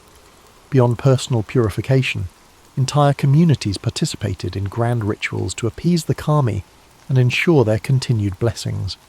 Shinto priests dressed in flowing white robes performed ceremonies filled with ancient chants, rhythmic drumming, and offerings of rice, sake, and salt. Kagura, a sacred form of dance, was performed to entertain the kami and invite their presence. During times of drought, priests led processions to summon rain. During harvest festivals, people gathered to give thanks for the rice that sustained them. These seasonal rituals became the heartbeat of Japan's agricultural society, marking the passage of time through sacred observances. Perhaps one of the most enduring traditions was the Shikinen Sengu, the complete rebuilding of major shrines like Izigran Shrine.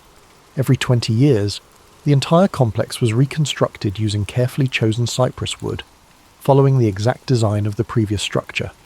This practice, dating back over 1,300 years, reflected the Shinto belief in impermanence and renewal, the idea that nothing is permanent, yet through careful preservation, continuity can be maintained. The wood from the old shrine was repurposed in smaller shrines across Japan, ensuring that the divine essence remained within the land. Among the most feared spiritual disturbances were yokai and vengeful spirits, believed to emerge when proper rituals were not observed or when great injustices were left unresolved. The restless spirits of fallen warriors, betrayed lovers, or those who died with strong lingering emotions could transform into onryo, ghosts capable of cursing entire regions. To prevent such supernatural turmoil, elaborate exorcism rituals were conducted by priests to pacify these spirits and restore balance. Stories of these vengeful beings spread across Japan, reminding people of the importance of living in harmony with both the seen and unseen worlds. From the towering torii gates marking the entrance to sacred grounds, to the whispering forests where the kami were said to reside, the rituals and traditions of Shinto defined the spiritual landscape of Japan. Though centuries have passed, these sacred practices remain deeply embedded in Japanese culture, a quiet undercurrent in daily life, guiding festivals, ceremonies, and moments of quiet reverence. Whether through the flickering of lanterns at a shrine, the ringing of a bell before a prayer, or the flowing waters of purification, the ancient connection between humans and the divine endures, like a dream carried through time. The divine mandate. How mythology shaped Japan's rulers and warriors. In the world of ancient Japan, power was not simply taken, it was bestowed by the kami. The legitimacy of rulers was tied to their divine ancestry, their right to govern reinforced by sacred myths and Shinto traditions. Unlike in feudal Europe, where kings ruled by conquest or noble bloodlines alone, Japan's emperors claimed their authority through a spiritual mandate, a divine connection stretching back to Amaterasu, the sun goddess. This belief in divine rule set Japan apart, creating an imperial lineage that has endured for more than 2,600 years. The Yamato rulers, who emerged as Japan's dominant clan in the 4th century CE, carefully cultivated their link to the gods. By declaring themselves descendants of Amaterasu, they positioned themselves as the rightful rulers of the land, their sovereignty not just a political claim but a sacred duty. This divine lineage was reinforced through elaborate Shinto rituals at the imperial court, ensuring that each emperor was seen not only as a mortal ruler, but as a living conduit between the human world and the celestial realm. Even as military governments later seized control, the emperor remained a spiritual figurehead, his authority unbroken by time. But the imperial family was not the only class to draw strength from the divine. Samurai warriors, whose rise in the Heian and Kamakura periods reshaped Japan's social order, also found their legitimacy through mythology. Many powerful samurai clans traced their lineage to legendary gods or heroes, using these connections to justify their rule over provinces and armies. The Minamoto clan, for example, claimed descent from Emperor Seiwa, reinforcing their authority as rightful military leaders.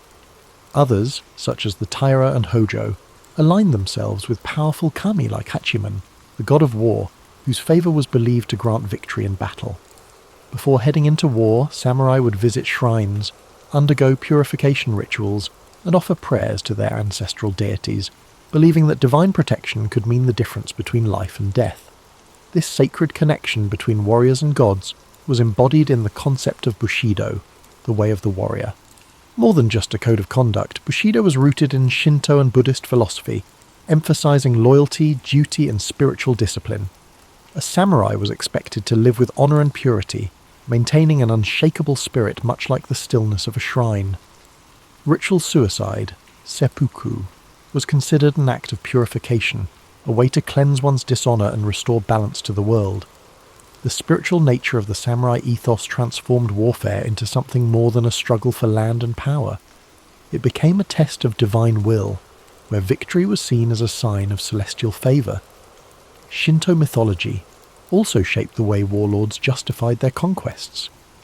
In the Sengoku period, 1467 to 1600, when Japan was fractured by civil war, leaders like Oda Nobunaga, Toyotomi Hideyoshi, and Tokugawa Ieyasu used divine imagery to solidify their rule.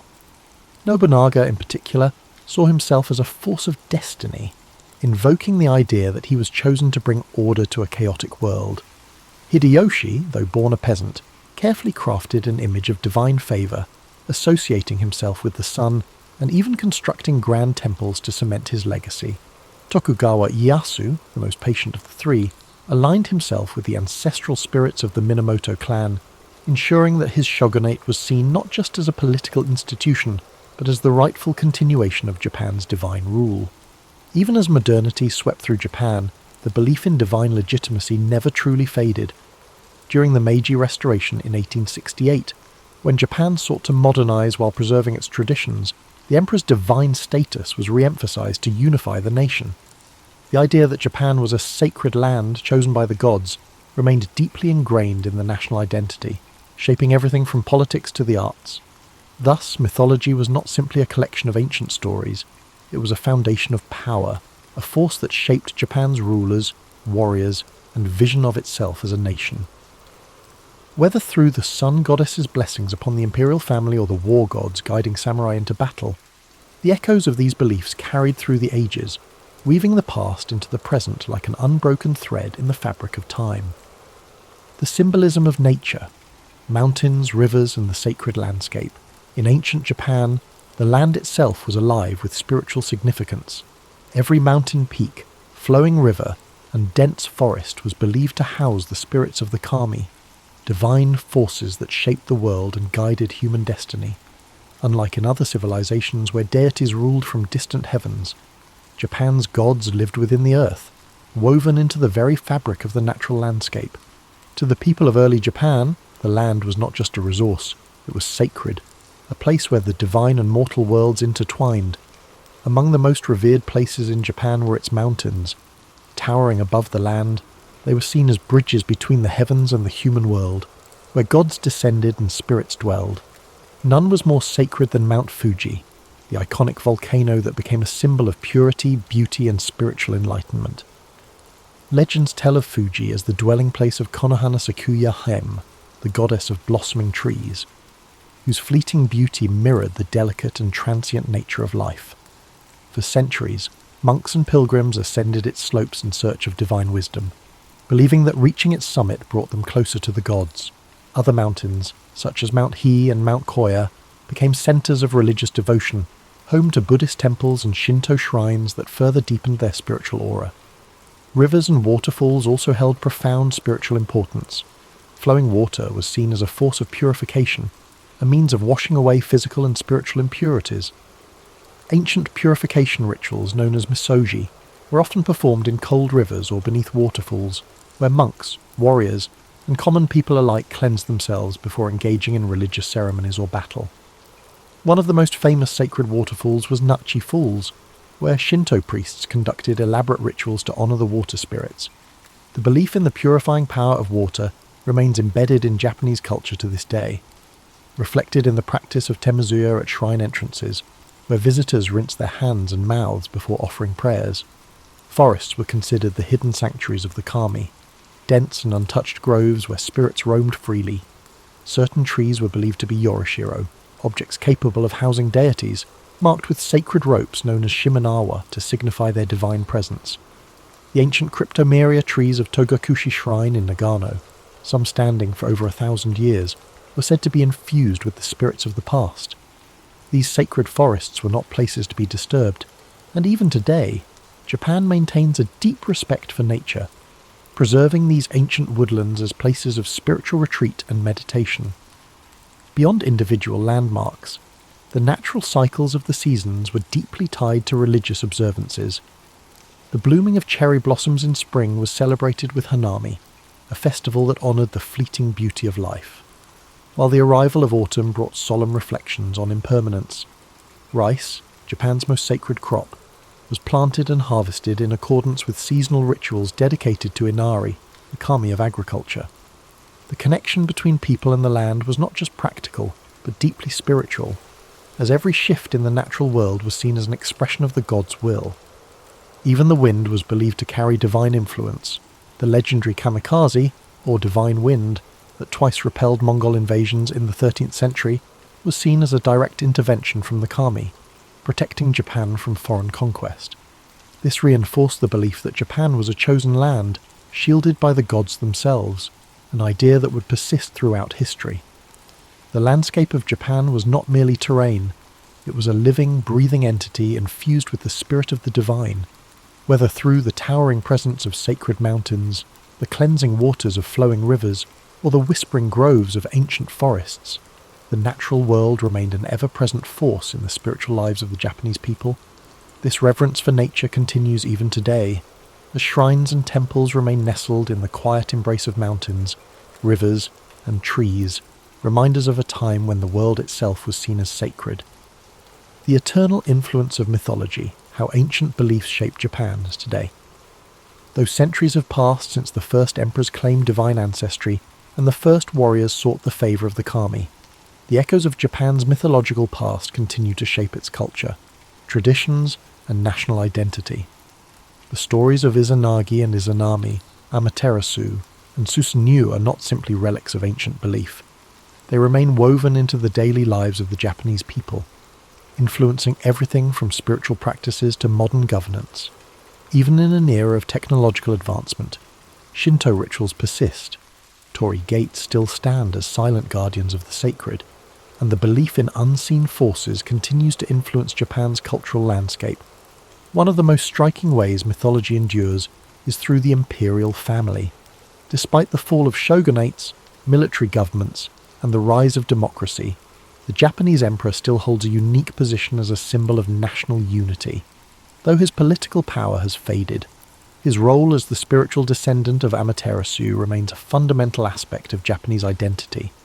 Even modern enthronement ceremonies involve ancient Shinto rites, where the emperor offers prayers to the kami and affirms his role as a divine mediator between the gods and the people.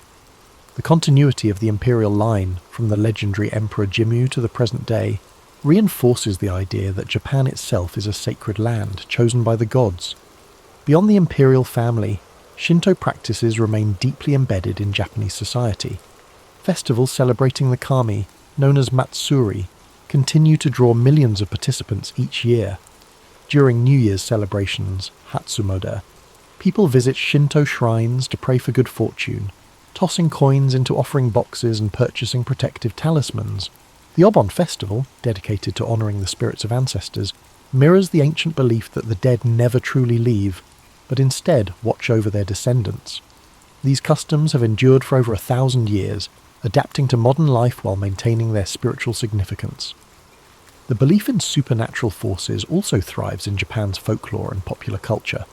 The presence of yokai, spirits and creatures of myth, remains strong in art, literature, and entertainment. From the mischievous kitsune, fox spirits, to the vengeful onryo, ghosts, these beings still inspire countless films, novels, and anime. Even technological advancements have not diminished the influence of mythology. Modern video games, films, and books frequently draw upon ancient legends, ensuring that the tales of Japan's mythic past continue to captivate new generations. Japan's deep reverence for nature and purification rituals is also a direct inheritance from its mythological roots. The custom of cleansing oneself before entering sacred spaces persists, not just in shrines, but in everyday life. Whether through bathing culture in onsen, hot springs, or the symbolic washing of hands before meals, the idea that nature is sacred continues to influence conservation efforts, reflected in carefully preserved forests around shrines and the nation's commitment to protecting natural landscapes. Even Japan's approach to urban design maintains a sense of harmony with the environment, with traditional Zen gardens and temple grounds serving as places of quiet reflection amidst modern cityscapes. Perhaps most importantly, the spirit of Japan's mythology lives on in its people, the deep-seated sense of honour, perseverance, and connection to the past. The philosophy of mono no aware, the appreciation of impermanence, stems from Shinto and Buddhist influences, reminding people to embrace the fleeting beauty of life. The respect for ancestral wisdom and the idea of duty to one's community reflect values passed down from ancient times, shaping everything from family traditions to workplace ethics. Even as the world changes, the myths of Japan remain, flowing through the nation like an unseen current, shaping its identity in ways both subtle and profound. The spirits of the past are never far, still honoured in whispered prayers at shrines, still present in the towering trees of sacred groves, still guiding the land and its people as they have for millennia. This concludes tonight's journey into Japan's divine origins.